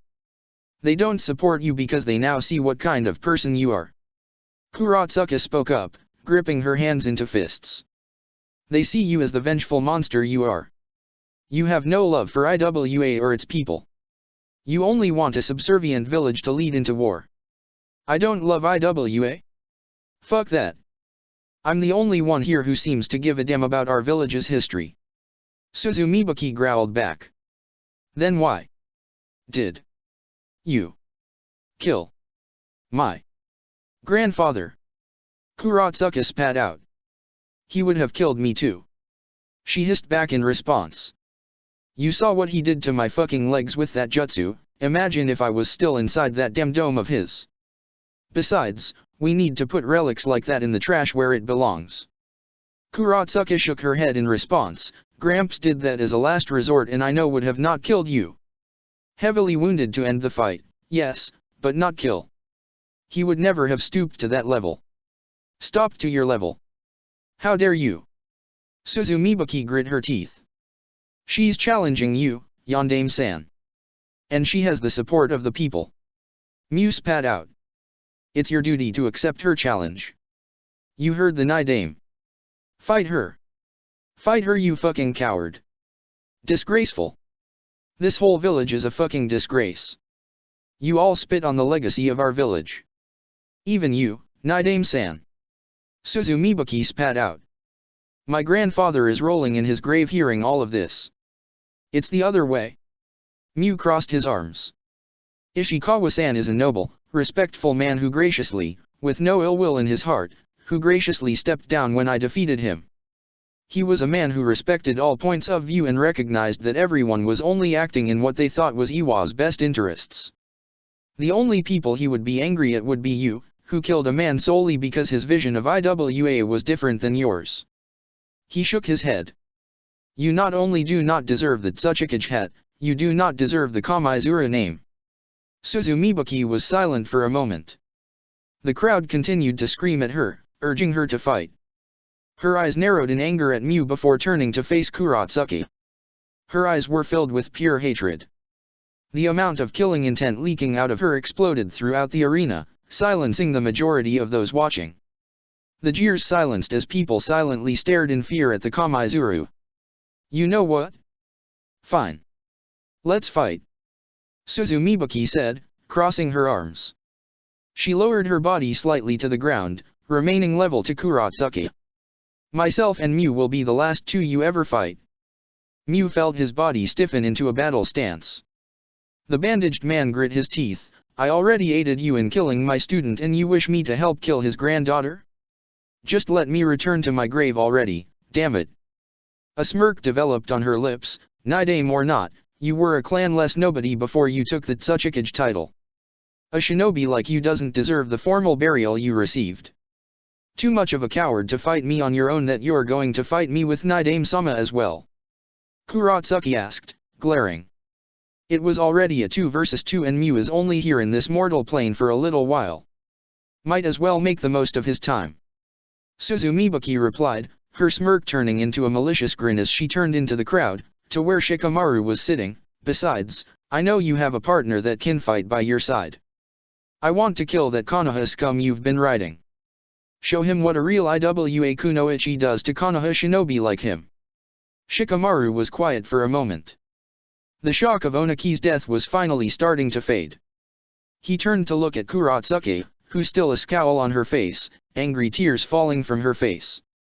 Shikamaru, she's talking about you. Roto realized, his eyes, as well as the eyes of the rest of the group, turning to the Nara. Shikamaru ignored him as he stood up, walking to the edge of the seating area, crossing his arms. You're the Nara clan heir, right? Suzumibuki spoke up, grinning. I'll make sure to drop your corpse off at home when we invade Konoha. Make a nice little burial for you and whatever family you have. You talk so much anti-Konoha propaganda that I don't think you have even put much thought into this war you want to plan. He said.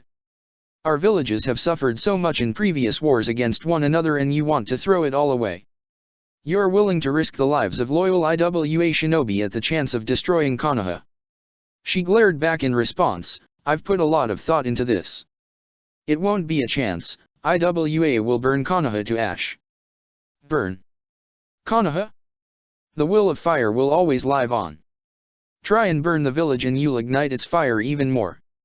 Shikamaru replied as he jumped down to the arena floor. But go ahead, try. If you still have that hat on after this is all done. Shikamaru started moving, jumping down to the arena floor. A scowl developed on his face as he glared at the Kamaizuru. All this time I've been here, I've been quietly observing, trying to think of what to say or do. I've watched you attack my girlfriend and her grandfather. I've watched you spit on the very name of my village and all the good, peaceful people who have no desire for war against Iwa. Shikamaru grit his teeth. I've watched you use my name and my relationship with Kuratsuki to attack her, to paint her, the most loyal shinobi to Kunoichi of Iwa, as disloyal. Kuratsuki turned to glance back at Shikamaru. Her face softened slightly at the sight of her boyfriend coming closer. He continued to walk until he was there with her. He grabbed her hand as they turned to look at both Suzumibuki and Mew. I've kept myself quiet to stay political. So I can think things rationally and act in a way that didn't hurt Kuratsuki or Konoha. But you just killed the Sandaime, so I think I can do what's best for both and show my true feelings and fight you with everything I got. He said, growling. You want to fight? Let's fight, you fucking asshole. Shikamaru's going to fight with Kuratsuki. Roto said, frowning. Is this going to be okay? They're still fighting Nidame-sama. Nidame-sama is still immortal. Fighting him is going to be near impossible. Risho noted. We need to do something to help. And I think I know what can be done. Doso said, standing up. Doso closed his eyes and started channeling chakra into his ears. He could still hear the sound of the earth moving with Kitsuka's movements. He could also hear the faint sound of Mu's clone moving through the sky. He opened his eyes and pointed to the west. The way to end the Edo Tensei is to force the summoner to cancel it. I can hear Kitsuka-san's movements and the Nidame's movements. They'll lead us to Kabuto, and if we can subdue him, the jutsu will end. You want to fight Kabuto? Teiwa asked. You aren't the only one who got that idea, it seems. Han spoke up. The group turned their attention to the stands around the arena. IWA Jonin were starting to leave, rapidly, heading out of the arena. Doso could hear the direction of their footsteps, they were heading to follow Kitsuka. We can kill and end this. For Kuratsuka's and Shikamaru's sakes. Doso suggested. Let's move, then. Susumu said, standing up. It's about time that bastard died. Teiwa noted, getting up as well and reaching for her flute. We'll come too. Risho offered as both he and Roto stood up. Han was about to join them, but he noticed another figure walk into the arena. His eyes narrowed in suspicion. Kuratsuka may need additional support, so I'll remain here. You five hurry out. He stated. With those words, Doso, Susumu, Teiwa, Risho, and Roto all rushed out of the seating area to pursue Kabuto. Han then turned to the arena and started walking down himself. Suzumibuki, I insist that you allow me to fight with you and Nidame-sama. Suzumibuki, Kuratsuka, Mu, and Shikamaru turned their heads to see Kurogane Kyuzari approaching the group. A scowl developed on the Kamizuru's face as she flew to his side quickly. Kyuzari, what are you doing?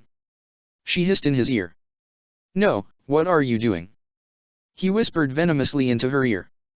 This is going to take a lot to spin this situation politically.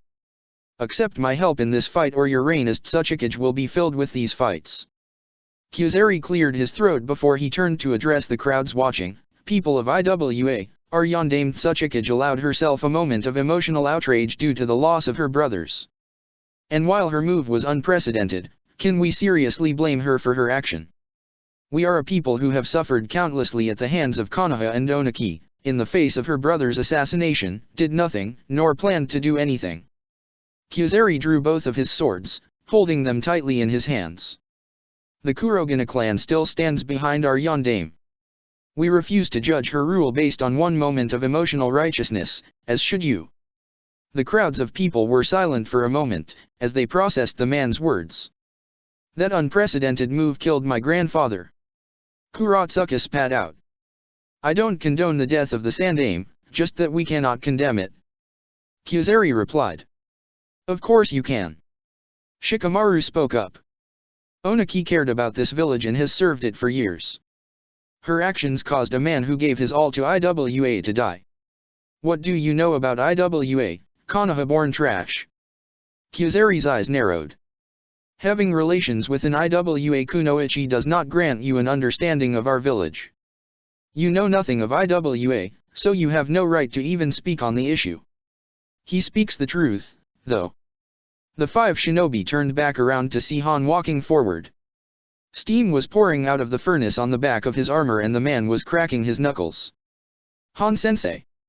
Kuratsuka questioned. What are you doing here? Suzumibuki spat. It looks as if Kyuzari is going to join you and Mu. I'm only evening the side. Han answered. I didn't consent to his help and I certainly do not welcome your presence here. Suzumibuki grit her teeth. Let him fight. Just fight already. Kuratsuka-sama. Han. Konoha shinobi. Kick her ass. Just fight already. The Kamizuras grit her teeth even harder as the crowds began to jeer once more. You have no one to blame but yourself for this, Suzumibuki. Kyuzari whispered to her. You'll need me to fight with you. You'll need me to try and spin this whole thing. And if that means having to fight the Gobi Jinchuriki as well, then so be it. Bah! She hissed in response as she started to fly up into the sky. Fine. Whatever. Let's just get this over with. Gods, a six-person, Yama no Osu. Mu grumbled, shaking his head. Why was I brought back to see all of this? The six remained still, staring at one another. The only noise came from the crowds watching. After a moment, Suzumibuki flew into the sky, making a hand sign, as bees appeared around her body. Rock hive. The bees secreted a honey that surrounded Suzumibuki's body. The honey solidified, forming a large rock formation that resembled a beehive. Is she trying to summon that giant hornet again? Shikamaru asked. Maybe, but that's not her main goal. Han shook his head. She crawled into it. What she's doing is trying to restore her chakra. She's absorbing the chakra that her bee summons used to create the formation. So let's shut it down before she finishes. Kuratsuka said as she made hand signs, lava style, scorching rocks jutsu. Kuratsuka breathed out a barrage of lava-covered rocks directly at the rock hive in the sky. As the first rock neared its target, Mew stomped on the ground hard, creating a massive stalagmite that rose into the sky, piercing the lava rock and shattering it. The stalagmite then took the remaining rocks head-on, causing them to crumble upon impact. You will have to cancel Suzumibuki's technique another way. My body is going to protect her when she's in that state. Mew warned. We'll work around it. Shikamaru noted as he made a hand sign. Ninja art dash. Shikamaru's pockets on his pants and his flak jacket proceeded to tear open, interrupting his words. The various kunao and shuriken he had flew out and proceeded to fly at him. The Nara jumped back, avoiding getting stabbed by his own weapons. What the hell? He questioned. Kyuzeri. Kuratsuki answered as she quickly reached in her pockets. Empty out every weapon you have. Kyuzeri was staring at them, smirking as he made a slight gesture with his sword. The kunao and shuriken discarded rose from the ground and flew towards her. She sidestepped to avoid them, but he made another gesture with his sword, causing them to fly back at her. So long as Kyuzeri is an opponent here, kunao and shuriken won't be an option. Shikamaru cursed as he dodged his own kunao once more. Whatever. We can work around this. Han's eyes narrowed on Kyuzeri as he got into position. The man then charged forward at him, extending his fist outward. He reached Kyuzeri before the man could do anything to react. The Kurogane brought the hilt of his sword, blocking Han's fist from reaching his face. The resulting force pushed him back. Shikamaru's and Kuratsuka's weapons fell to the ground. Kuratsuka made a hand sign, creating a sinkhole that swallowed the kunao and shuriken underground, preventing them from being accessible for the rest of the fight. I hope you don't intend on terrorizing them with their weapons for much longer, if you want to survive a fight with me. Han said as he made a hand sign, ninja art, steam cannon jutsu. Steam sprayed out of Han's furnace, forming a stream of steam that rushed forward at Kyuzeri. The Kurogane glared as he extended one of his swords outward. It started to glow a bright white color. Iron style, elemental split. Just as Han's steam blast approached Kyuzeri, the swordsman swung his glowing sword into the oncoming steam. The sword cut was strong enough that it pierced the steam, completely dissipating it. Han, I am actually excited that I get the chance to fight you like this. Kyuzeri admitted, grinning. You think that being the Gobijin Shuriki makes you special. I know you had something to do with Risho's downward spiral as a shinobi, and it'll be nice to finally pay you back for training that black sheep and helping tarnish the Kurogane clan name. I don't think I'm anything special. Han admitted, his eyes narrowing. Admittedly, I think I am better than you. I think most people in general are better than you. Kyuzeri's grin faded as a scowl replaced it. The shinobi charged forward at Han, his swords glowing white as he approached him. Han jumped backwards, avoiding the swordsman's strike. Mew then appeared behind him, reaching out to grab onto him. Don't let me touch you. Don't let me touch any of you. Mew shouted out. I doubt any of you know the earth-related jutsu needed to combat me modifying your gravitational fields, so keep me away. Shadow Possession Jutsu. Before Mew's hand could reach Han, his body froze, his shadow was connected to Shikamaru's. Kuratsuka. Shikamaru called out. On it. Kuratsuka made hand signs, lava style, ash stone sealing jutsu. Kuratsuka breathed out a massive cloud of ash from her mouth that made contact with Mew's body. The ash solidified, turning into a solid substance that bound Mew's body further into place. Quick work, but you both are going to need do more than that. Mew commented as he closed his eyes. The Nidame Tsuchikage channeled chakra out of his body. The solid ash binding proceeded to break apart, cracking and freeing his body. He then started to run towards Kurotsuki and Shikamaru, overcoming Shikamaru's shadow's hold on him. Nidame-sama, are you able to resist at all? Kurotsuki asked as both she and Shikamaru jumped away. I am fighting back against this control and I feel like my reflexes are weaker as a result, but not by much. Mew replied.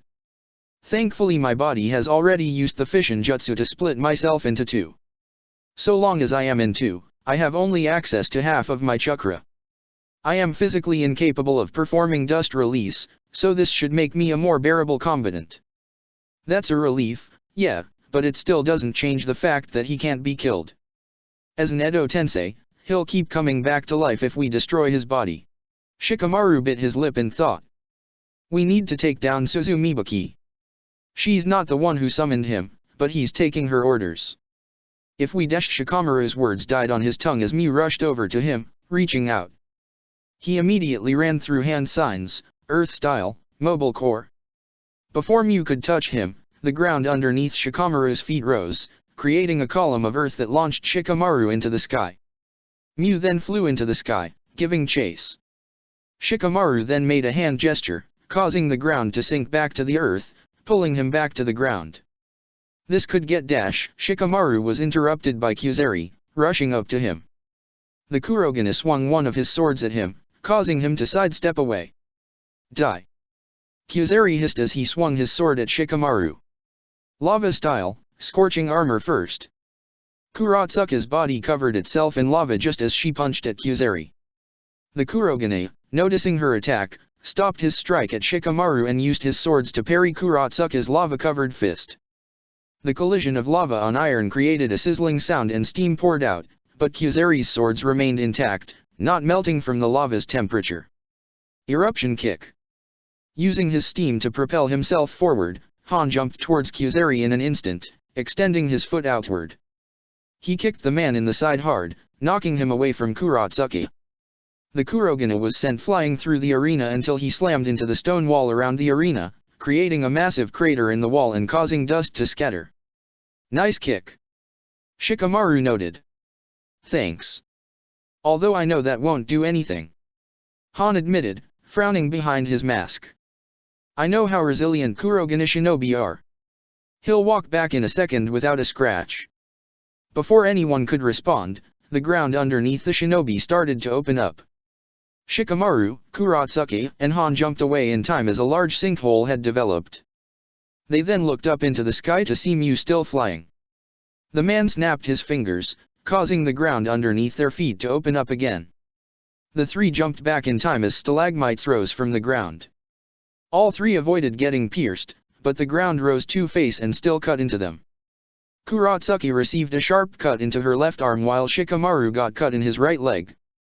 While Han's steam armor blocked the strike on his left leg, preventing any cutting, his armor started to hiss as more steam poured out. Regardless, Kuzeri is hardly the problem. We need to take down the Nidame. Han noted.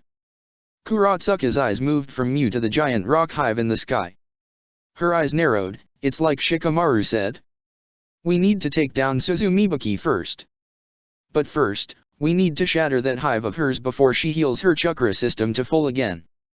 Han's eyes lit up in realization. I have an idea to accomplish this. I think I know a technique that, if given opportunity to set up, could shatter that rock hive instantly.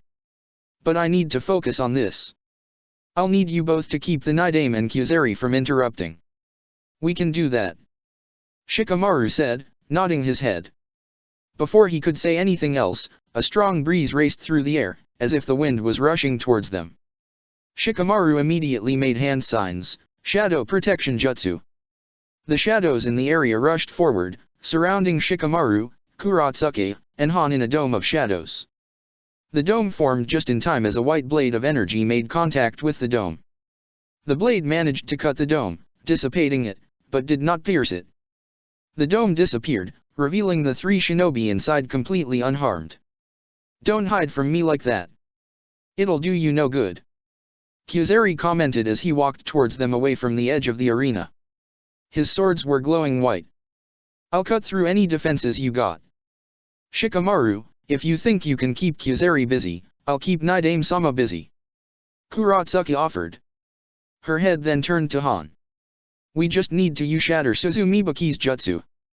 Han nodded his head, just give me time and I can do it. Then we'll buy you the time.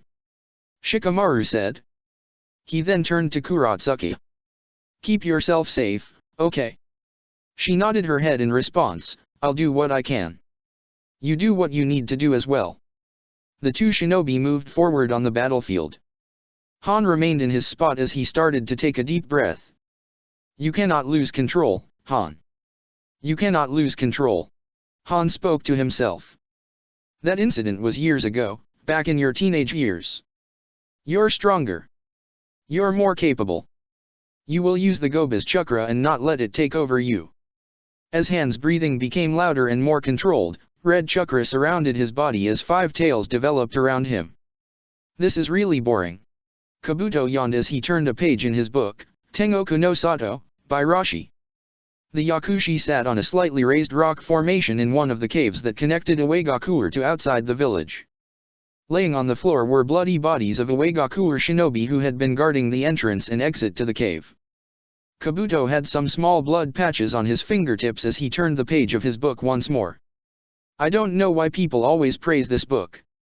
It's too much exposition. He mumbled to himself. The author never gets to the point. Kabuto continued to turn through the pages until he heard footsteps. He looked up from his book and tensed slightly. His eyes were focused on the cave entrance as Mew came in, carrying the body of Oniki on his shoulders.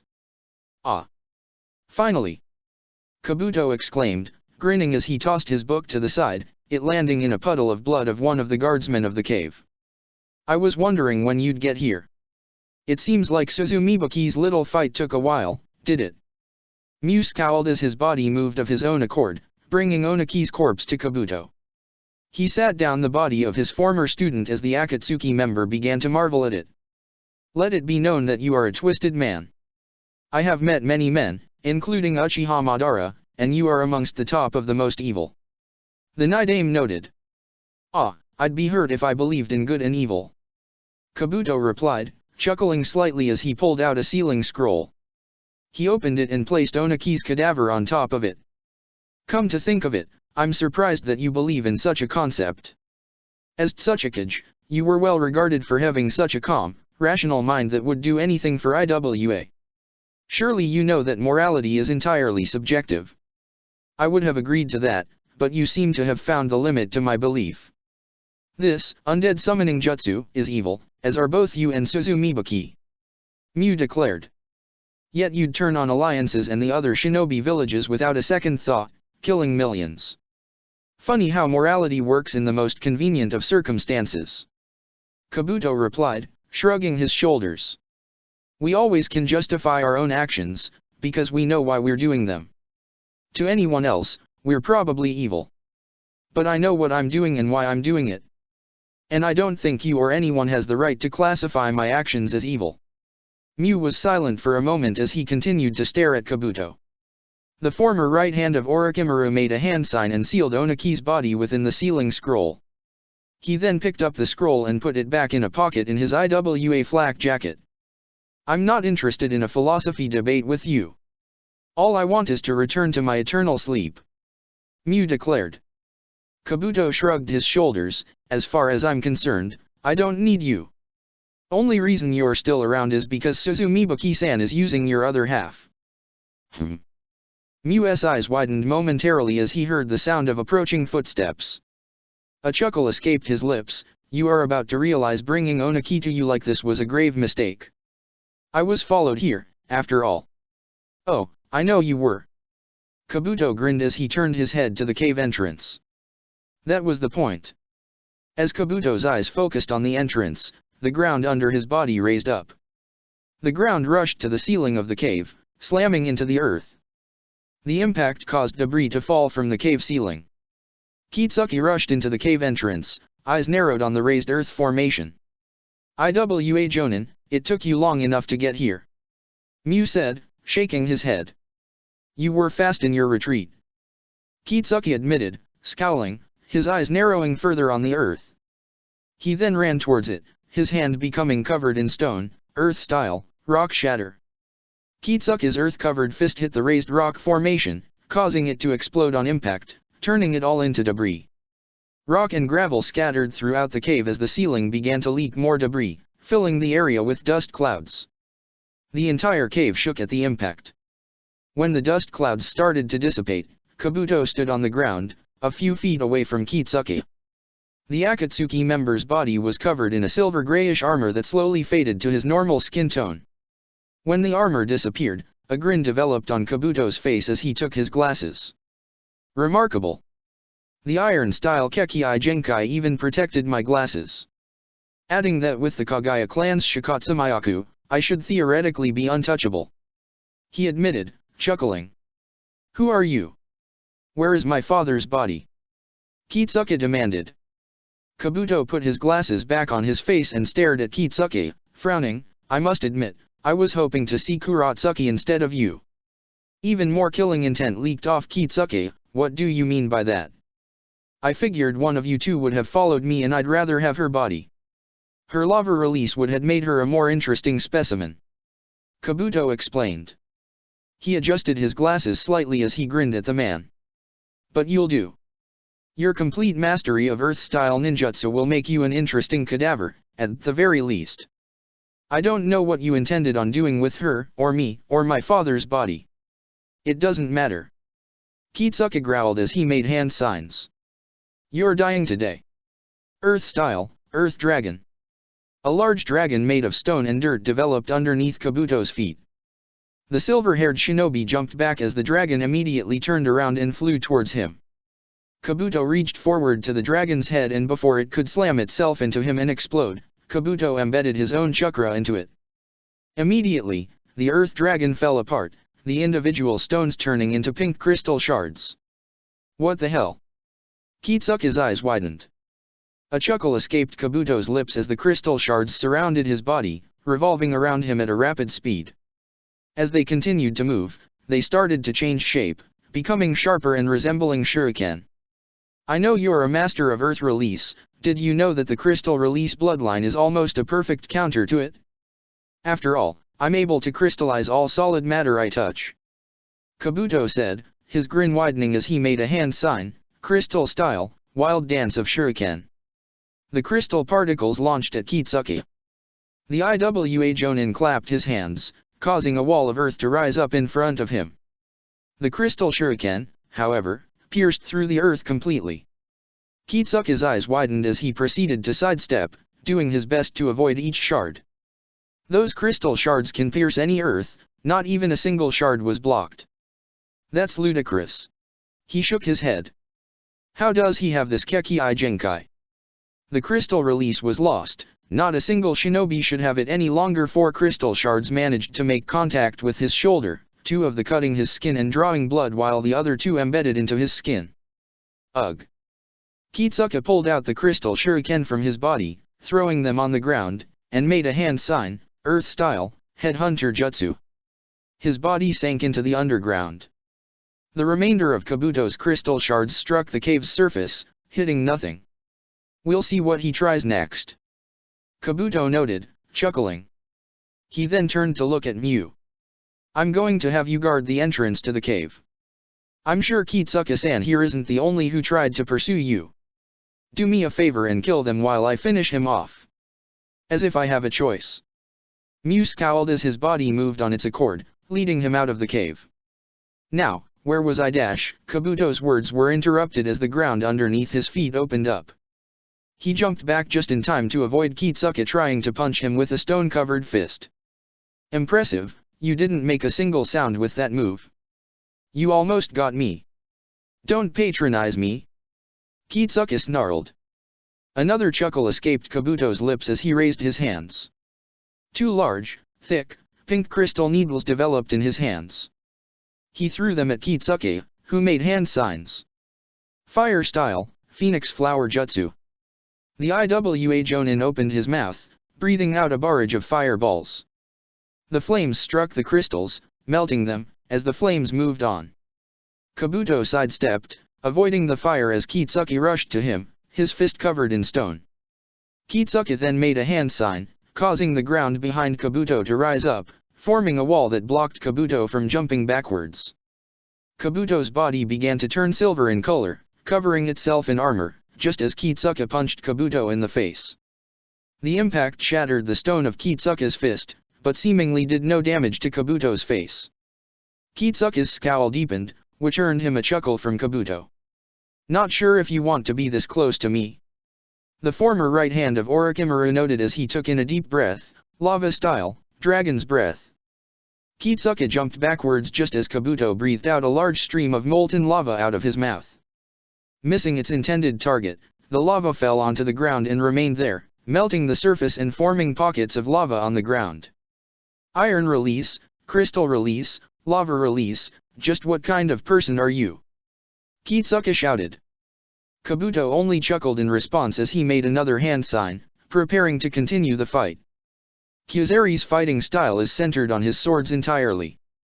"That should be how I combat him, disarming him," Shikamaru noted as he made a hand signs.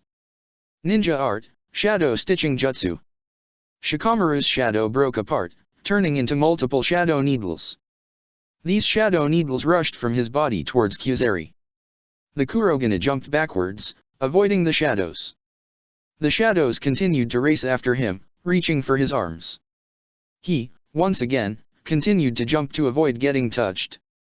Kyuzeri's swords began to glow white as he proceeded to swing them both in Shikamaru's direction, iron style, ranged blade. White blades of energy rushed out of Kyuzeri's swords towards Shikamaru. The Nara jumped into the air, avoiding the blades, which cut into the ground and creating more dust clouds on the battlefield. "Bad call." Kyuzeri smirked as he gripped his swords tightly in his hands and jumped, Kurogane Kenjutsu style, Omega Tempest. Kyuzeri flew through the air, spinning as he extended his swords outward. Shikamaru's eyes widened as he tried to dodge in midair. Kyuzeri's blades, however, struck at him, slicing him in his back as Kyuzeri flew over him. Shikamaru bit his lip, resisting the urge to scream. The Kurogane stopped his spinning, positioning his body above Shikamaru. Changing his stance, he gripped one of his swords below his body and began to fall downward, heading straight for Shikamaru. The Nara, in response, made hand signs. His shadow from the ground rose up, turning back into shadow needles. The shadows parried Kyuzeri's swords just as they were about to cut into Shikamaru. Kyuzeri proceeded to apply more pressure, trying to cut through the shadows and cut at Shikamaru. As the two fell back to the ground, their shadows grew larger. Upon making contact with the ground, Shikamaru changed hand signs, Shadow Possession Jutsu. The shadow needles changed into a normal shadow that connected Shikamaru's with Kyuzeri's. "Bastard!" Kyuzeri growled as he tried to resist Shikamaru's control. "Shadow Possession complete," Shikamaru said with a sigh of relief. "He's resisting pretty hard. I got maybe 30 seconds most. Now, let's see him lose his main method of attack." He then turned his body, causing Kyuzeri's body to turn, and faced the sky. Shikamaru pulled his right fist back, as if he was gripping onto something, and Kyuzeri did the same thing, gripping onto his sword. Shikamaru then threw, causing Kyuzeri to throw the sword in his right hand. Kyuzeri threw with such force that the sword went flying into the sky, past all the seating areas, and landed out of the arena entirely. Shikamaru then reciprocated with his left hand, causing Kyuzeri to toss his second sword as well. There, now Shikamaru's eyes widened as he felt his control overwhelmed. He looked over to see Kyuzeri finally pulling himself away from Shikamaru's shadow. "Shit. Damn you, Nara." Kyuzeri hissed as he finally took a step out of Shikamaru's shadow, severing the connection. "Your hold was strong, I'll admit that, but all you just did was stall. I effectively got rid of your blades and I notice you don't have any more. I think I did more than just stall," Shikamaru replied. "You think a swordsman is doomed when he loses his blades, huh?" Kyuzeri asked, a smug grin developing on his face. He reached into a compartment in his armor and pulled out 2 empty sword hilts. "Perhaps a normal swordsman, but not an elite from the Kurogane clan." Iron style, blade crafting. Kyuzari's chakra traveled through the hilts of the sword, forming sharp, long blades on both. Both newly formed swords were glowing white. Kyuzari then swung both blades forward, causing blades of chakra to get launched at Shikamaru. The Nara sidestepped in time, avoiding the strike. He can reform them. Damn it. But I suppose it makes sense, it would be easy if he could beaten that easily. Shikamaru grumbled under his breath. But it is good distraction time for Han. He should be ready soon. You are Onaki's granddaughter, yes? Miu questioned as he flew towards Kurotsuki. Kurotsuki, in response, ran through hand signs, lava style, ash stone sealing jutsu. A massive cloud of ash escaped her mouth aimed towards Miu. The Nidame proceeded to fly upwards, avoiding the attack. Miu then made a hand sign, causing two large rock formations to the side of Kurotsuki to rise up. He clapped his hands together, causing the two formations to collide against one another. Kurotsuki jumped out just in time, avoiding getting crushed. Impressive reflexes, but Miu's body turned to face Han, who was currently still channeling chakra around himself and in the environment around him. A grimace developed on his face. Keep your comrade safe. Earth style, boulder wave. Kurotsuki scowled as she made hand signs, lava style, scorching rocks jutsu. Miu waved his hand, causing large boulders to rise from the ground and fly towards Rashi. Kurotsuki breathed out a barrage of smaller molten rocks from her mouth. The lava rocks hit the boulders before they could hit Han, breaking them apart and turning them to debris. I'm not going to let you kill another person precious to me. She hissed, eyes tearing up again, as she turned to face Miu. Kurotsuki opened her mouth and breathed another barrage of lava rocks at Miu. The Nidame effortlessly dodged the rocks as he flew downward to her level. He reached out to grab her, but Kurotsuki jumped away. Let you kill. Miu repeated the phrase, his grimace turning into a scowl. Do you think I have any control of what I'm doing right now at all? I killed the man I trained, groomed, and appointed as my successor against my will. This is not my fault and do not blame me for this situation. The Iwa Kunoichi stiffened slightly at his words.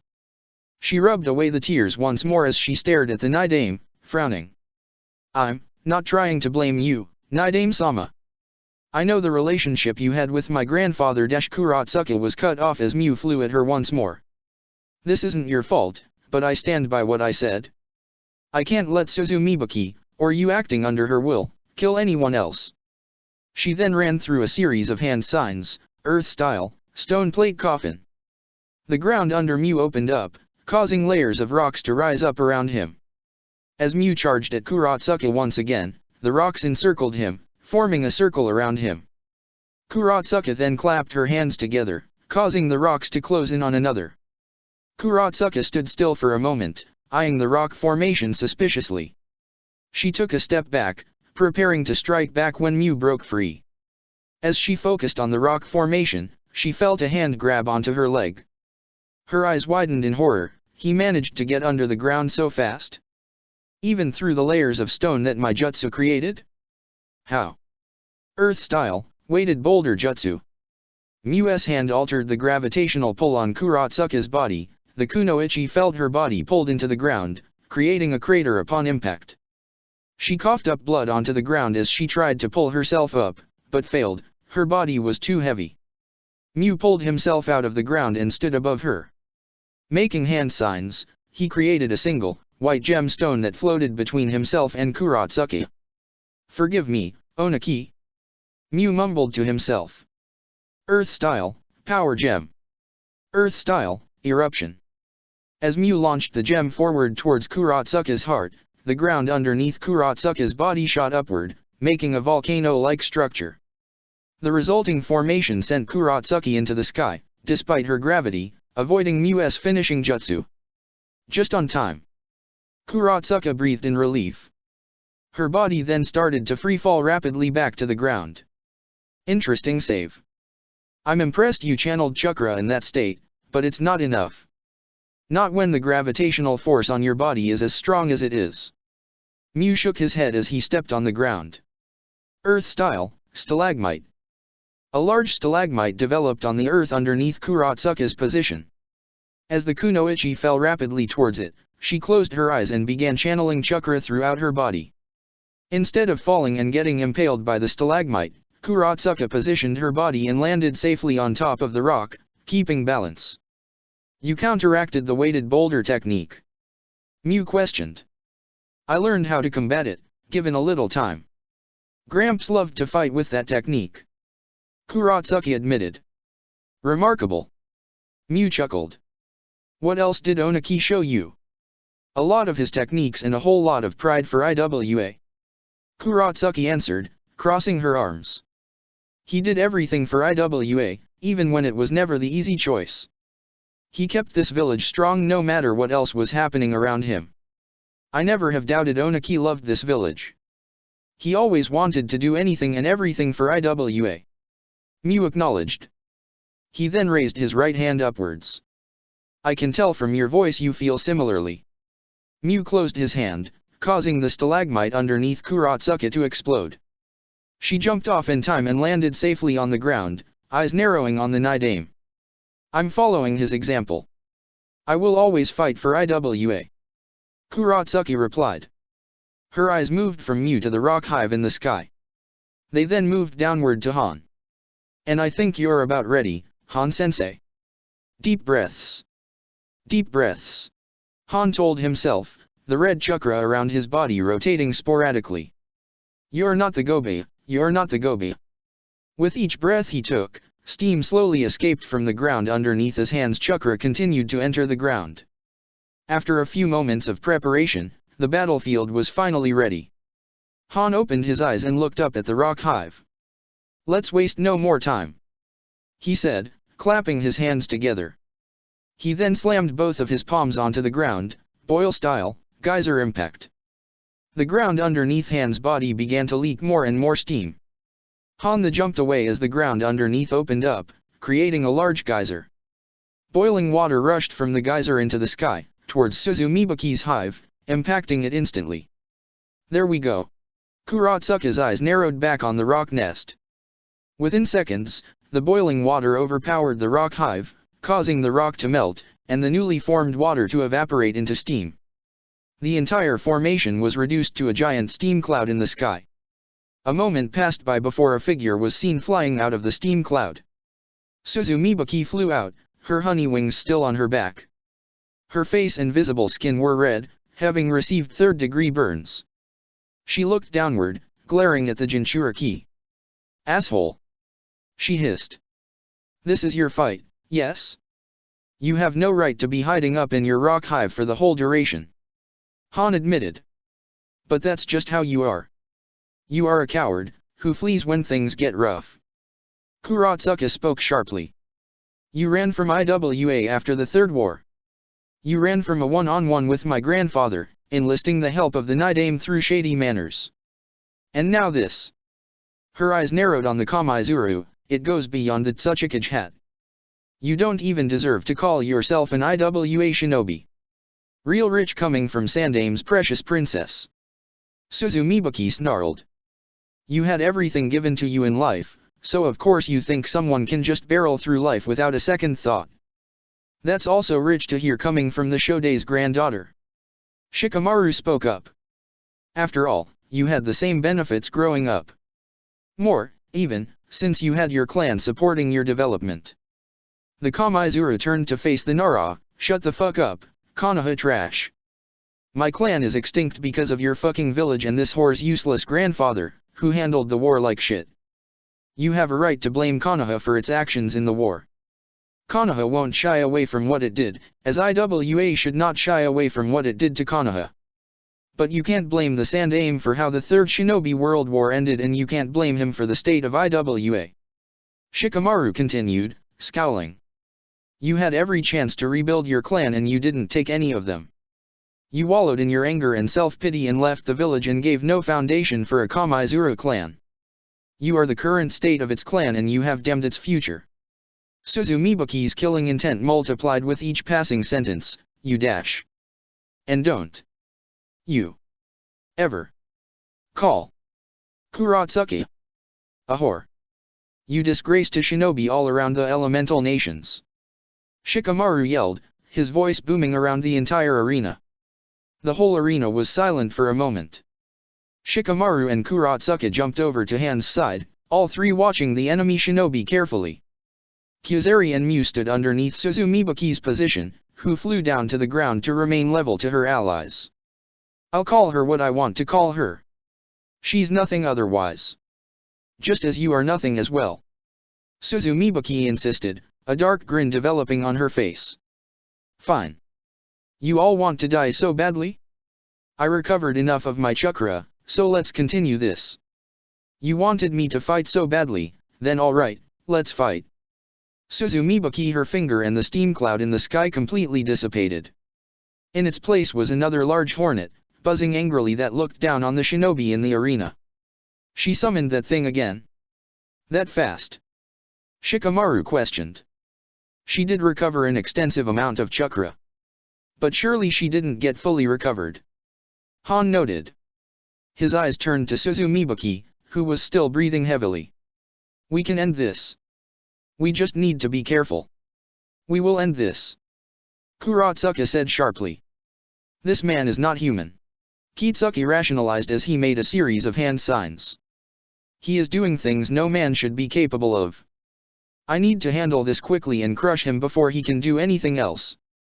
Earth style, devouring earth. The ground underneath Kabuto's feet opened up, creating a large sinkhole that developed rock formations around the edges that resembled teeth. Kabuto jumped away, avoiding the strike, but the sinkhole started to spread on the ground, covering more of the cave. Kitsuki then made another hand sign, causing the teeth rock formation to rise up and fling towards Kabuto's position. Kabuto's body hardened into a silver color, forming armor, as the teeth collided with his skin. The rock's teeth, however, morphed hand-like structures. The structures grabbed onto Kabuto's body and pulled him. Kabuto was forced into the mouth-like sinkhole. Upon entering, the ground sealed up. A loud series of crash noises could be heard from under the ground, as stones continued to bombard Kabuto's body. He'll probably use crystal release soon, so I have a limited amount of time to do something about this. Kitsuki said as he started making hand signs. The Iwa Jonin slammed his open palm into the ground, marking it with a reddish-orange mark that almost resembled a fireball, earth-style, stamping rock explosion jutsu. The orange mark submerged under the ground. Once it entered the underground of the cave, it exploded. A loud quake was felt through the cave's floor as the ceiling began to leak more and more debris. The cave shook, as if it were close to collapsing. Kitsuki did not look at the cave debris in the slightest, his eyes were focused on the ground as he clapped his hands together, earth-style, landslide jutsu. Upon slamming his hands on the cave floor, the ground shook again as the ground fell apart, caving in as more and more stone fell down into the underground, slamming into anything underneath. Keep him underground. I will bury him. Kitsuki's eyes narrowed. As Kitsuki clapped his hands together, ready for another jutsu, a hand shot out of the ground, grabbing onto his leg. The Iwa Jonin's eyes widened. What the dash? Explosion style, landmine fist. Kabuto's palm glowed for a moment before an enormous orange-colored explosion developed from his hand, directly into Kitsuki's right leg. The resulting explosion severed Kitsuki's body from his leg, sending the Jonin flying into the cave wall hard as blood poured from his now completely missing limb. Ah! He screamed in pain. Kabuto pulled himself up from the underground, his skin no longer wearing the silver armor and now colored red and blue from various cuts and bruises. He then rushed to Kitsuki's position before the man could pull himself up. With a blue-colored chakra scalpel around his right hand, Kabuto plunged his hand into Kitsuki's heart.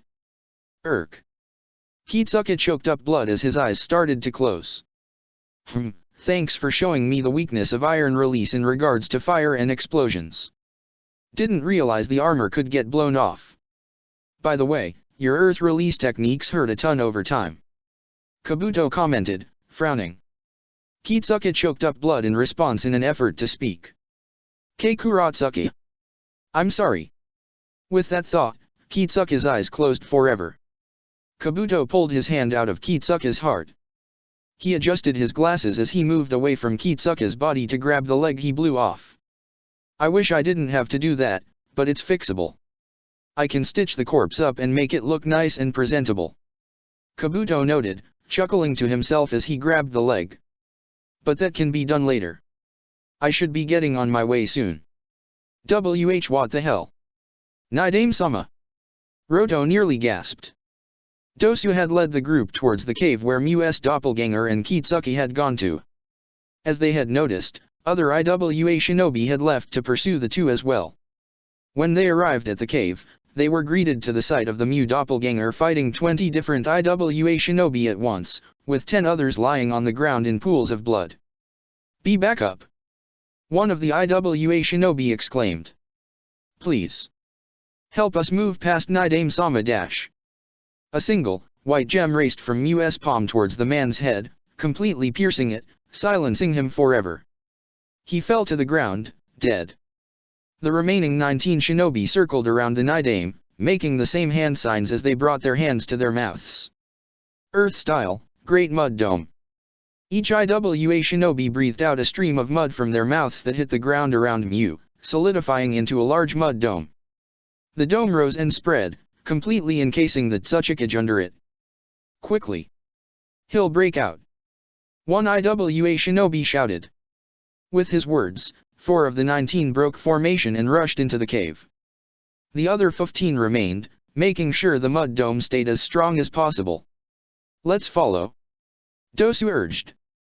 Dosu, Susumu, Teiwa, Risho, and Roto all hurried into the cave behind the IWA Jonin. They continued deeper until they heard a loud, angry scream. Who are you? And what did you do, Kitsuka-sama? The group of 5 reached a small clearing with much of the cave floor completely caved in. All 4 IWA Jonin stood, all reaching for Kunao. On the ground was Kabuto, kneeling over Kitsuka's body, which was over a sealing scroll. I'm no one important. All I'm doing is just picking up my own mess. Kabuto replied with a chuckle. The man made a hand sign and sealed Kitsuka's corpse into the scroll. He then stood up, picking up the scroll and putting it in a pocket in his flak jacket. Yakushi Kabuto, you die today. Dosu growled. Kabuto turned to look over towards Dosu and his group. A scowl developed on his face. Kinyuta Dosu. What an unpleasant surprise. And I see you have Teiwa along with you. Feelings mutual, dipshit. Teiwa spat out. You should have been dead years ago. No. Both of you should have been dead years ago. Kabuto stated, glaring. The Sandaime Hokage should have killed you along with the rest of the Sound 4 and I should have killed you, Dosu, back in the hospital bed. But you didn't. And Orochimaru-sama is dead, because you didn't. Dosu noted. He let a chuckle escape his lips. Funny, isn't it? How a simple pawn ended up spelling the end for your master. I stand by my statement. Kabuto crossed his arms, shaking his head. You're still a pawn, all you did was switch allegiances. Konoha will dispose of you one day. You have no intrinsic worth, after all. You summoned Mu-sama. Roto spoke up. You're the reason our Sandaime is dead. And you killed Kitsuka-sama. Risho added, glaring as he reached for his swords. You're dead. 9 against 1. I don't want these odds. Kitsuka did do some damage to me and I'd like to heal and not deal with this. Kabuto adjusted his glasses. He noticed the 4 IWA Jonin tensing up, as if they were about to strike. Retreat for now. With that thought in mind, Kabuto turned around and rushed towards the exit of the clearing. Get back here! Risho shouted. With those words, the 9 shinobi jumped over the hole, chasing after Kabuto. I'm not letting you get away this time, Kabuto. You're finally going to pay for all that you've done. Dosu grit his teeth as the group continued to give chase. That thing's going to start spraying its needles down on us. We need a way to counter its poison. Shikamaru noted as he bit his thumb and started making hand signs. Luckily, I know just a way. I need to put my all into this so we can properly fight back. Summoning Jutsu. After slamming his hand in the ground, a large poof of smoke filled the area entirely. A large white slug with 3 blue streaks going down its body appeared underneath Shikamaru, lifting the Nara up into the sky. Shikamaru-kun, I don't believe you have ever summoned me before, nor have we met since you signed the contract. The slug noted. I haven't. It's a pleasure to see you again, Katsuyu-sama. Shikamaru greeted, breathing a little harder than earlier. How much percentage of your power did I summon? 15%. She answered. That'll do. Shikamaru nodded his head. Katsuyu-sama, please dash. Kamaizuru secret technique, a million bee stings. The giant hornet in the sky pointed its stinger downward and launched hundreds of thousands of needles, which then split into more, smaller needles that flew towards Shikamaru, Kuratsuke, and Han. Shit. He cursed. Katsuyu-sama, please, divide and create at least 3 slugs that can stay with each of us. Katsuyu nodded her head as she closed her eyes. 3 smaller slugs, resembling her, split off her body and jumped onto Shikamaru's, Kuratsuke's, and Han's shoulders respectively. If anyone gets hit, Katsuyu-sama and I will help with poison. So don't worry about that and let's just keep fighting. Shikamaru informed his partners. Both Kuratsuke and Han nodded in response. Han surrounded himself in steam as he rushed forward at Suzumibaki, dodging needles as he approached her. As he was about to punch her, Mew jumped in between. Mew reached out to grab at Han. The Jinchuriki Ki jumped into the air. The bee stingers in the air closed in on him, however. Ninja art, steam barrier jutsu. More steam poured from Han's armor, covering his body in a dome that intercepted the oncoming needles, preventing them from hitting him until he landed on the ground. His steam barrier dissipated just as Kuzari rushed at him, gripping one of his swords. He swung his blade in his right hand at Han and hit, managing to cut into his armor deeply, piercing it and making contact with his skin. Han hissed in pain as more steam started to leak. Boil style, steam rising. Han flipped backwards just as the ground underneath Kuzari's feet opened up, creating a mini geyser that unleashed boiling water onto the man. The Kurogane tried to jump back in time, but the steam made contact with his legs, making him shout in pain as his legs burned underneath his armor. Be bastard! He hissed. Han's response was to clap his hands together.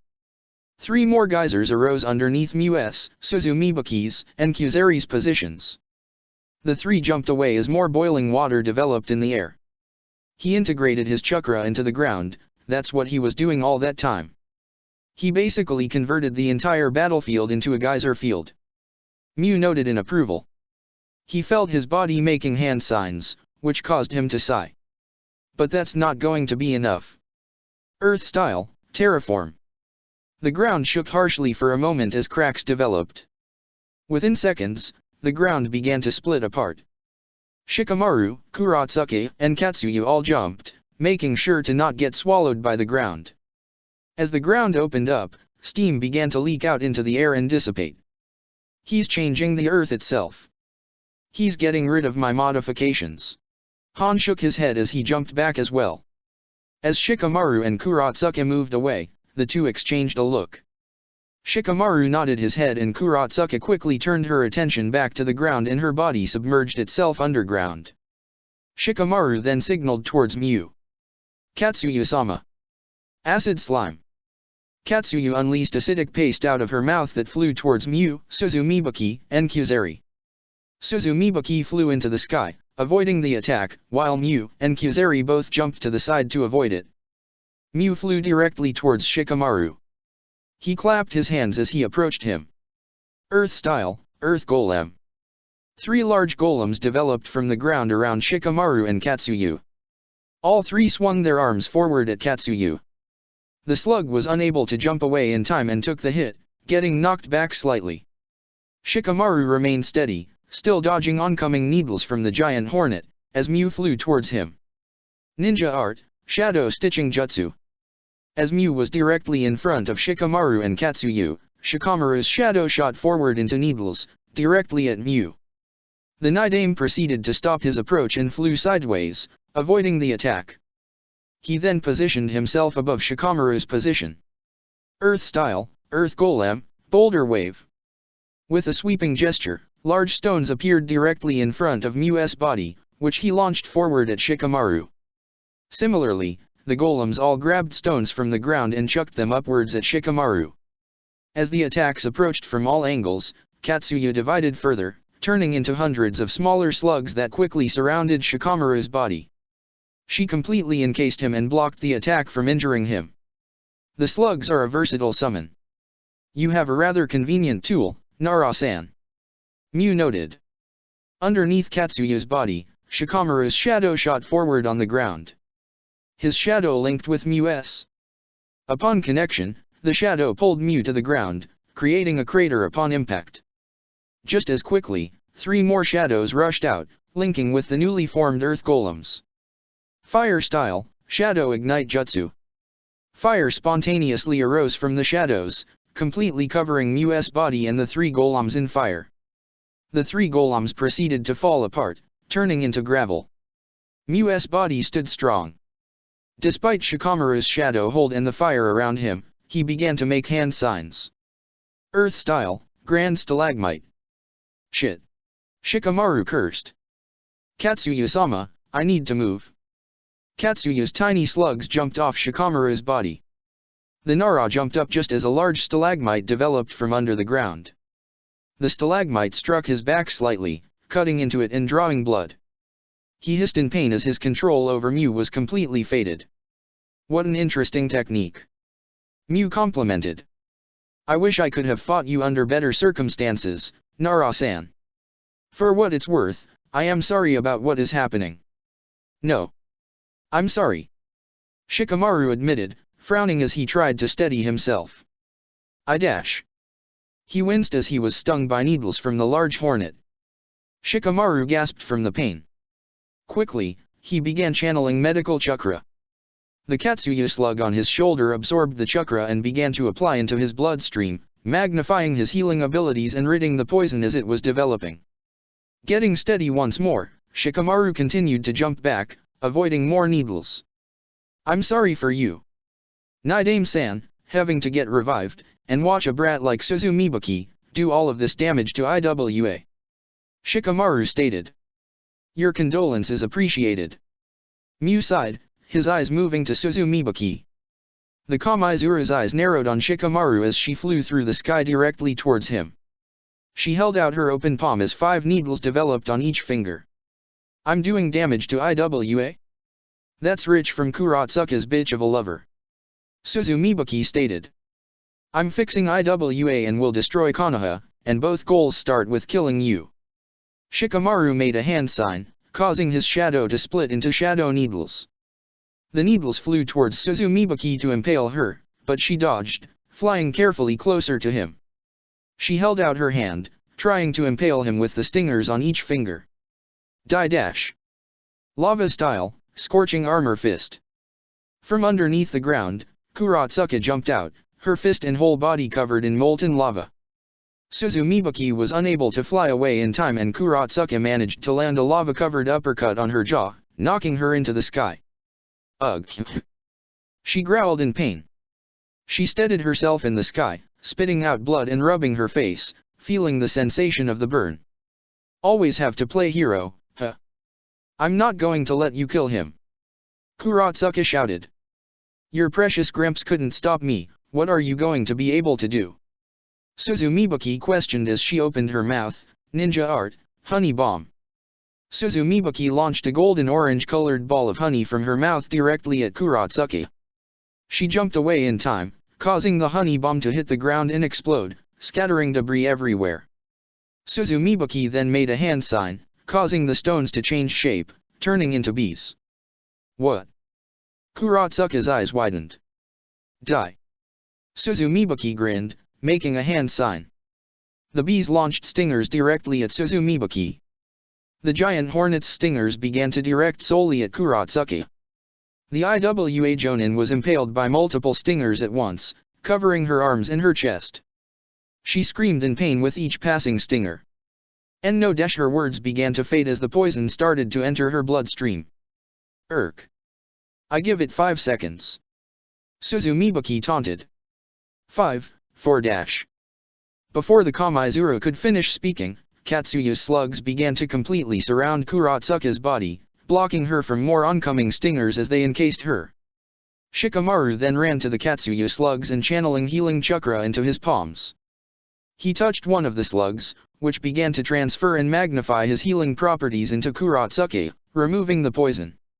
Ugh! Kurotsuka gasped for air, feeling the poison leaving her bloodstream.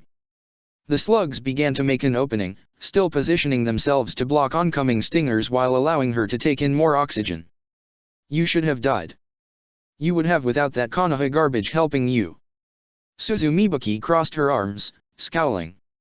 Have some fucking pride and do shit for yourself. Kurotsuka was silent for a moment as she took in more and more air. After a second, she composed herself and glared at the Kamaizuru. You literally just started fighting and have been letting Kyuzari and Musama do all your dirty work. Just like you let Musama do your dirty work in the last fight.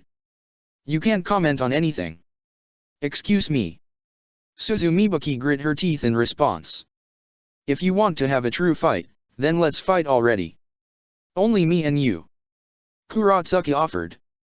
Suzumibuki continued to grind her teeth as she glared at Kurotsuka. Her eyes then moved to her side. Both Han and Kyuzari were fighting each other, separately from the fight. She then turned her eyes towards Mew for a moment. She shook her head, pointing at Shikamaru. Mew, deal with him. I'll finish off Sandame's precious princess myself. Suzumibuki stated. Mew shook his head as his body moved on its own, facing Shikamaru. You want to kill me so badly? Do it yourself. Kurotsuka insisted, inching forward away from the slugs. I will. And I will show you reason to respect the Yondaime Tsuchikage. Suzumibuki declared, grinning. It'll be the last thing you ever do with your pathetic life. Iron style, ranged blade.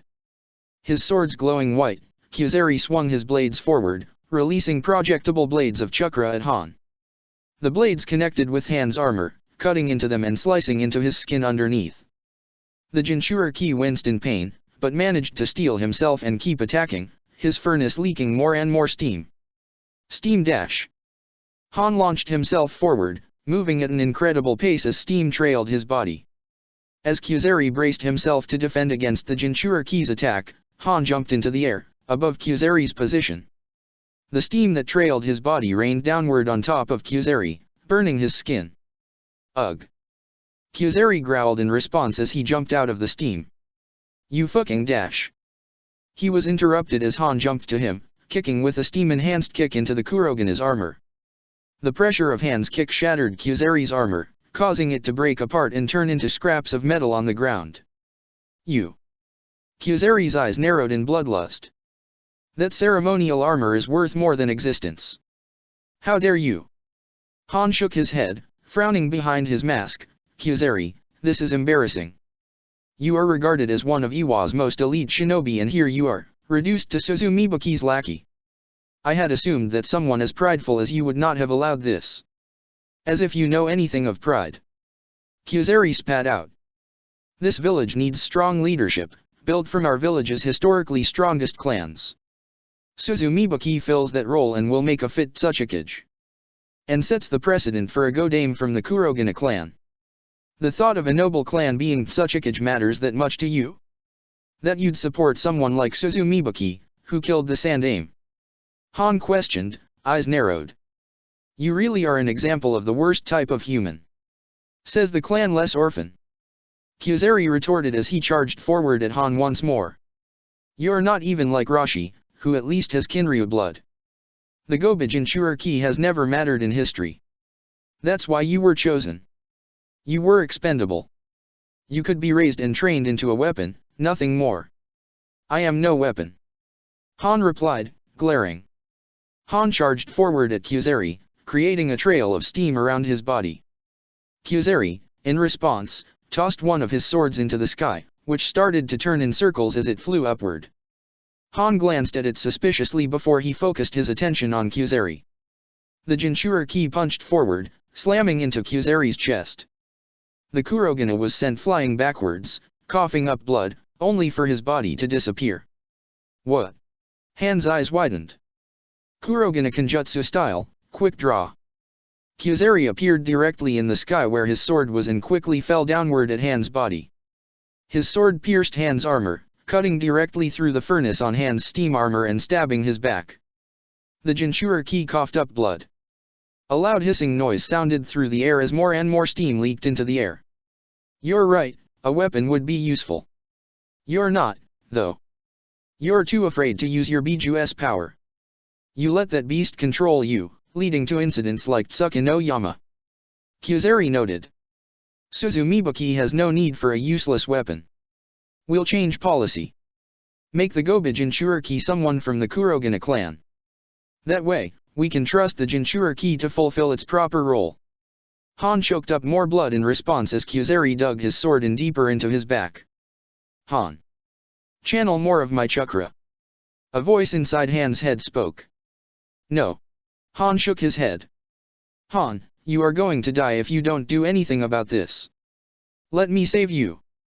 The voice repeated. No. I'm not a demon. I won't let you control me. Han continued to shake his head as he grit his teeth. I can do this myself. Han did his best to reach back with his right hand back to Kyuzari. His palm grabbed onto Kyuzari's sword impaled inside him and started to release his chakra into the Kurogane's blade. The steel on the sword started to glow. What? Kyuzari's eyes widened. What are you doing, Dash? Within seconds, the sword reached its boiling point. The sword was melted into a liquid before quickly turning into gas. Kyuzari's eyes widened even further. What the hell? Using the Kurogane's momentary shock to his advantage, Han turned his body around and delivered one more steam-covered fist at Kyuzari's face. The punch completely broke Kyuzari's nose and bloodied up his face as the Kurogane was sent flying. One final time. Han shook his head. He slowly started to rush forward, overcoming his own blood loss and exhaustion as he jumped towards Kyuzari's flying body. Eruption kick. Steam covering his foot, Han delivered a kick into Kyuzari's stomach. The force of the kick burned away Kyuzari's top and burned his skin as the man was sent flying into the arena wall, creating a massive crater and causing the arena to shake slightly. Upon making contact, Kyuzari's body fell to the ground in unconsciousness. Han stood still staring at Kyuzari's body, breathing heavily himself as he focused on whom he should be done, he's done with. Han then turned his attention to the rest of the fights going around him. His breathing was still hard and his furnace was still hissing. He shook his head and clapped his hands together. I need to heal before I can contribute anything else. With a hard, deep breath, Han began to concentrate his energy on healing his body of the wounds. The deep cuts Kyuzari managed to deliver were slowly starting to heal. As he focused on healing his body, the five-tailed dolphin horse within his mind shook his head, frowning. Han, I would not have taken advantage of you again.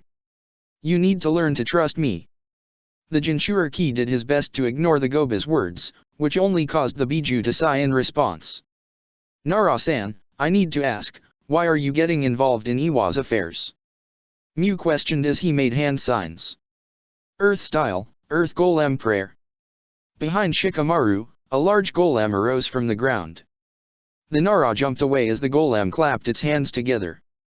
The force of the golem's clap was so strong that the golem shattered into large boulders.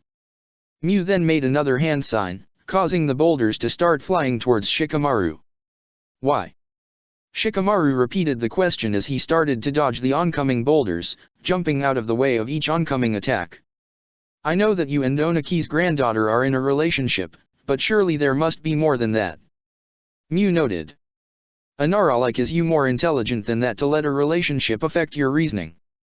There needs to be more. One of the oncoming boulders flew towards Shikamaru and he was unable to jump away. Just as it was about to him, a group of Katsuya slugs jumped in the way, tanking the attack. Shikamaru used her defense to jump away. I would do anything for Kuratsuki, admittedly. I do love her. And she needs my help. But I'd fight by just Han's side if he was the one who challenged Suzumibuki. Shikamaru said. Because IWA is in danger and needs help. And you care about IWA being in danger? Why? Mew asked. The knight aimed Tsuchikage flew towards Shikamaru, reaching for him. The bandaged-wearing man managed to get to Shikamaru's position before he could jump away. Shikamaru, in response, made a hand sign, fire style, shadow ignite jutsu. Fire arose from Shikamaru's shadow just as Mew reached him. The Nidame's body was caught on fire. Because Konoha and IWA are allies. Shikamaru declared sharply, the flames of his shadow growing. And the will of fire now fights for IWA as well. Mew flew away, pulling himself out of the flames. He remained floating for a moment in the air as he made a sweeping gesture with his right hand on his body, wiping away the flames on his chest. Naive for Inara. You expect our villages to hold up that alliance? Mew questioned. Of course. Onaki stood by our village when it was invaded by Suna. Shikamaru replied. A mistake on Onaki's part. Mew noted, frowning. No, a critical move. The Nara shook his head. That cemented a shaky alliance into a strong foundation. Konoha is loyal to its compatriots. We'll be by Iwa's side no matter what and do what we can to stop internal threats like Suzumibaki. And are you calling her a threat because she's against your village? Mew retorted. The Nidame Tsuchikage began making hand signs. The ground underneath Shikamaru's feet started to crack. Shikamaru began jumping backwards, avoiding the ground swallowing him. No. I'm calling her a threat for what she did to Onaki. Shikamaru repeated, frowning. Mew, you must realize she's a threat by now. You have to. Mew was quiet for a moment. His body made hand signs, causing more of the earth to fall apart. Shikamaru continued to move forward, avoiding falling into the ground. As he moved forward, he proceeded to make hand signals, around the Tsuchikage's body. You're from a different era of history, Mew. In your day, Konoha and IWA were enemies. They would be for more years to come. But things are different now. And in this day, Konoha and IWA have a bright future together. And as IWA was by Konoha's side when Orochimaru struck, we're by Iwa's when Suzumibaki threatens it. Shikamaru declared. And you think you, a man in love with an IWA shinobi, are able to speak for your whole village? Mew asked. Shikamaru nodded his head, I do. There will always be people who can't forget the past, but that's true for all villages. In the end, it's those who can recognize the present and try to change it that end up becoming the future. Shikamaru brought his hands together, forming a hand sign, ninja art, shadow stitching jutsu. Shikamaru's shadow broke apart, turning into shadow needles that flew towards Mew. The Nidame Tsuchikage began to dodge the oncoming shadow. As he flew away, avoiding them, Katsuya slugs began to appear, jumping into the air above his position. Upon reaching a certain height, the slugs merged together, forming into a larger version of the boss summon of Shikotsu Forest. Mew's eyes went to look up at the giant slug. Shikamaru's shadow threads connected with Katsuya's large, overcasting shadow. Shikamaru then made a hand sign, shadow slug burial. Immediately, Mew felt his body completely freeze, he was unable to move. Katsuya's shadow had the same power as Shikamaru's now, he was now completely under the control of her. It was then that Katsuya fell to the ground, landing directly onto Mew's body, bringing him into the earth, crushing him. Upon contact with the arena ground, she created another large crater as dust and stone scattered throughout the area. After impact, Mew's broke apart. His body quickly reformed, due to the Edo Tensei, but he still remained trapped. He grumbled loudly as he tried to pull himself out of Katsuya's weight and shadow, but was unable to do so. I must admit, Nara-san, your trap is effective. Mew complimented. Thanks. Shikamaru smirked. And you'll remain there for a long time. I'm only using a small chunk of my chakra holding this up, thanks to the connection I made with Katsuyu, her chakra is the one holding you down. And my body. Katsuyu added. Most impressive. Mew, once again, complimented. Although I hope you know I will break out of here eventually. I know. Shikamaru mentally replied. I'm already low on chakra as is, even if I'm not using much. Plus you'll eventually get out. But that doesn't matter. The Nara's head turned to face Kuratsuki. I just need to hold out for you. Kurotsuke, the rest is in your hands. Thousand Bee Stings Jutsu. Bees materialized in front of Suzumibuki that started to release their stingers at Kurotsuke. Kurotsuke jumped out of the way, avoiding the new stingers, while simultaneously avoiding the stingers from the large hornet in the sky. You're not like your precious grandfather. You won't be able to attack me. You'll have to fight defensively in this state. Suzumibuki taunted. Just know the first hit I make, you die. Kurotsuke did not reply, she only continued to dodge the stingers. She jumped backwards, causing the bees and the hornet to change their trajectory. Upon jumping onto the earth, Kurotsuke's body sank into the ground, disappearing as the stingers made contact with the bare earth. The Kamizuru's eyes narrowed, that won't work a second time. Not when I'm focusing just on you. She directed her fingers downward, causing the smaller bees to fly to the ground. As they flew, they began to glow a bright white color, bee bomb jutsu. Upon touching the ground, each bee exploded. They kicked up more of the earth with each explosion, creating more holes in the ground. As bees self-destruct, more bees materialized and followed suit. Suzumibuki's eyes narrowed as her bees continued to completely devastate the earth, creating more openings underground. You can't hide forever. Where are you? She questioned as she opened her mouth. Ninja art, honey bomb. Suzumibuki launched a massive golden-orange colored ball of honey into one of the holes underground. Upon landing inside the hole, the honey exploded, scattering throughout the underground. I'll smoke you out if I have to. Suzumibuki growled. All you're doing is just stalling. As Suzumibuki opened her mouth to create another honey bomb, Kurotsuke jumped out of the ground.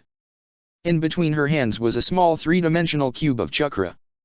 Suzumibuki's eyes widened in horror, what the fuck dash? Immediately, Kurotsuke launched the cube up into the air towards the giant hornet in the sky. Upon hitting it, the cube expanded, forming a large three-dimensional structure around. Kurotsuke brought her palms open, dust-style, atomic dismantling jutsu. In an instant, an explosion sounded out throughout the cube. As the cube disappeared and dust clouds spread from the aftermath, the hornet was completely destroyed. What? Suzumibuki shouted.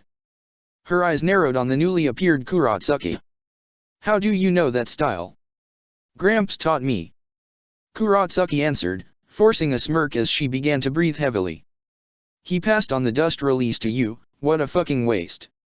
Suzumibuki rolled her eyes as she flew downward at her, stingers developing on her palms. You missed that target by the way. I'm much more of a threat than my summon. I know. Kurotsuke replied as she jumped backwards, avoiding Suzumibuki as she tried to impale her with her palm. But that didn't work when Gramps fought you, so I knew not to try. Instead, I went for the hornet, which was hindering my ability to fight you. It won't help you. You'll still die. Suzumibuki replied as she opened up her mouth and spat out a honey bomb at her. Kurotsuke jumped into the air, avoiding the honey bomb that collided with the ground. As she was in the air, she held out her palms, lava-style, volcanic stream.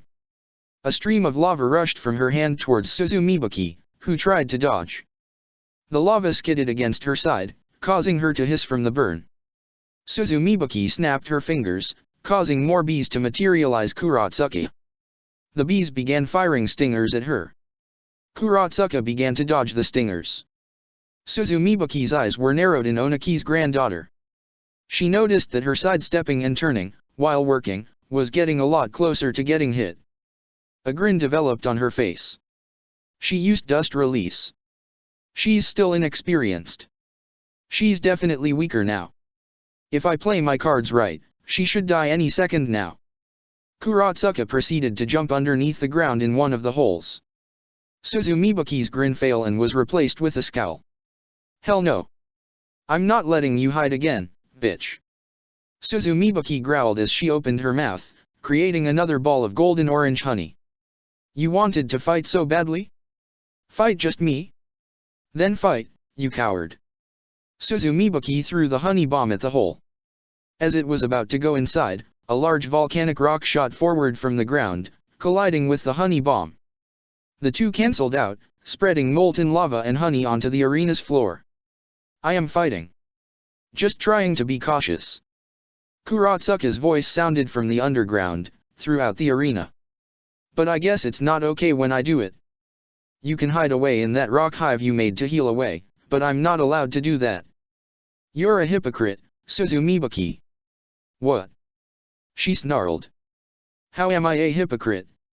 You fought my grandfather in an honor-based duel for the title of Tsuchikage and ridiculed both him and Musama's leadership, but you brought Nidame-sama from the death to fight for you. You call him a weak Tsuchikage, but clearly strong enough to be a tool for you. Kuratsuka replied.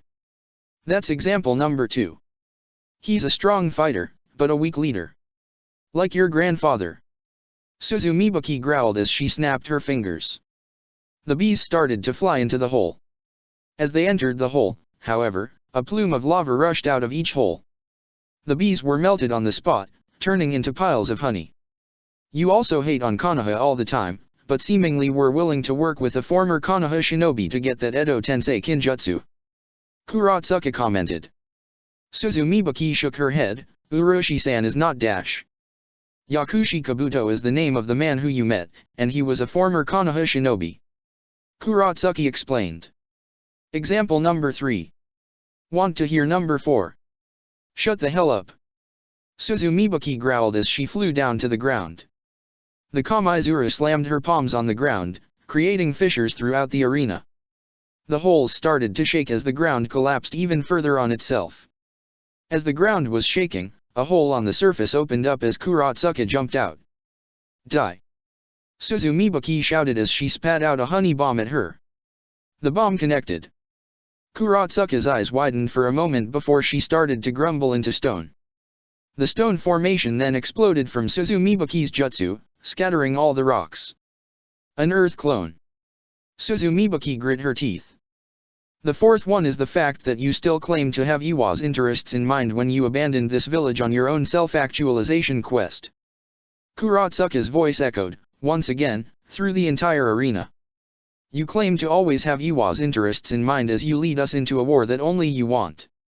You're trying to fan the flames of war with Konoha and almost making it work, but it's all you want. You don't give a shit what IWA wants or what the opinion was before you were here. Because you weren't here. Example number 4 right there, you don't give a shit about IWA. Shut up, shut up, shut up, shut up, shut up, shut up. Suzumibaki growled. Kuratsuka pulled herself out of the underground and began to approach Suzumibaki. As she got closer, she started to channel chakra, which formed a cloak of lava that resembled armor. And let's get to reason 5, your hatred of me, the spoiled princess of the Sandaime. When I've pushed myself hard for IWA. When I've pushed to make a name for myself away from my grandfather. When I've done everything I could to make Jonin by age 14 on my skill alone. Kuratsuka stated, her eyes narrowing. When in fact you, the granddaughter to the Shodei Tsuchikage, who ran away from IWA after the last war, who came back and didn't like how IWA was different and decided to have a temper tantrum until people started to agree with you, who couldn't even bothered to fight my grandfather in a one-on-one fight for the title, are the spoiled princess of the Shodei. Suzumibaki grit her teeth as she glared back at Kuratsuka. She snapped her fingers multiple times. Thousands of bees materialized in the air, surrounding the two of them in a cone of bees. Die! Die! Die! Die!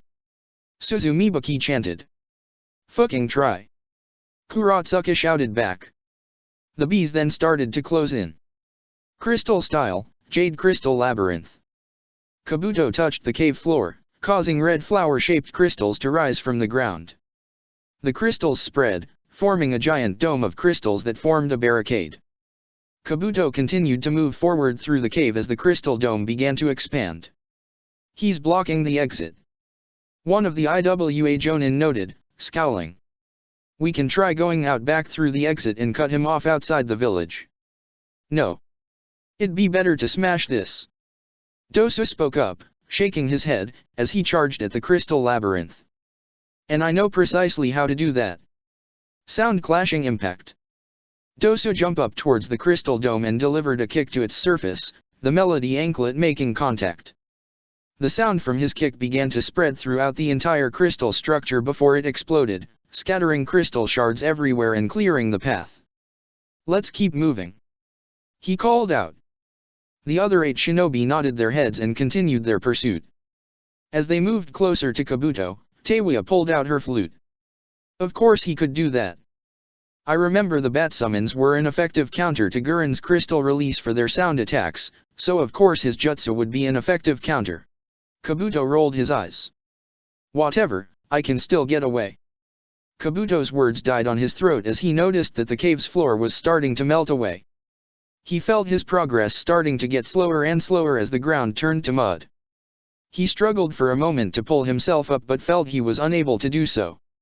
A scowl developed on his face as he realized what was going.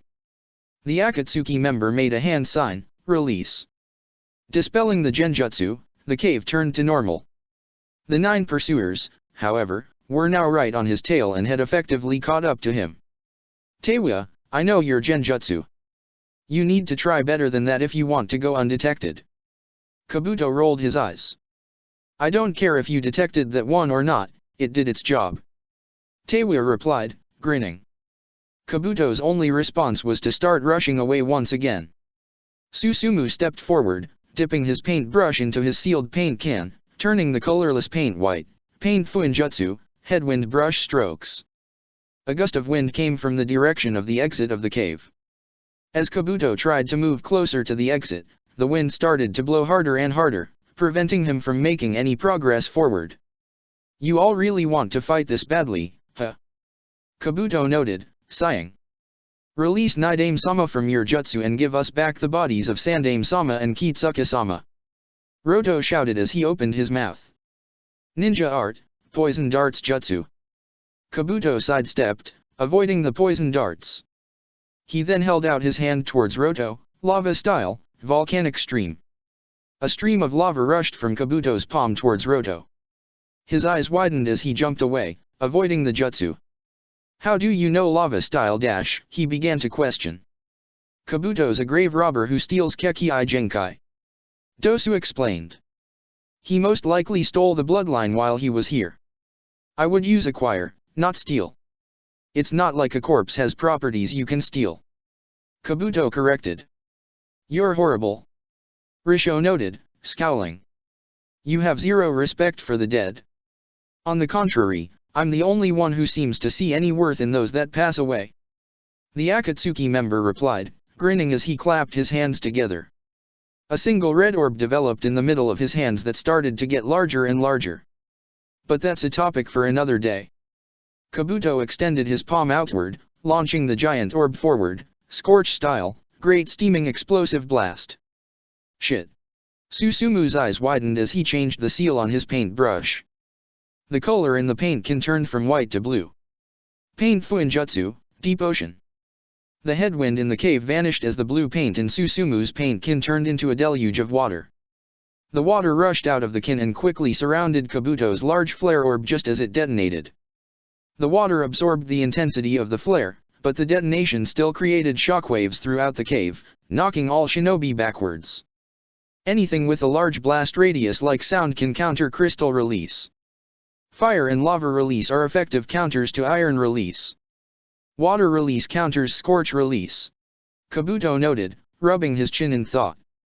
"This is giving me something to think about, at the very least." Risho and Roto, along with the other 4 Iwa Jonin, jumped forward, all making the same hand signs. They each spat out a barrage of mud from their mouth that quickly solidified into a wall of earth behind Kabuto, blocking him off. Dosu then rushed forward, bringing his fist back. He attempted to punch Kabuto in the face, but the former right hand of Orochimaru sidestepped, causing Dosu's fist to connect with the newly formed earth wall. His melody gauntlet started to vibrate, causing the sound to rush out into Kabuto's ears. He winced slightly as blood began to fall from his ear. Kabuto swiped at Dosu, his right hand developing a chakra scalpel. Dosu tried to jump away in time, but the scalpel cut into his shoulder, drawing blood. "I know your fighting style, even with new techniques added in, it's still the same. Using sound waves to alter someone's perception and overwhelm them. It won't work on me," Kabuto noted, rubbing the blood away from his ears. "You're still as predictable as you were back in Oto. And you are still doing the same tricks as well, trying to psyche out your opponents and defeat them on a psychological manner. Dosu replied as he tried to kick at Kabuto. The Yakushi sidestepped, causing Dosu's leg to hit the ground and create another explosion. As Kabuto tried to swipe at Dosu once more with his chakra scalpel, Teiwa moved forward, chains of chakra developing from her body. Kabuto jumped back, narrowly avoiding the chain. I see you finally picked up on Uzumaki Fuinjutsu. Kabuto noted, turning to face Teiwa again with a small smile. Glad to see that. I know how much your family's history meant to you. So much so that you were willing to work with Orochimaru-sama to even get the slightest bit more of an understanding of the Uzumaki clan. From my own research, I can tell you how powerful Uzumaki DNA is. Sick fuck. Teiwa spat out. I already heard about you taking Mito-sama's body. Another chain developed from Teiwa's body, rushing directly towards Kabuto. As the chain approached him, an adamantine chain developed from Kabuto's body, rushing out and blocking her chain with his own. I have to say, Uzumaki Mito has been one of the most interesting bodies to have experimented with. I want to see more of what I'm capable of with her DNA, if I get the chance. Kabuto noted. But for now dash. He was interrupted by Dosu, who tried to punch at him once more. Kabuto sidestepped, avoiding the former Oto shinobi. He then jumped to the side of the cave, avoiding a barrage of bright red fire coming from Susumu's paint can. What is your end goal? Susumu questioned, eyes narrowing. What are you trying to accomplish with all of this Kekkai Genkai? With meddling in nations like IWA? Are you trying to accomplish some goal of Orochimaru's? Dosu asked. Why would I answer that? None of you need to know. Kabuto replied, his eyes narrowing on Dosu. Especially you, Dosu. A pawn like you, who already knows nothing, does not deserve to know anything. Dosu grit his teeth as he charged at Kabuto again, lifting his melody gauntlet upwards. You dash. Kabuto closed the distance between the two of them. A bone-like sword was sticking out of his palm as Kabuto shoved it into Dosu's chest, just barely missing his heart. The Takubetsu Jonin's eyes widened as he choked up blood. What dash, Dosu's words were interrupted as Kabuto pulled the bone out.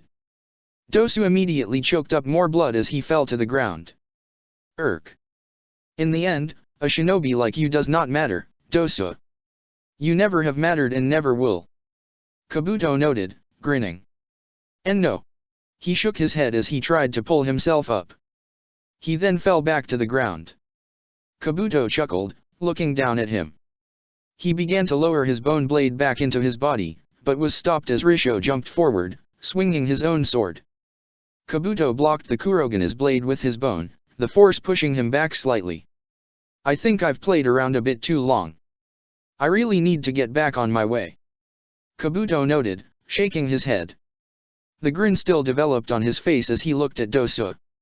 I hope you live, Dosu. I'm not killing you today, but I want to kill you. So I hope you live long enough for me to do that, at least. Big words from someone who isn't living past today himself. Risho shouted as he swung his blade once more at Kabuto. The Akatsuki member jumped back, avoiding the sword strike. He hit the wall once again at the end of the cave and slammed his hand onto it, channeling explosion release chakra. Immediately, the wall exploded, turning into piles of mud. Kabuto then moved forward. Get back here. The IWA Jonin shouted. With those words, Risho, Roto, and the other 4 IWA Jonin gave pursuit after Kabuto. Teiwa and Susumu stayed behind. Susumu dipped his paintbrush into the paint can, turning the color light green. Paint Fuinjutsu, healing canvas. The green paint rushed to Dosu's wound, turning into healing chakra. Dosu, are you alright? Teiwa asked. Dosu did not reply. His eyes started to close. Dosu Teiku. Susumu repeated. I'm healing your wounds. You're going to be okay. I. Dosu tried to speak but was unable to say anything. The Takubetsu Jonin quickly succumbed to the injury, falling into unconsciousness. B-bomb jutsu. Suzumibuki's bees began to glow white as they approached her. Kuratsuka clapped her hands, causing the lava armor around her to expand. The bees slammed into the lava, exploding upon impact, but doing no damage to her. Die already! Suzumibuki growled as she clapped her hands, earth-style, rising rock jutsu. The ground in front of Suzumibuki opened up, forming two large boulders that flew towards Kurotsuki. She jumped into the air, avoiding the boulders. As she was still in the sky, more bees in the cone changed position. Ninja art, honey bee jutsu. As the bees closed in on Suzumibuki, they began to burn away from her lava armor. The bees melted into an orangish golden honey that quickly merged onto the layers of the lava armor. A sizzling noise sounded as the honey began to slowly meld with it, starting to extinguish it. Shit! Kurotsuki shook her head as she made a hand gesture. The lava armor spread out from her body, forming a wave that melted the remaining bees that had sandwiched her, before it disappeared, turning into honey that dripped into the ground. Kurotsuki avoided the honey droplets and began to freefall. You're mine! Suzumibuki exclaimed as she flew up to her, extending her left palm out to her. As Suzumibuki tried to slam her open palm into Kurotsuki's chest, the granddaughter of the Sandaime parried with her foot, using it to push Suzumibuki's arm away before she could hit her. She then flipped her body around so she could kick Suzumibuki down in the chest, sending her flying into the ground. She coughed up blood in response. Ninja art, honey bomb. Suzumibuki opened her mouth, launching an orb of orange-colored honey towards Kurotsuki. Kurotsuki tried to dodge in the air, but the orb detonated. The explosion sent her flying further into the sky, honey sticking to her skin. She hissed as the honey started to sizzle, burning into her skin. The remaining bees in the cone changed direction, turning to face upwards. They then pointed their stingers upward and launched them at Kurotsuki. She shook her head as she began to dodge while free-falling, avoiding every single stinger. The kunoichi then made hand signs before opening her mouth, breathing out a barrage of lava rocks into the cone of bees. Within seconds, the remaining bees melted into piles of honey. Why won't you die already? Suzumibuki snarled as she flew up to Kurotsuki. Because you can't kill me. You would never be able to kill me without help. Kurotsuki shouted back. Suzumibuki grit her teeth as she extended her palm outward as a stinger developed in the center. The stinger was sent flying at Kurotsuki's chest. She dodged midair as her body continued to fly downward. Suzumibuki then rushed at her, 5 needles developing on her palm. Overwhelming 5-needle sting. Kurotsuki tried to dodge again, but Suzumibuki moved too fast. The Kamaizuru slammed her palm into Kurotsuki's back, the stingers digging into her skin. Heh. Heh heh.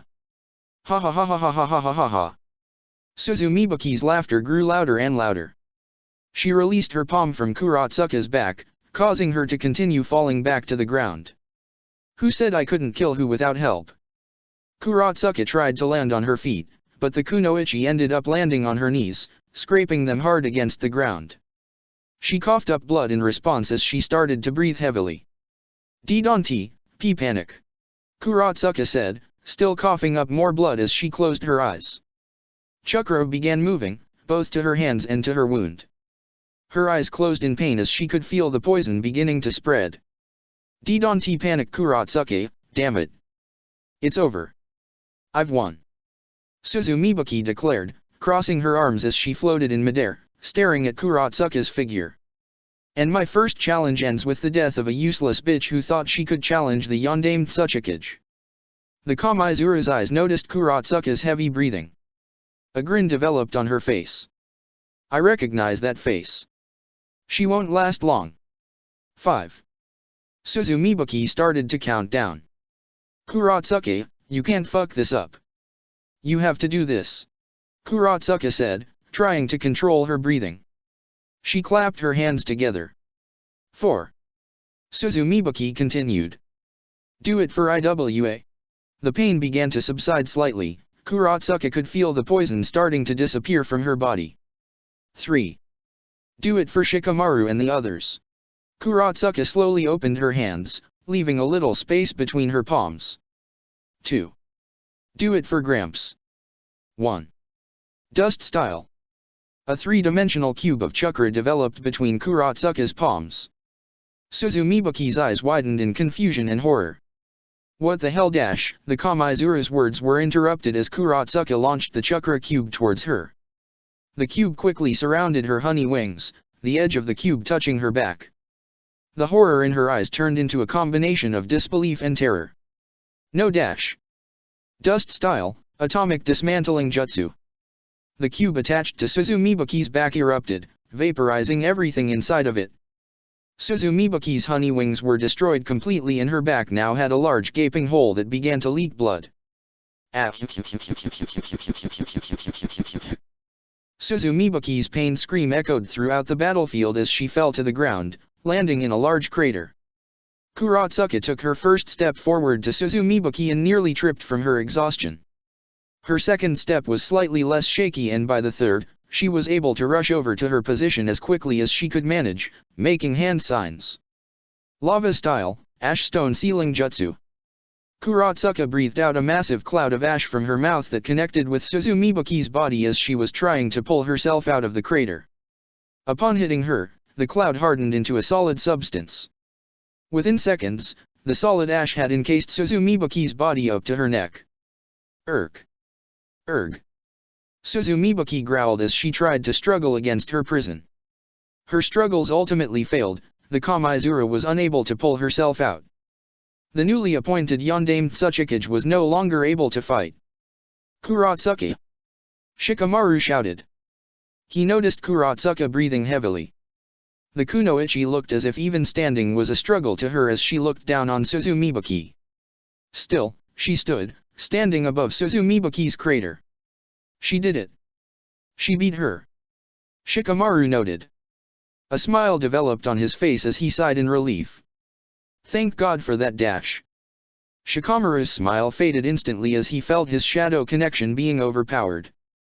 He turned his attention back to Katsuyu. Upon turning to face her, Katsuyu was shoved backwards slightly. Mew pulled himself off the ground, having finally overpowered Shikamaru's and Katsuyu's grip on him. What a devastating lock you can put someone in. That's a devastating maneuver, Nara-san. Mew complimented. You're still going to fight? Shikamaru questioning, tensing up slightly. Even with Suzumibaki down. Suzumibaki, who was still struggling against Kurotsuka's stronghold, turned to face the Nidaime Tsuchikage, grinning, Mew, kill her while she's weak. Mew, you can't. Shikamaru shook his head, frowning.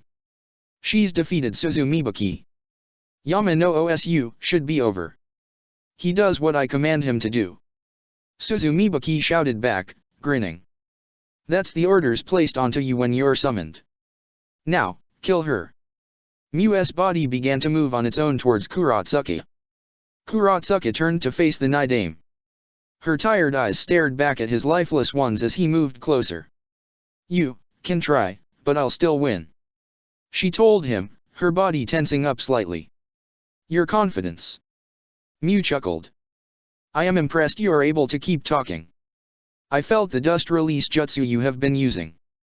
You surely are strong and capable, but you should not have the mastery Oniki or I should have. You should not be able to stand right now. I will keep standing and fighting for IWA. Kurotsuka affirmed sharply. I'd die for this village. I will continue to give this village my entire being. Mew's footsteps stopped. The Nidaime Tsuchikage's eyes focused on the young woman in front of him. Mew. Kill her. Suzumibaki demanded. The Nidaime's body did move, he remained still, staring at Kurotsuka. Do you wish to beat Tsuchikage? It's been my dream, since I was a little girl. Kurotsuka admitted. Why? Mew prodded. Mew. Suzumibaki shouted. Because. I love this village. I love this village, with all my heart. Kurotsuka answered. Her eyes steeled on the Nidaime. Everything good in my life is because of IWA, and I want to pay the village back for all that it has helped me accomplish and become. The Nidaime Tsuchikage was silent for a moment. For a brief second, he did not see Kurotsuka standing in front of him. He saw a young, short man with dark brown hair and a large nose. The man was grinning at him as he pointed to his IWA forehead protector. That's why I want to beat Tsuchikage. Kuratsuki and the image of the young man spoke in almost unison. Mew smiled behind his bandages as his body began to glow white. You remind me of your grandfather. Back when I first met him. Mew-sama. Kuratsuki's eyes widened. What the? Shikamaru focused as parts of Mew's body began to fall apart. What's happening? Is the jutsu ending? Mew. Suzumibaki shouted, her face filled with horror. You can't go yet. Uroshi-san ordered you to fight for me. You haven't finished your objective. Kamaizuru Suzumibaki, fuck off. The Nidaime spoke, not even facing Suzumibaki. The Kamaizuru's eyes widened, but the man continued to speak. Kuratsuki, yes? I have had issues with aspects of Onaki's leadership from what I heard, but one thing I always knew was that he loved IWA. I can sense that feeling from you. I feel strangely confident in you. I feel as if you may be Iwa's finest Tsuchikage yet. You flatter me? Kuratsuki said, shaking her head. I'm not ready yet. I still need to grow more. You'll grow into the position. Mew comforted. More and more of his body began to fall apart as he started to turn to dust himself. You're Onaki's granddaughter, after all. I trained that man and will be excited to break the news to him in the afterlife that you will be taking his place. Kuratsuki's eyes teared up as she shook her head. Tell him I love him, okay? I promise I will. Mew said, his body getting reduced to his head. Little by little, his head too began to fade away. Kuratsuki, keep this village strong. Through whatever means necessary. You now have my faith and your grandfather's. Always, protect this village. With those words, Mew's body finished deconstructing. All that remained was a corpse covered in dust as the Nidaime Tsuchikage's soul returned to the afterlife. Silence filled the whole area. Time felt like it had come to a complete pause for Kuratsuki. Her eyes moved from where Mew's corpse had been to Suzumibaki. The Kamaizuru had a look of horror and sorrow on her face as realization was finally dawning on her, that she had lost. She then turned her attention to Han, who was starting to walk towards her, and then turned her attention to Shikamaru, who was smiling at her. The adrenaline finally started to fade and Kuratsuki's body slumped over. The last thing she heard before she passed out was loud applause and the cheering of a specific phrase. All hail Kuratsuki, the new Tsuchikage. All hail Kuratsuki, the new Tsuchikage. All hail Kuratsuchil, the new Tsuchikage. Chapter 90, Step Forward for Uegakur. Hours had passed by since the Yama no Osu battles. Shikamaru and Han sat down together, just the two of them, in a private waiting room in the central Uegakur hospital. Shikamaru had bandages on his body and had a tired look on his face, his eyes slightly drooped. Han, meanwhile, was not wearing his steam armor. He had bandages underneath his GI on his back, but otherwise looked physically well. Both were staring at the door that led to the patient's wing. They remained continuously focused on it, conversing with any medical shinobi that walked in and out of the room to ask questions. The room became orange in color as the sunset began to set, shining into the room. A yawn escaped Shikamaru's lips, which caused Han to chuckle in response.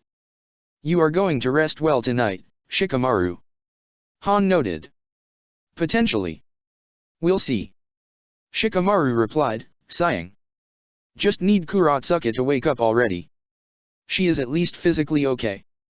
Han acknowledged.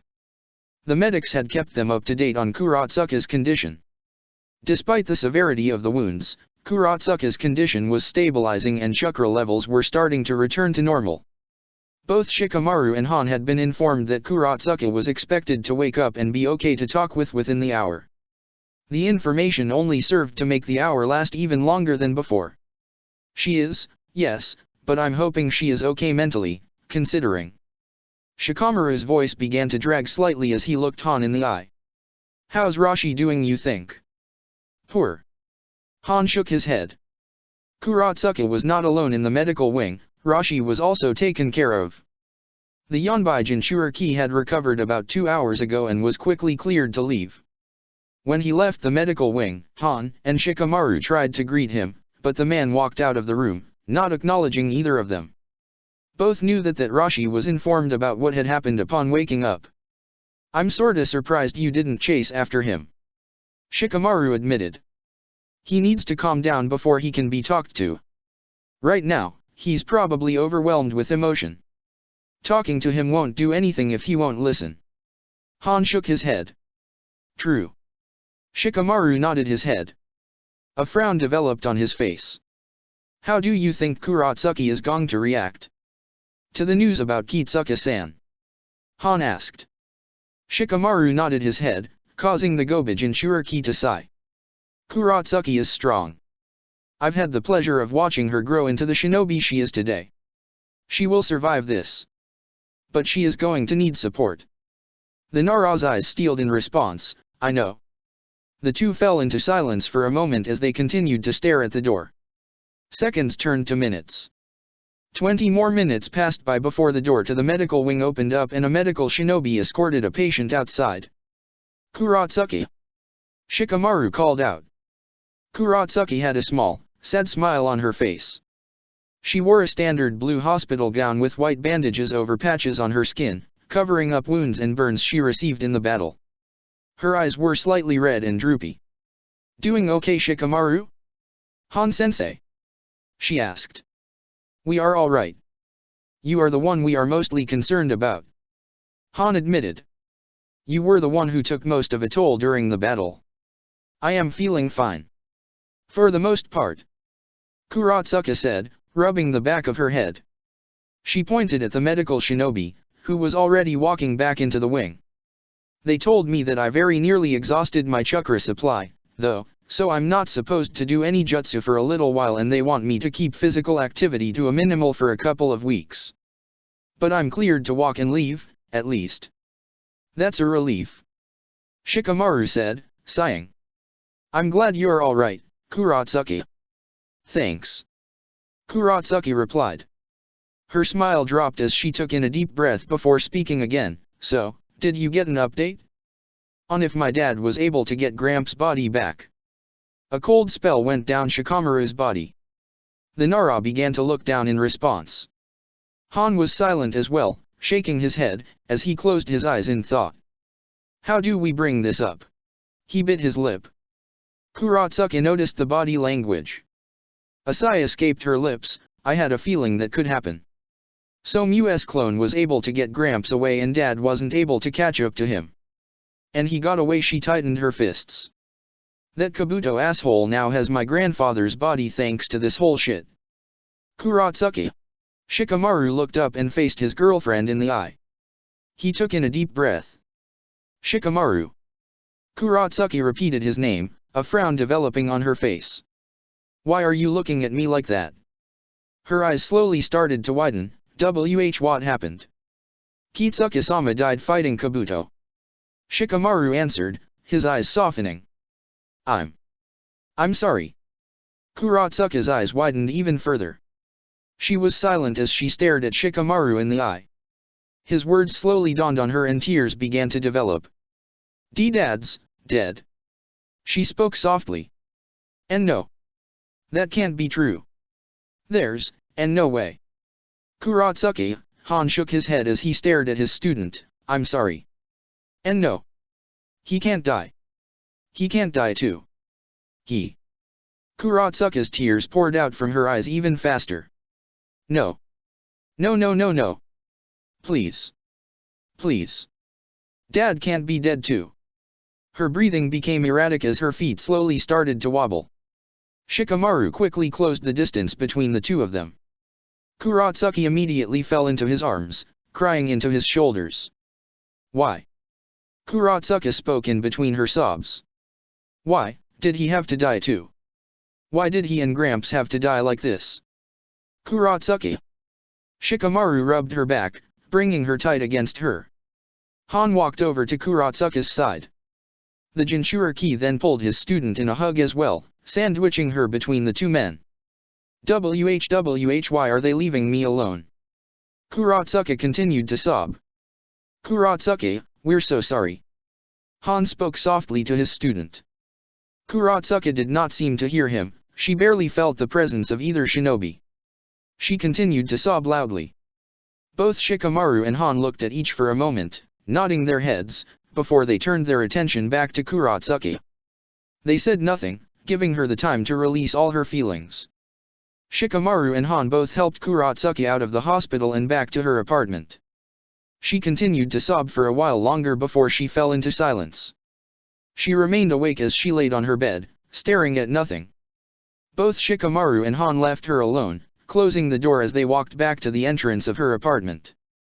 Kuratsuka needs her rest. She'll open up when she wants to. Han told Shikamaru as he walked to the door of her apartment. It may be soon, or it may be sometime tomorrow. But right now, she will be more likely to talk to one person. So I'll leave that responsibility to you. Thanks, Han. Shikamaru nodded his head. He gave the Jinchuriki a curious look. Are you going to try talking to Rashi? I am going to see if he's open to talking now. He may be. We'll see. Although, if he is where I think he is, I may be gone for a while. Han said, sighing.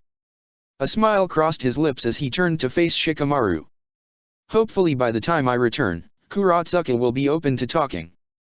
Please help her out however you can, Shikamaru. Will do. The Nara nodded his head, smiling back. Thanks, Han. For all of the help. Han nodded back before he turned his head back to the door and walked out. Both Dosu and Susumu were not in the apartment. Shikamaru was now alone with Kuratsuka. The Nara took the moment to sit down on a chair in the living room and think. What a horrible day. Onaki's death, Kitsuka's death, Kabuto's escape. Shikamaru shook his head, bringing his hands to his face. A scowl developed on his lips. And all because of that selfish asshole Suzumibaki. She nearly self-destructed the village with her anger and hatred. She was just like Karatoriki. What did Onaki or Kuratsuka or the people of Iwa do to deserve any of that? Shikamaru's scowl faded away and a sigh escaped his lips. This is why Naruto wants to become Hokage. He wants to try and help stop this. That's why I need to help him accomplish just that. His eyes went over to Kuratsuka's room. And why I need to help her too. Shikamaru remained still on the chair until a knock sounded on from the door to the apartment. The Nara walked over to the door and opened it. He was greeted by someone he had never met. Standing at the door was an elderly bald man with russet brown skin, wearing glasses that covering his dark brown eyes, a dark brown robe and lighter brown pants with a gray sash tied around his waist. Nara Shikamaru, I presume. The man noted, nodding his head. Yes. Shikamaru's eyebrow rose at the man. And you are? Aoyamananda. I was an advisor to the late Sandaime-sama. The man introduced himself, bowing slightly. I was informed that Kuratsuka-sama was released from the hospital. I was hoping to speak with her before the day ends.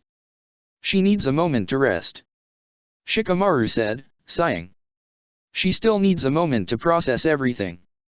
Nendo frowned in response. I understand that, but I insist that I speak with her.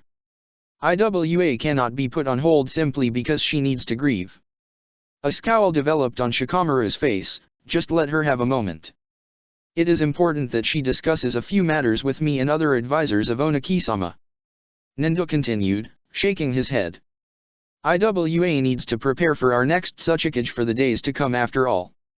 Shikamaru's eyes widened at that statement. In the haze of all that had happened that day, that fact had completely escaped his mind. Kuratsuka did challenge and defeat Suzumibaki. That does mean she's the next Tsuchikage.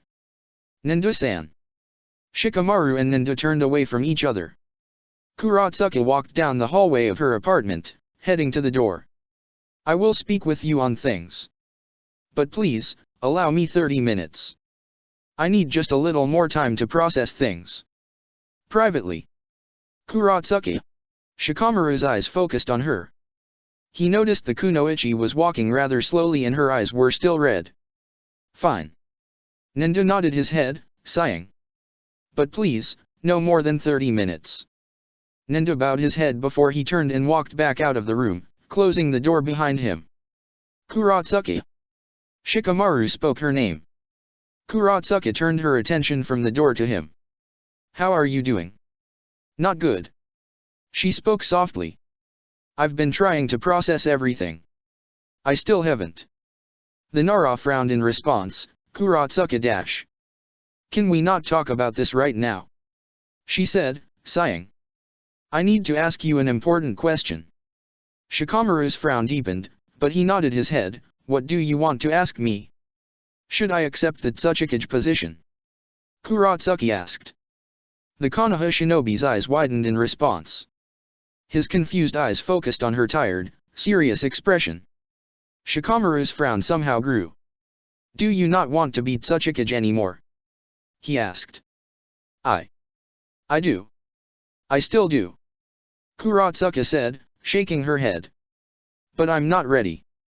I know I'm not. Shikamaru brought his hands together. I thought you always felt you were ready for the title. A humorless snort escaped her lips. That was just me talking shit with you or Gramps. I knew I still had more to do before I was ready. I definitely knew that.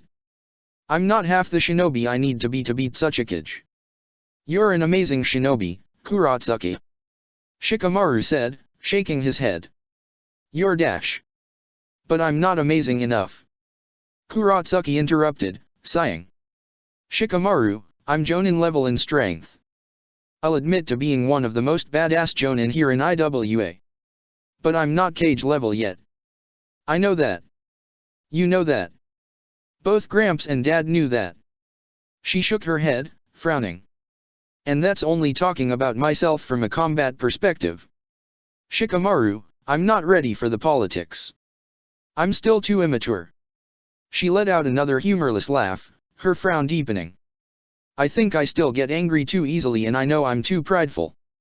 And I can count how many times I've handled the Kamaizura situation badly.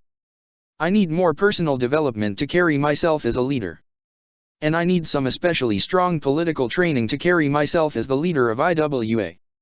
Shikamaru shook his head. The people of IWA think you're ready. They were calling you Tsuchikage when you passed out. True, but that's all because of how that fight went down. I think deep down, the majority of people know I'm not ready. She said. His eyes narrowed on her. Are you sure they think that, or is that you thinking that? Kurotsuka shook her head, tears developing in her eyes again. I don't know, okay? But I wasn't expecting this at all, okay? I always thought I'd get the title when Gramps hands it down to me, cause he knew I was ready. Well, that didn't happen and he's dead. He and Dad are both dead. Shikamaru closed the distance and pulled her into a hug. Kurotsuka stiffened slightly at the reaction, but then allowed herself to fall into embrace, crying into his shoulder softly. God, I'm pathetic. She said, sniffling. People die all the time.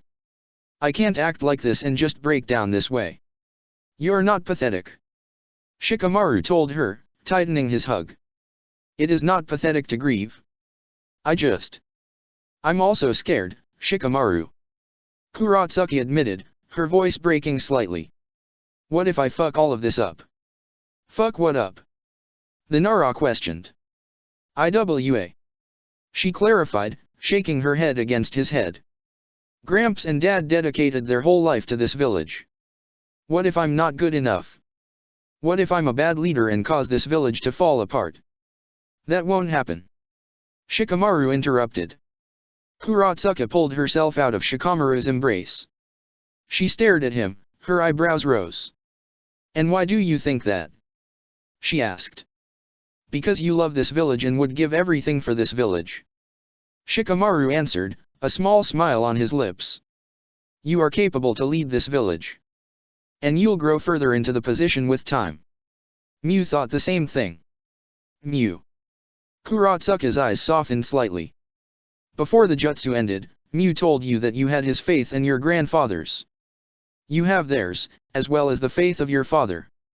They all believed you would lead this village the way it was meant to be. Shikamaru said, his smile growing wider. If you don't feel comfortable taking the position, you can step down, I'm sure. But do not worry about not feeling ready or feeling like you'll ruin things. You have their support and faith, Kurotsuka. And you have mine. Kuratsuka was silent for a moment as more tears fell from her face. She brought her hands to her face, wiping them away. I'm sorry you had to see me like this. Kuratsuka apologized. Shikamaru shook his head, I'm the last person you have to be sorry to. You know I'll always be there for you, Kuratsuka. Just like you were there for me after Karatoriki dash. Kuratsuka closed the distance between her and her boyfriend, kissing him on the lips, his eyes widening in shock. They then closed as he kissed her back. The kiss was brief as she pulled away. She continued to rub at her eyes, but a small smile was now on her face. Thank you, Shikamaru. Kuratsuka said. Shikamaru smiled back, it's as I said, Kuratsuka, I'll always be there for you. The Iwa Jonin nodded her head in response, as I always am for you. The two were silent for a minute. Kuratsuka's tears had finally dried. She took in a deep breath as she calmed herself before her expression turned serious as she looked at her apartment's front door. Are you feeling okay to talk with him? You could ask for more time. Shikamaru told her. No. I can't have Iwa wait for too long. Their Tsuchikage needs to be focused. Kuratsuka said, taking in a deep breath. I have plenty of time to grieve. But for now, if I am going to beat Tsuchikage, I need to take my first steps as the leader. I understand. Shikamaru nodded his head. A smile developed on his lips, I'm here when you're back then. I know. Kuratsuka said as she walked towards the door and opened it. I love you. Love you too. He replied. With those words, Kuratsuka walked out of the apartment, taking her first steps towards Iwa's future.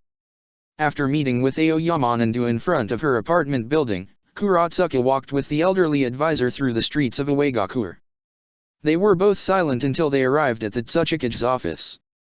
Kuratsuka's eyes drooped slightly as her eyes wandered the room. The office always had a majesty to it, the expensive, fine bookcases on the side filled with mission reports, all categorized by her father when he had the spare time, and the ornate stone desk in the center that Onaki continuously had to repair whenever he cracked it in moments of anger, and the sheer size of the room that any little kid could run around in. Kuratsuka always saw this room as grand every time she stepped into it. For the first time, however, the room felt bare and soulless. Her eyes were glued to the Tsuchikage's hat. The brown hat was placed in the center of the desk, directly over a crack on the desk that Onaki had created and had yet to fix. She instinctively walked into the room towards it as Nendo made a hand sign, activating privacy seals in the room. We can have our discussion now. No one will overhear. He noted. He turned his head to Kuratsuka just as she was picking up the hat. We retrieved the hat from Suzumibaki. The hat is now yours, Kuratsuka-sama. The granddaughter of the Sandaime stiffened at the mention of the Kamaizuru. She instinctively sat the hat down on the desk as she turned to face the advisor. What happened to her? Did she die from her wounds? Kuratsuka asked. No. She's still alive. Nendo shook his head, frowning.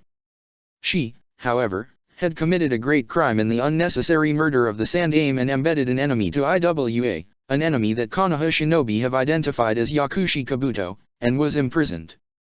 She's currently in our village's central prison with a rather extensive force guarding her cell. His frown deepened. There was a jailbreak today, after all. Good. Kuratsuka's eyes widened momentarily. Jailbreak? Huh. Were you aware our village was housing the Kanjiki brothers, two infamous missing ninja from Ishigakure? Nendo asked. Kuratsuka nodded her head. They escaped from their prison cells, somehow. They must have heard the news from their prison cells about Suzumibaki's challenge and chose that time to plan their escape.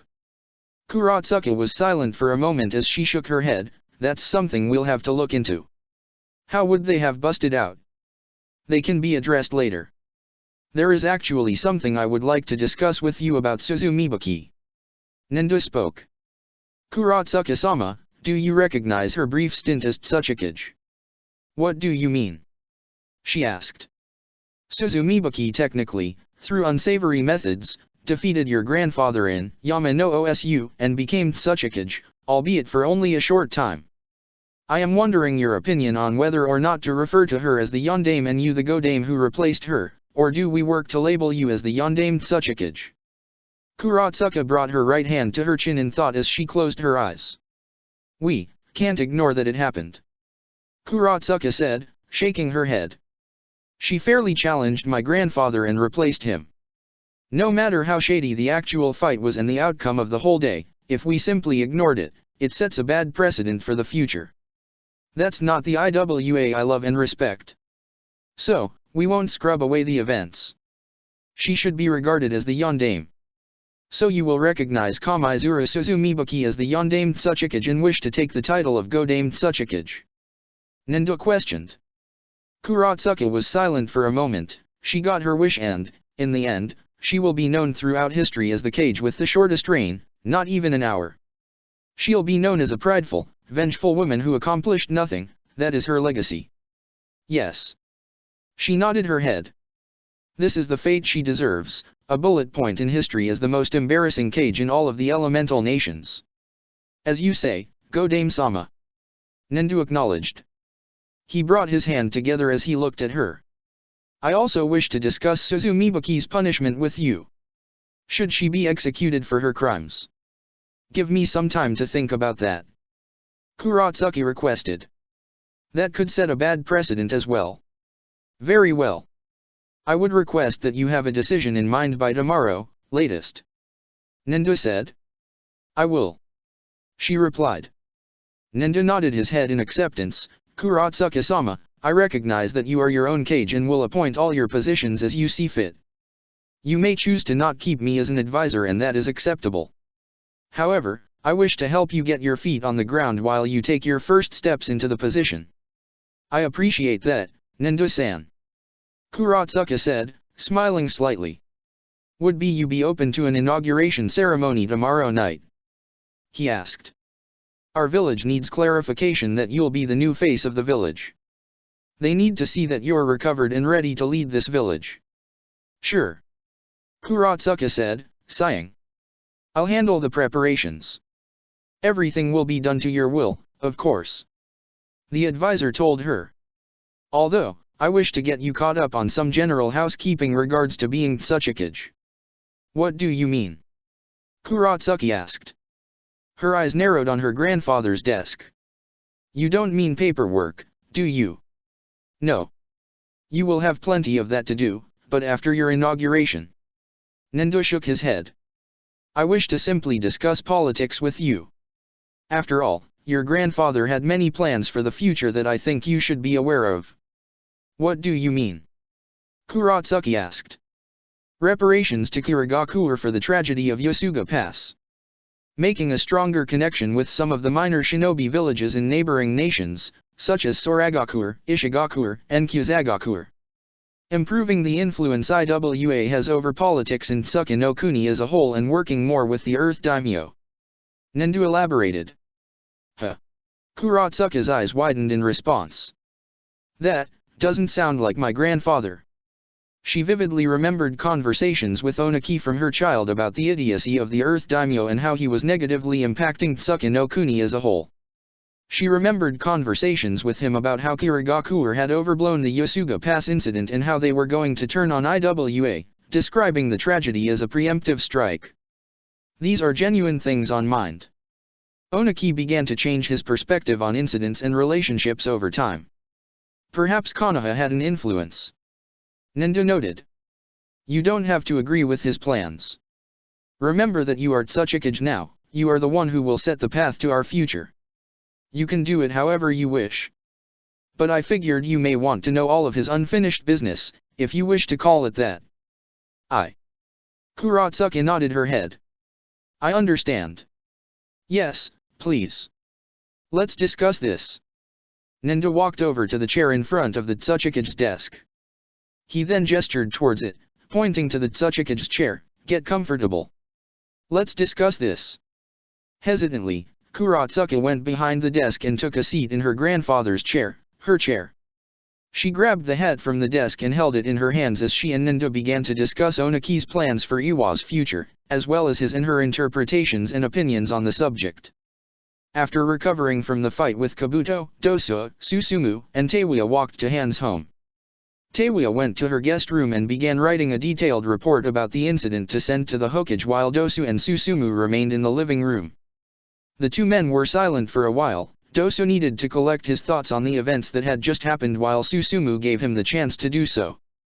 The man pulled out his journal and began to write into it while mused to himself. Upon finishing his write-up and seeing Dosu was still not ready to talk, Susumu unsealed his paintbrush, and an easel and began to paint. Hours passed until Teiwa walked out of her guest room, rubbing her head. Both Susumu and Dosu turned to look at her. I hate the toads. I get I'm not a summoner, but Jiraiya and I set up this line of communication literally for emergency situations where he needs an update. No need to give me the same damn lecture about how non-summoners should not be allowed to use us like this. She grumbled. And now, apparently both Jiraiya and I owe Gamabunta a ton of sake. This is going to a bitch of a debt to pay off. I trust your annoyance means you finished your report to Hokage-sama. Susumu noted. Yup. She said, sighing. And Jiraiya is going to be pissed when he finds out all about what happened. Although he'll be relieved somewhat that Kurotsuki is going to be the new Tsuchikage and not Suzumibaki. Her eyes moved over to Dosu, who was silently staring at her. Her eyebrow rose, you still pouting like a little bitch. Teiwa. Susumu scowled in response. Be more sensitive, please. He had plenty of time to think. Dosu's the kind of guy you can't just let think for too long, otherwise he'll be thinking all day. Teiwa said, shrugging her shoulders. What a polite observation. Dosu spoke up, rolling his eye. It's the truth and you know it. Teiwa crossed her arms. Her eyes softened slightly as a sigh escaped her lips. Legit, though, you feeling better? I'm fine. Dosu said, sighing. I'm still disappointed that Kabuto escaped so easily. We all are. Teiwa nodded her head. That asshole's a slimy motherfucker and somehow got out of all of this with seemingly no repercussion. Dosu nodded his head, no one other than him. Kurotsuki and the rest of IWA lost the Sand Aim and Kitsuki and Suzumibaki lost her position, status, and freedom. Only Kabuto got what he wanted, new corpses and Kekii Genkai to exploit. Karma will catch up to him. Give it time. Susumu spoke. Dosu scoffed in response, karma does not exist. If it did, he would have died long ago. Susumu frowned in response, karma does exist, although it's not immediate. Remember it took years into the Third Shinobi World War for the Sand Aim Mizukage to die, and years later for the Bloody Mist to get fixed. That implies there's some cosmic force out there that's going to stop Kabuto and other evil men and women. There isn't. The job to stop him lies in the hands of people like us. Dosu noted, his eyes moving downward. And we failed. And as a result, the next time we meet him, he'll be even stronger. I mean, yeah, Kabuto got away and he's going to be even stronger next time. That sucks. But Susumu's also right. Teiwa said, sighing. I don't know if karma's the word I'd use, but Kabuto's gonna get what's coming for him, son. He's gonna fuck up and we'll be there to capitalize on it and rid the world of that snake once and for all. Dosu was silent for a moment, still looking downward. Teiwa walked over to the couch and sat down, in between Dosu and Susumu. I gathered from that conversation that you and Kabuto had history. More than I knew, at least. She noted. He seemed to really hate you. I assume he blames me for Orochimaru's passing. I leaked the information, allowing Sarutobi-sama the opportunity to prepare, beat his invasion, and kill Orochimaru. Dosu noted. That right there is proof that Susumu is right, you know. Teiwa noted, smirking. Cause Orochimaru fucked up then and there. Kabuto will fuck up again. Technically, he already did. Dosu said, letting a small chuckle escape his lips. He spent too long toying with me when he went to kill me in the hospital that it gave Marino Ibiki the chance to arrive and stop him from killing me. If he did kill me, I wouldn't have leaked information. Who knows what could have happened? You see what I mean, then? Susumu said. I understand how frustrating it is that Kabuto escaped, but he is not invincible or invulnerable. Something can happen again. And we'll be able to take advantage of it. I hope. Doso nodded his head, sighing. This encounter reminded me of nearly dying in the hospital bed. Only this time, I was able to fight and was at my strongest I've ever been. And even then, and with backup, Kabuto effortlessly defeated us. Then we'll get stronger. Teiwa said, tightening her hand into a fist. I know I've been slacking on my training recently, due to being focused on all the shit I've been doing for the spy network. I'm not bad, now, but I know I could do better. And I fucking will if it means having a better shot of sniping that asshole. Likewise for me. I know I can train harder in Konoha. Susumu noted. Doso was quiet for a moment as he brought his hands together and thought, Kabuto did note I was still predictable, perhaps I need to overhaul it. Add more to it to combat him. We'll manage. I know we will. Teiwa spoke up. So no need to throw yourself a pity party. Cheer up, for fuck's sake. Doso shook his head, a small chuckle escaping his lips. I'll try. I'll try. There was a hollowness to his words, a part of himself that did not believe it, but there was also a strong sense of determination, a determination that the other Konoha shinobi in the room shared. Yakushi Kabuto, you said you want to kill me the next time you see me. Doso recalled. He shook his head in defiance, his hands tightening. That won't happen. I'll kill you the same way that my words killed Orochimaru.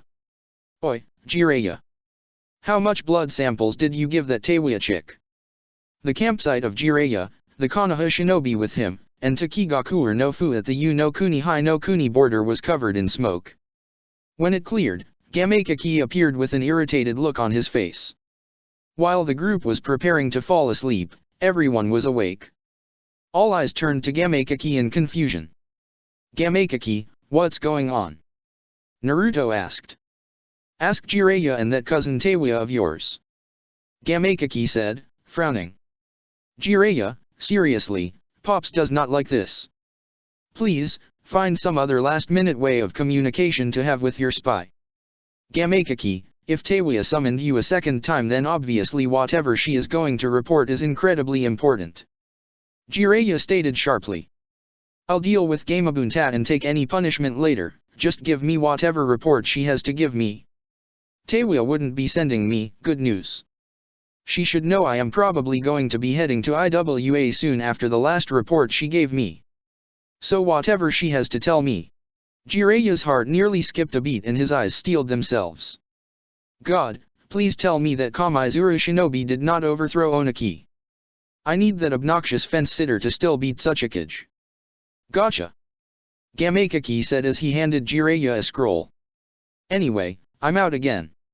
Remember you owe Pops a lot of sake. Gamakaki disappeared in a poof of smoke. Jiraiya shook his head as he began to open the scroll. The shinobi in the area all stared at the Hokage with concern on their faces. What does the report say, Jiraiya-sama? Katsumi asked. What happened in IWA? Did things get worse? Hanabi asked. Jiraiya did not reply immediately and continued to focus on his reading of Teiwa's report. He read a recollection of the events of the Yama no Osu battle, Suzumibaki fighting Oniki and Rashi with the assistance of the Nidamed Tsuchikage, Suzumibaki defeating and killing Oniki, Yakushi Kabuto being present in IWA and having left the village with Oniki's body and the body of Kitsuke, and Kuratsuka challenging Suzumibaki and defeating her, ultimately establishing herself as the next Tsuchikage. The entire report concluded with a request. Kill Shimura Danzo and get over to IWA as quick as you can. What? Jiraiya's hands crumpled the scroll as he shook his head. This, really? Oniki is dead? He said. A collective horror developed in everyone's face as they processed Jiraiya's words. Old man Oniki is dead? Naruto asked, frowning. How? Suzumibaki challenged him to a duel and won and killed him. She was subsequently defeated by Kuratsuke, who is now the Tsuchikage. Jiraiya answered as he shoved the scroll into his pocket. Kuratsuke is Tsuchikage. Hinata questioned, her eyes widening. She is, but she's taking up the mantle at a difficult time in her life. It's not just Oniki who died. Her father also died. Jiraiya said. Poor Kurotsuki. Hinata shook her head, tearing up slightly. She got her dream of being Tsuchikage, but at the cost of her whole family, damn it. Naruto shook his head, nearly growling his thoughts. I can't believe it. Memories replayed in Naruto's head of meeting Kurotsuki. He recalled some of their tense conversations when they met at Tenchi Bridge and the conversation they had during the Chunin exams about wanting to become Hokage and Tsuchikage. He remembered meeting Oniki and the Sandaime taking him and the rest of their mutual friends out to dinner. While he never knew him well, he knew that the old man meant well and would do anything for IWA. And he knew how much Kurotsuki idolized him. Is Kurotsuki being Tsuchikage good? Sasuke asked, frowning. Or does she blame this whole incident on Konoha? There's no way she would. Naruto spoke up, glaring at the Uchiha. She's not that kind of person. When you lose family, you become an entirely different person, Naruto. Sasuke replied, glaring back. While that is true, Sasuke, I don't think Kurotsuki will have animosity against Konoha over this. Jiraiya said, sighing. But this is still unbelievably bad. Oniki should not have died like this. There's a lot more to this story. The Hokage briefly glanced over at Yamafuda, who was staring at the Hokage intently. Naruto and Sasuke both noticed what the Hokage meant and nodded their heads. We can discuss more later, though. We need to get some rest and get to sleep so we can leave early. We should be back in Konoha in 2 days. We need to get back immediately so I can respond to all of this. Jiraiya said sharply. Everyone nodded their heads in understanding. With those words, the group prepared to fall asleep, trying to get rest for a long day of traveling tomorrow. As everyone was falling asleep, a crow stepped down on a nearby tree, looking down on the campsite of the Konoha shinobi. Only Jiraiya noticed the crow, causing a grimace to develop on his face.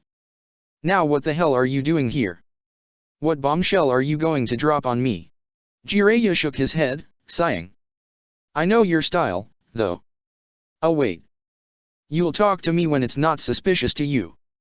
With that thought, Jiraiya turned his head and focused on trying to sleep. The crow continued to silently stare. The stars were high in the sky above Tsuki no Kuni. Rashi laid down outside of his small wooden house miles away from Iwagakure. His eyes were tired, but the man was not even attempting to sleep. He remained stationary, staring at the stars. The riverside he was by was quiet, with only the silent chirping of bugs and owls nearby. He remained there, unmoving, until he started to sense a presence approaching. A scowl developed on his face, but he remained still, ignoring it. The presence grew stronger and stronger until finally, it was at his cottage. Rashi could hear footsteps coming his way. He shook his head, his eyes focused still on the stars and not bothering to look at the approaching figure. I don't want to talk, Han. Just go back to IWA already. Rashi stated. I just got here. Han said, a small chuckle escaping his lips. You know how far this place is from IWA. At least allow me to stay for a few minutes. Rashi did not reply to Han's words, which the Gobijin Shuruki took as an affirmation. The man sat down on the ground, next to him. The stars are beautiful tonight. Han noted. They are. Rashi said. Makes you wonder what's up there. What could the gods be hiding up in the heavens, away from the common person? I'm not sure they're hiding anything. Assuming the gods are real, maybe they regret creating us. Maybe they're up in the sky, avoiding us. Han said, chuckling. Humans have the potential to be disgusting creatures, after all. Not just humans, though. Rashi said, sighing. Us Jinchuriki could be too. And the Biju. Especially the Biju. Han's eyebrow rose slightly. Did something happen between you and the Yonbai? That fucking monkey. Rashi grit his teeth as he pulled himself up from his position. He's always had it against me. Always gave me shit for never being enough for him. Never being a good enough container. And I'm done with his shit. A sigh escaped his lips as he brought his hands to his face, and I'm done with my shit too. Han's expression softened. He stared at his friend, who took in a deep breath before continuing to speak. I know there's more to what a Jinchuriki is supposed to do. I know that version 2 exists and I know I could reach it. I have the experience. But I've always been too prideful to ever rely too much on that blasted, selfish monkey, who would do nothing to help me. Rashi said.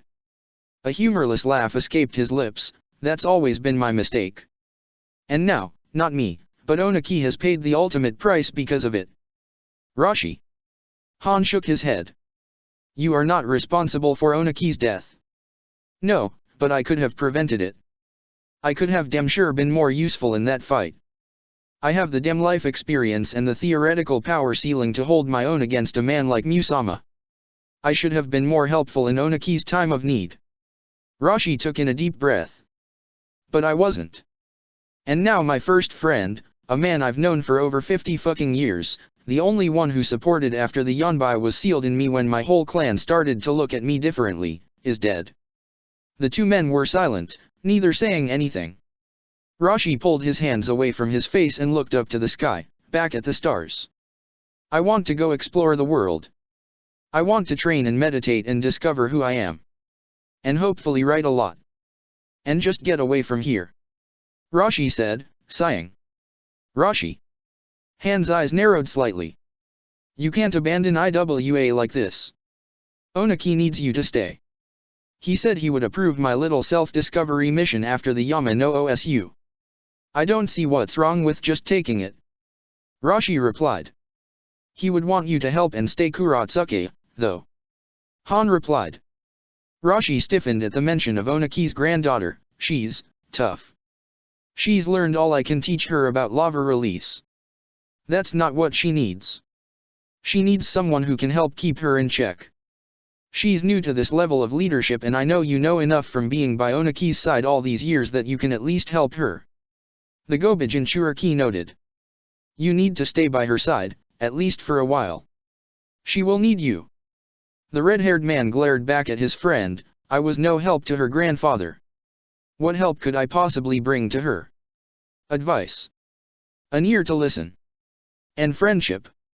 Han told him. And I know right now, having just lost both her grandfather and father, she could use all the support she can get. Rashi looked downward for a moment. He bit his lip in response, biting hard enough that he drew blood. He sighed as he pulled himself off the ground. Whatever, let's go before I change my mind. He grumbled. You're a good man, Rashi. Han said as he pulled himself off the ground.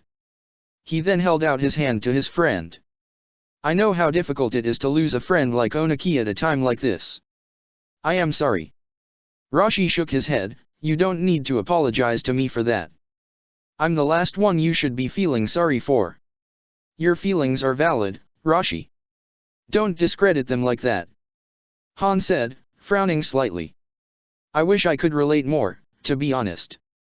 I feel like I am not nearly as helpful as I would like to be for you. You don't even have to help me in the first place. The elder man said, letting a small smile develop on his lips. You're a good guy too, Han. Thanks. He finally reached out for Han's hand, shaking it. The two Jinchuriki nodded at each other before they broke their handshake and walked back towards Uegakuer together. Naruto-kun. Naruto stirred slightly at the soft voice. A few more seconds passed as he pulled himself out of his sleeping bag, yawning as he stretched. Hinata?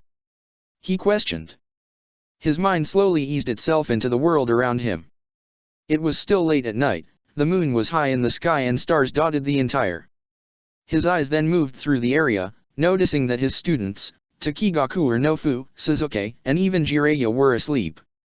Hinata was awake, however. The Hyuga had been assigned to night duty and was currently finishing her shift. Is it my turn to stay up? Naruto asked, yawning. Soon.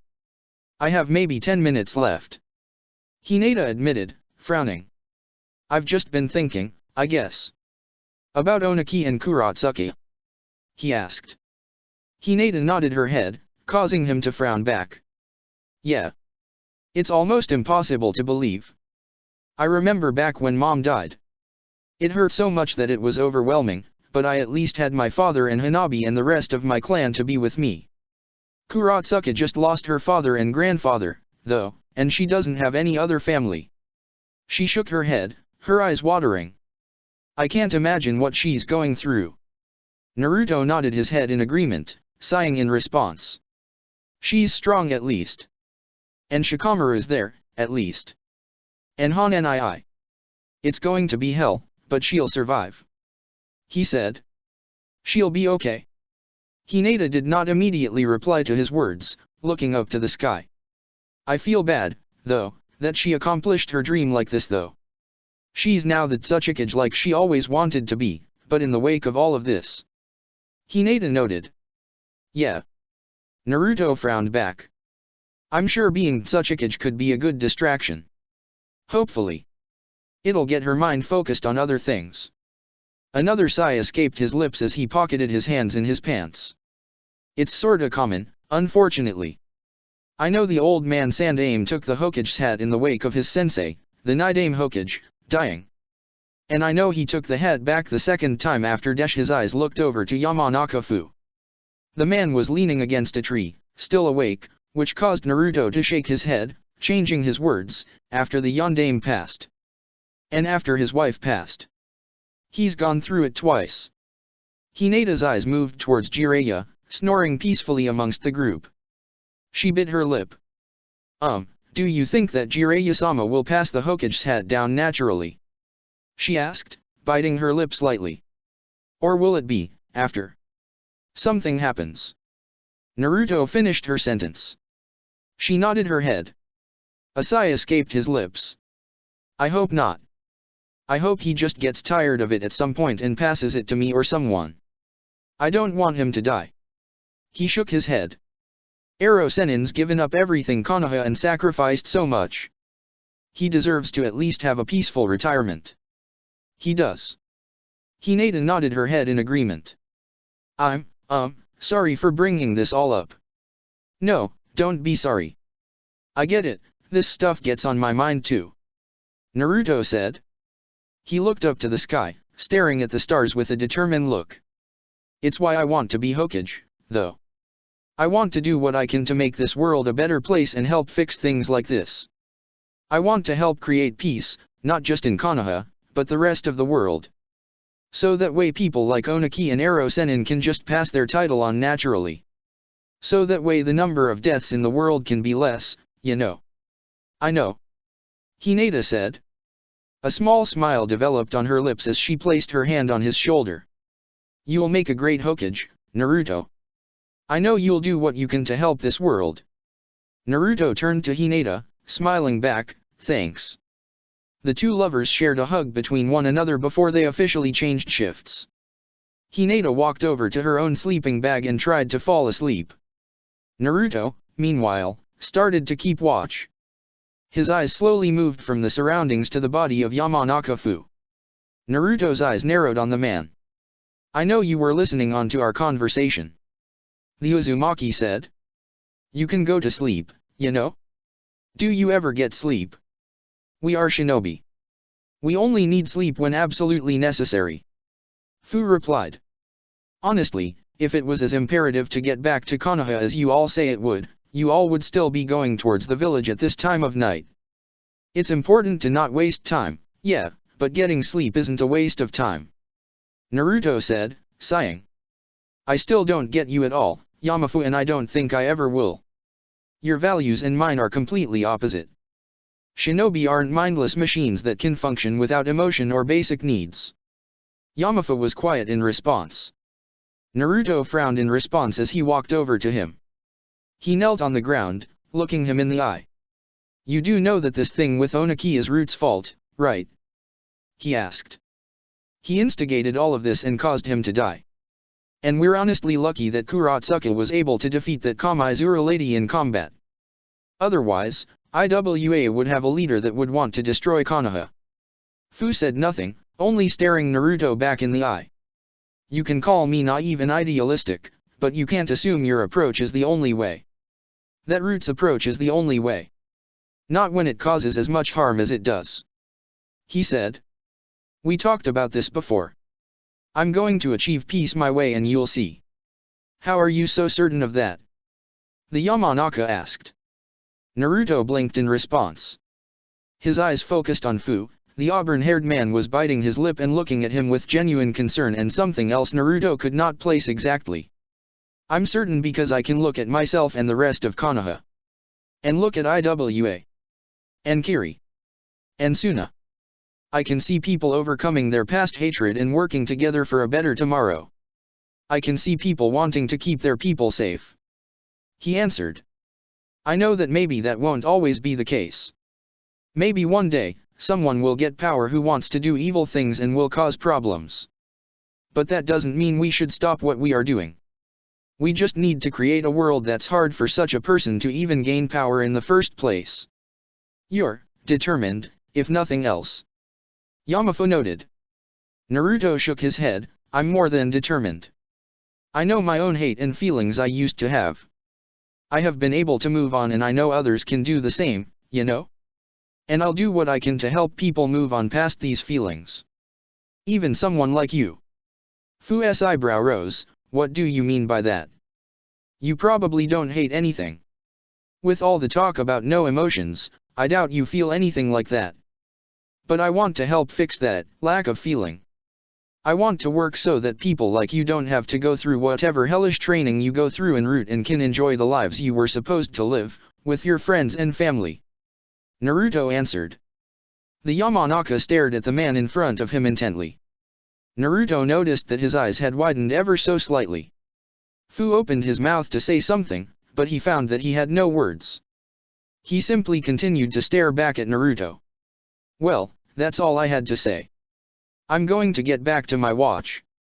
Naruto said as he walked away from Fu's tree. Try and get some sleep, Yamafu. The Yamanaka turned his attention away from Naruto as he walked away. He stared at the sky, looking into the stars. His eyelids started to falter slightly. There's no way that he could accomplish his goal, that would be impossible. He rationalized in his head. He tried to envision Danzo speaking to him. Instead of the root founder, he heard Naruto's voice speaking back to him, I'm going to achieve peace my way and you'll see. For the first time in years, Yamanaka Fu was overcome with an emotion that he thought he had long left in the past, hope. Uzumaki Naruto, you better not be lying to me. He spoke as his eyes started to close. This world, you better be able to create it. His words trailed on as he fell asleep against the tree. They were spoken so softly that Naruto did not hear them. Despite that, though, a smile was still on Naruto's face as he went on with his watch. Morning finally came to Iwagakure.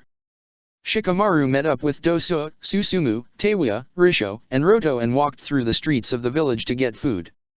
The people of Iwa carried on with their day with a somber step to their walks. Frowns were visible on everyone's faces and no one appeared to look much above the ground other than to see if they would bump into anyone or anything. Shikamaru's eyes moved from person to person, frowning slightly. The mood here is palpable. He said. No one here seems happy. You were at the hospital all day yesterday, so that's why you didn't notice. It was even worse last evening. Risho said with a sigh. People are having troubles accepting all that happened. Teiwa rolled her eyes in response, it's ironic. They wanted a fucking Yama no Osu duel and now Oniki is dead cause of it. This is their own damn fault. People wanted change, but they didn't want him to die. Roto said, frowning. Even the most devout supports of Suzumibuki didn't think he should die. So your brother was upset about all of this? Doso questioned. Roto's frown deepened, Akimi's pretty pissed about how it all went down. He didn't think Suzumibuki was capable of shit like that. I don't think anyone was. As they continued to move through the village, Shikamaru noticed a few Iwa civilians looking towards them. They would stare at him, Doso, or Susumu with a conflicted expression on their face before they turned away. Shikamaru's eyebrow started to rise. The people here don't seem to hate us as much. He noted. Well, you did fight back against Suzumibuki and defended the Sandame's honor. Risho answered. But they did just have the anti-Konoha fans flamed high by Suzumibuki and her brothers. Right now, the people are just super conflicted again. It's going to take some work to repair the damage she and that Danzo ruffian caused. Susumu noted, rubbing his chin. But it is definitely fixable. It is definitely more comfortable than glares and killing intent. True. Shikamaru nodded his head in agreement.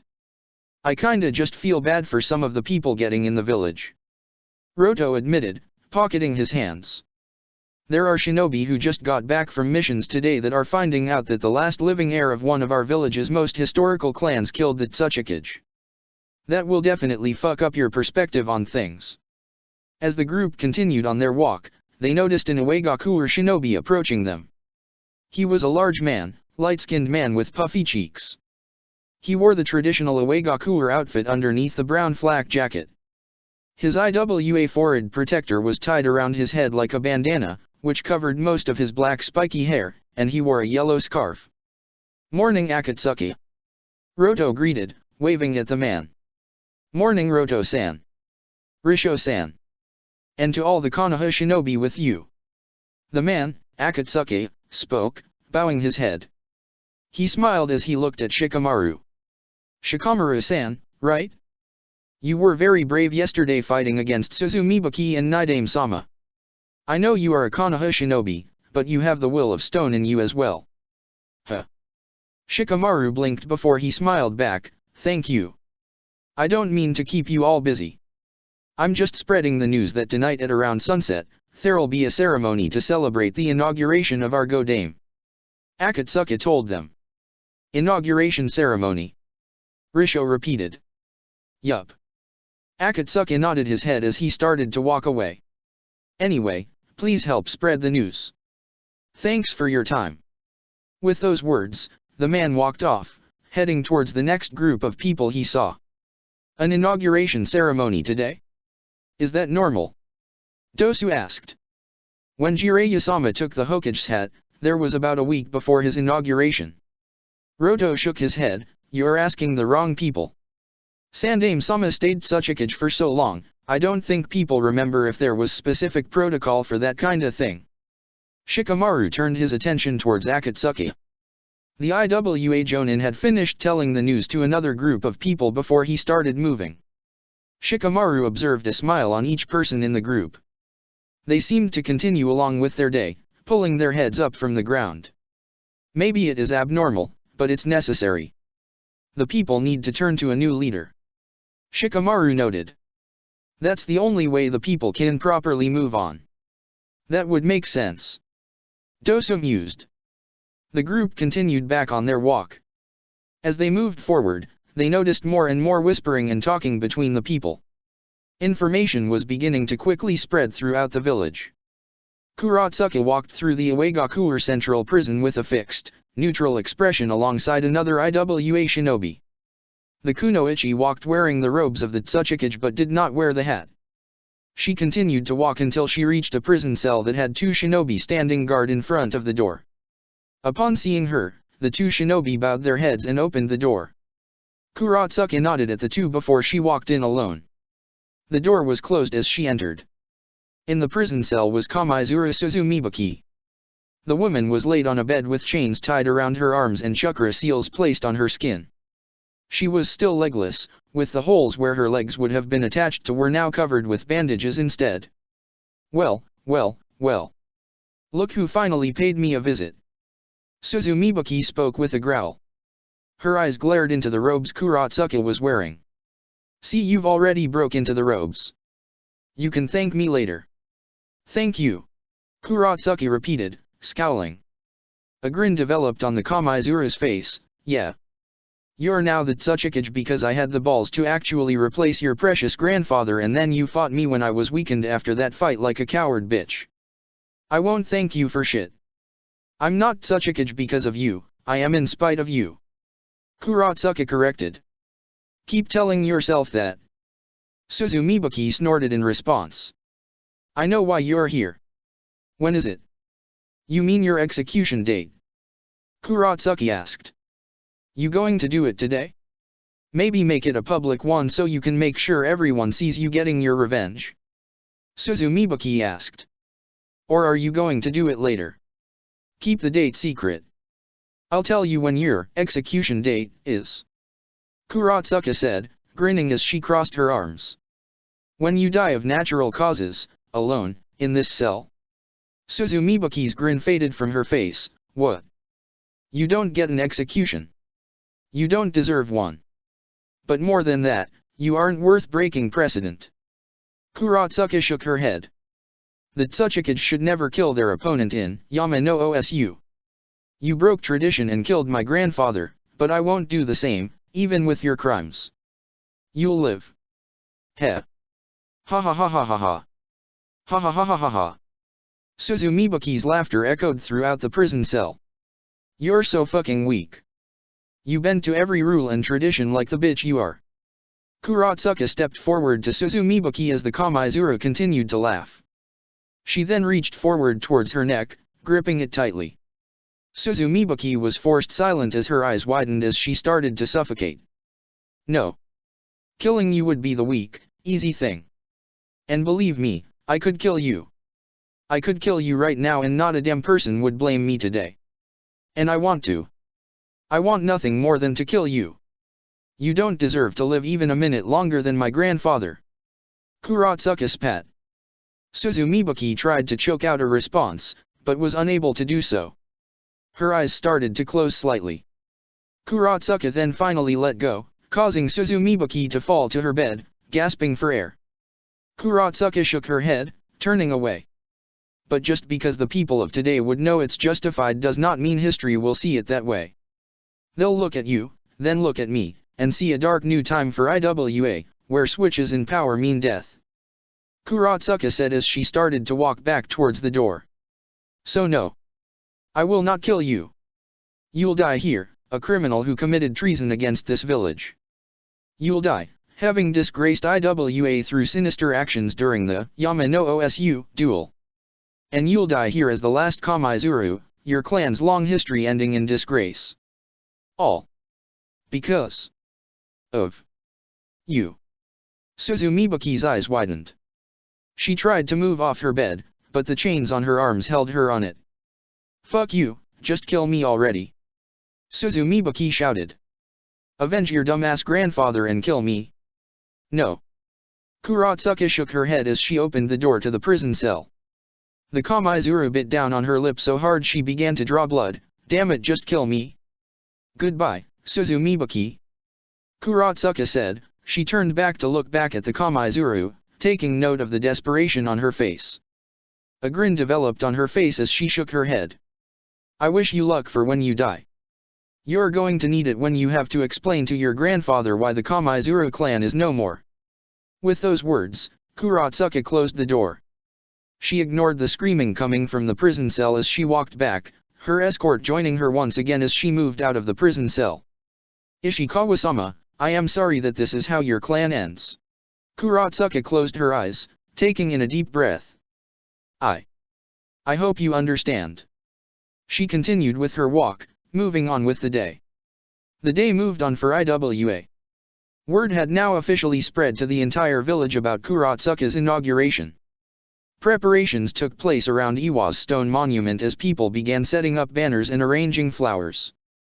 After finishing up her conversation with Suzumibuki, Kurotsuka met up with Nanda once more to discuss arrangements for day and the rest of the week. She made arrangements for a meeting with clan heads in Iwagakure, prominent civilian council members, and sent a letter to the daimyo of Tsuka no Kuni to meet and discuss a new relationship between the shinobi village and the larger country around it. After many hours of general preparation, Kurotsuka was left alone in the Tsuchikage's office. She sat down at the desk with a paper in her hands as she began to think of a speech, her address to the people of Iwagakure. Shortly after beginning to write it, a knock on the door sounded throughout the room. Come in, she stated. The door opened up. Han and Rashi walked into the room, bowing their heads at her. Kurotsuka put away the paper and stood up from the desk, walking towards them. Han-sensei, Rashi-sensei, how are you two doing? She asked. Han chuckled in response, Kurotsuka, you don't have to call us sensei anymore. You're the Tsuchikage. We report to you. Nah, I think I'll keep calling you two sensei. She shook her head. Her eyes narrowed. And don't either of you dare call me Kuratsuka-sama or Godame-sama. It's already weird hearing someone like Nanda call me that. I don't need you two of all people saying it. Rashi smirked in response, sure thing kid. Good. Kuratsuka nodded her head. Her eyes softened as she walked closer to Han and hugged the man. I'm sorry about last night, Han-sensei. Thank you for all that you did for me. The Goba Jinchuriki returned her hug. You should thank Shikamaru more. I did nothing. She shook her head. You fought by my side and stayed with me when I needed it. Even if I was a mess last night, I could still feel your presence. So, thank you. Han wordlessly tightened the hug. They broke the hug after a few seconds. A concerned look developed on his face as he stared at his former student. How are you feeling? He asked. All of this preparation stuff is being a good distraction. Kuratsuka answered, sighing. But I'm feeling somewhat the same as last night. But I'm just trying to move forward. Moving forward is fine, but you need to give yourself time to grieve as well. He said, frowning. I know. And I will. She said, frowning. I think the worst thing is that I really haven't even acknowledged much that Dad died as well. My brain I think has begun really accepting that Gramps died, but I still can't. She shook her head, trying to not tear up again. It's like my mind doesn't even want to think about Dad. As if I don't address it, he's going to come home as if he's just been on a mission. Kitsuka never liked much attention. He probably understands and appreciates you not dwelling on him too much. Rashi noted. I don't know. Kuratsuka sighed. She looked towards the window of the room. It's just weird to think about him in general right now. I kinda think I fucked up my relationship with him. Not to like a point where we disliked each other, but like. I don't know. I know I never mentioned him much to Shikamaru or spent a lot of time with him. And I kept always referring to him as, stick in the mud. By his own terms, Kitsuka was a stick in the mud. Han noted. He was proud to be a traditionalist, no nonsense, by the book shinobi who never wasted his time. Also, Kuratsuka, your dad definitely didn't feel like your relationship was fucked. Rashi said, a small smile on his face. That man would talk endlessly about your strength and passion for IWA. He knew you were going to beat Tsuchikage one day and was always so proud of you. Kuratsuka turned back to face the Yonbai Jinchuriki. She noticed the sadness to his smile and sighed. Are you doing okay yourself, Rashi-sensei? She asked. Me. He sighed. Well, Onaki isn't the first person I've seen die and he won't be the last. I'll manage. Kuratsuka stared back at the Yonbai Jinchuriki for a moment. You know, I loved the relationship you two had. You two would talk back to each other all the time, letting the other know exactly what you thought. It sorta reminded me of my relationship with him. She said. I mean, he and I knew each other our whole lives. I think the only person who knew him better than me was his wife. Rashi admitted, chuckling. He came a long way from the snotty kid I grew up with. Course, he'd say something about me being a know-it-all brat as well. Kuratsuka nodded her head, chuckling, you were basically his brother, Rashi-sensei. She then stepped forward to him and hugged him. I'm sorry for your loss. Rashi's eyes widened at the action for a moment. He looked at the young woman before he hugged her back tightly, smiling back. His eyes reddened slightly, but no tears fell as he held onto her. And I'm sorry too for you. But we'll make it through. He told her. Just know that, like I'd do anything for him, I'll do the same for you. You ever need any advice or just some manpower? I'm your guy. Thank you. Kuratsuka smiled back. When they broke her hug, the two Jinchuriki bowed their heads before leaving. Kuratsuka waved goodbye to both as she returned to her speech, a smile still on her face. 2 hours passed by. Kuratsuka sighed as she stood up from her chair. All final preparations had been made. She looked outside the window in her office. Sunset would be soon, it was about time for her inauguration. Kuratsuka looked down on her body, noting the robes. Her eyes then moved to the Tsuchikage's hat. She picked up the hat and held it against her chest. She started lifting her hand to her head to put the hat on before she stopped herself. She bit her lip before shaking her head and beginning to walk towards the door, holding the hat to the side of her body. She reached for the doorknob and walked out into the hallway of the Tsuchikage building. Upon stepping outside, she was greeted by the sight of Shikamaru, sleeping right by the door. Kuratsuka blinked in response before shaking her head, chuckling. She bent down to his position and gave him a kiss on the forehead. "Lazy ass, it's time to get up," she told him. The Nara immediately stirred, his eyes opened wide. A yawn escaped his lips as he pulled himself off the ground, stretching slightly. "You're done with everything, I presume?" "Good," he said. "You could have come in, you know," she noted as she pulled herself off the ground as well. The door was unlocked. "Yeah, but I didn't want to bother if you were doing anything important," Shikamaru replied. Kuratsuka frowned in response. "You're never a bother, Shikamaru." "Heh." "Still." The Nara smiled back in response. The two walked down the hallway, heading towards the exit of the building. "Are you ready?" he asked. "For this ceremony?" "Yeah," Kuratsuki replied, sighing. "For everything after?" "I think you're going to do great, Kuratsuki," Shikamaru told her. "You're going to make IWA stronger and safer than it ever has been." "I hope," she said, her grip on the Tsuchikage's hat tightening. "Things are going to get very hectic soon. I am meeting with the Earth Daimyo soon and will plan to meet with some of the leaders of neighboring villages soon. And I think your Hokage will visit soon to discuss what happened with Root and this Danzo guy."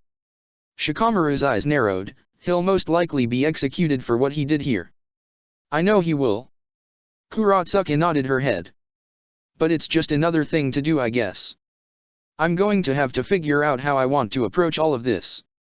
Find my leadership style." A chuckle escaped her lips as she shook her head. "I've been dreaming of this day for so long that, now that it's here, it's odd.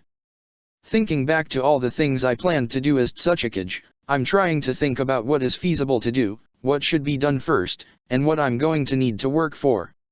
It'll take time to get used to," Shikamaru said. "But you'll manage." She nodded her head. "I just know I need to get better. I need to grow stronger. For Gramps and Dad. For the people of IWA." She turned her head to look at her lover, smiling. "For you. I know you'll grow stronger. And I'm excited to see all that you accomplish as Tsuchikage," Shikamaru said, smiling back. The two lovers reached the exit to the building and walked outside. They then began walking through the streets of IWA towards Kuratsuka's ceremony. "Kuratsuki, I think you can help bring peace to IWA and usher in a new era for this village and help with the elemental nations overall," Shikamaru said. "That's the goal, yeah," she said, nodding her head. A chuckle escaped her lips. "That's Naruto's goal as well when he's Hokage, right?" "It is. It is also the Mizukage's goal, as Terumime wants to prevent anything like the Bloody Mist from ever happening again. And apparently, the Kazekage, Gaara, has the same goal," Shikamaru noted. "It feels achievable. You all can pull it off." "I think so," Kuratsuka said. "Although Naruto and I are going to have some help." She began to laugh as she looked at her boyfriend. "He better not think he gets sole access to you. I need your advice too." "He won't. I'll be there to bail both of you out when needed," Shikamaru said, chuckling. "You both need someone to think rationally and bail you out if needed." Her eyebrow rose. "It's going to be more work for you, though, so you best be ready to be worked by two villages then, lazy ass." They continued to walk through the streets of the village. The sun began its descent down the sky, signaling it was about time. "Legit, though. Shikamaru. I don't know what I'd do without you." Kuratsuka spoke, the grip on her hat tightening. "I was close to broken last night. If I didn't talk to you, I think I may have refused the hat." Shikamaru shook his head. "You had the drive within you. I just helped remind you of it." Kuratsuka shook her head back. "I was in a dark place yesterday. And honestly, I still kinda am. A part of me still feels incomplete with how Gramps and Dad died. But I guess I feel strong enough to keep moving on thanks to you. She turned to look at him as her eyes watered. I feel stronger knowing you're by my side. Even when you're in Konoha, I feel your presence and your love. And that's why. She shook her head, brushing at her eyes before any tears fell. Thank you. Shikamaru was quiet for a moment as he stared back at her. He rubbed at his eyes, as they started to redden before he looked at her with a grin on his face, nodding his head. I love you, he said. I love you too, she replied. The two fell into a comfortable silence as they continued the rest of the walk towards Kuratsuka's inauguration. Sunset came over Iwa and the village was colored orange. The people of Uegaku were crowded around the lake of the stone monument. Hundreds formed on the ground level by the lake while others stood above on higher ground, looking down from nearby hills.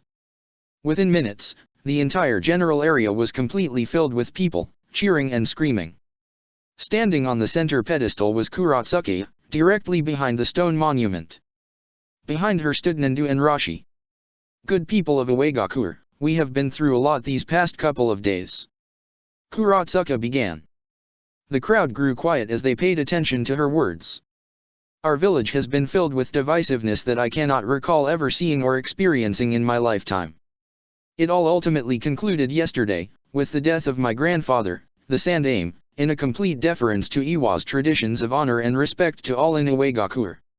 It was difficult for all of us to accept and experience.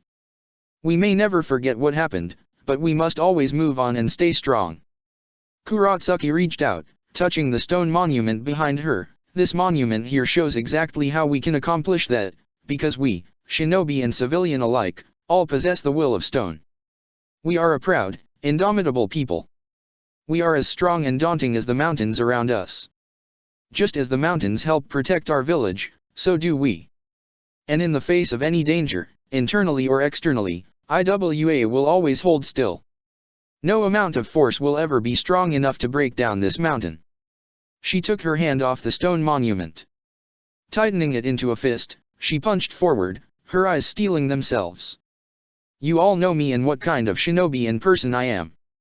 I can promise you that I will have the will of stone in all of my actions and will do everything in my power to keep this village strong and safe. And more than anything, I will do everything to keep our village united. Kuratsuka stated. I am new to this, so maybe I'll make a mistake, tell me. I want our village to be open and honest with each other. I want this to be a village where everyone can be honest amongst ourselves. We all share the same pride and love for Iwa and only want what is best for this village. We must all be willing to work together in order to better develop Iwa.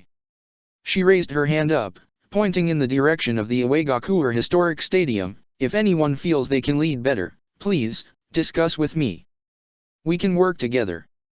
If you feel that you personally need to lead, then we can duel. Know, though, that I will always be open for a dialogue. Cause I want our village to remain united. Kuratsuka paused, taking a deep breath. Gripping onto her hat, she finally raised it and placed it on her head. Wearing it proudly, her eyes began moving across the audience watching. I love this village and everyone in it. Iwa has been my everything since I was born and I will do everything to serve it and all the people of this village until my very last breath. I will do everything to honor my predecessors, Kamaizuru Ishikawa, Mujin no Mu. She paused again, taking another breath, before continuing with a fire in her eyes, and Raya Tenbin no Onaki. Their dedication and love for Iwa, along with the sacrifice of every shinobi past and present, helped shape this village to this point and I will do what I can to continue in their great work. I promise you all to do everything in my power to lead this village as fairly as I can. The crowds of people burst into applause, cheering loudly in support. All hail Godame-sama. All hail Kuratsuka-sama. Well, you're there, Kuratsuka. You did it. Roto noted, a smile on his face as he looked at his teammate. I can't believe it happened so soon. It felt like yesterday we were just genin together, starting out. But you always were something special. This was your destiny. His smile turned into a grin as he nodded his head, taking off his sunglasses to look at her directly with his eyes. "Kick ass, go Dame-sama." "Humph." Sounding like a hero in a shonen manga. Risho chuckled slightly. "But that's a fair note. You are indeed heroic, Kurotsuki. I doubt there's a single person in IWA that loves the village more than you." Instinctively, Risho unsheathed his swords and lifted both up, pointing towards Kurotsuki. "I was proud to fight by your side as your teammate, and I'm even more proud to fight under you." Composed, but filled with an earnest emotion and passion. "Marvelous speech," Han noted, grinning. The Gobi's Jinchura key memory turned back to the mission on Tenchi Bridge, where Kurotsuki, Risho, and Roto all stayed behind to help him fend off Akatsuki long enough for the Konoha shinobi to join up with them. "All those years ago, I was surprised that you and your teammates risked your lives for me. But looking back, it makes sense. You all care so much for the people around you." A genuine smile developed under his mask as he started to clap. "You are one of the best humans I have ever had the pleasure of meeting, and you becoming Tsuchikage gives me hope for a better future for IWA. Hey, Onaki. Rashi's eyes moved up to the sky, a grin on his face. "You see this? Your little girl is gonna do great things." At the very front of the cheering crowd stood the 4 Konoha shinobi. Dosuo, Susumu, and Teiwa were all clapping, cheering for the new Go-Dame Tsuchikage. Shikamaru stood by their side, simply staring at Kurotsuki, with the widest grin he had ever worn. "You finally did it, Kurotsuki. And you're going to do even more great things," he noted, nodding his head at her.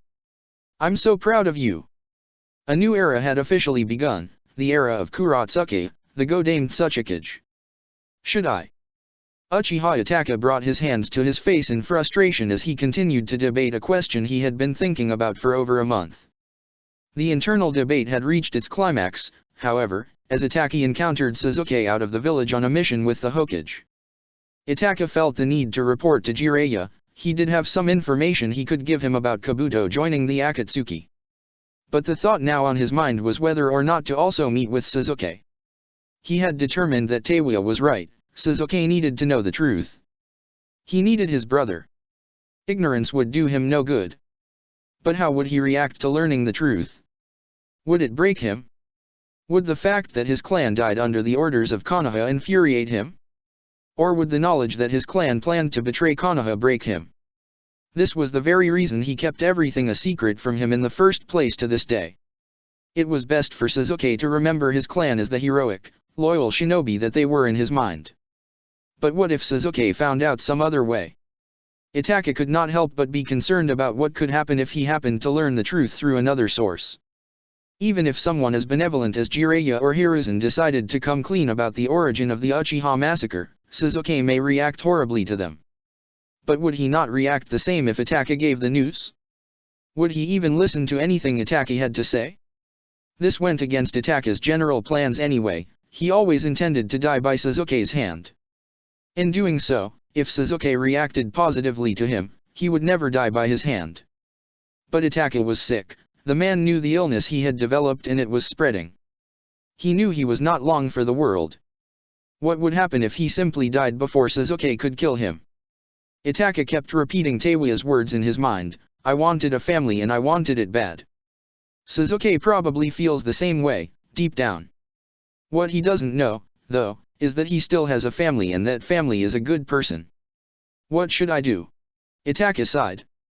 The Uchiha continued to silently observe the Konoha shinobi through a crow. His debates continued for days. They were getting closer to Konohagakure and it was probably the last day he could easily converse with the Uchiha. As sunset finished and the moon was starting to rise, the Konoha shinobi stopped traveling for the night. The group began preparing for the evening. In the process, Sasuke walked off away from the group, looking for something to hunt and cook. Uchiha Itaka bit his lip. He knew Zetsu was nowhere nearby and Sasuke was finally alone. "Damn it, Teiwa. Why'd you put this thought in my head?"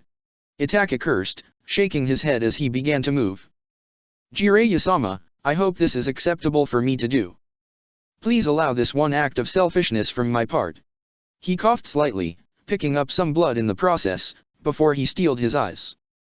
"Sasuke, please, you have no reason to, but please listen to me. With that thought in mind, Itaka disappeared, moving towards his target. Check the description for the links to the author.